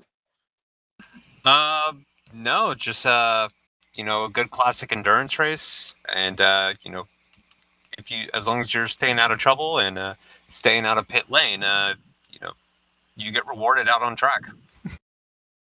You absolutely do. I'll let Greg Kramer close us out. Oh my goodness. That's an interesting throw. Oh my goodness. My goodness, never thought I'd get to do that. Like that's I'll throw to Greg Kramer. Like, well, I appreciate it.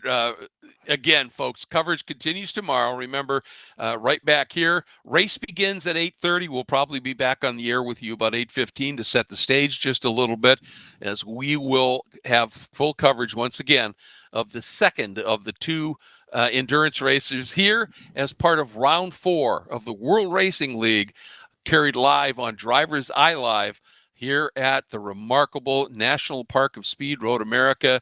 For Ryan, for TJ, for for JT, excuse me, and of course for Dustin, who's just done an incredible job cutting. I'm sorry, I don't remember the names of the Nate drone and guy. Chris. Huh? Nate on the drones, Chris Nate in the pit lane. There you go. And both elsewhere. of them stellar work as well, and we'll have them back for you as we get ready to go. Again, join us again at about 8:15 Central Time, 9:15 Eastern tomorrow morning for 7 more hours of fun at Road America.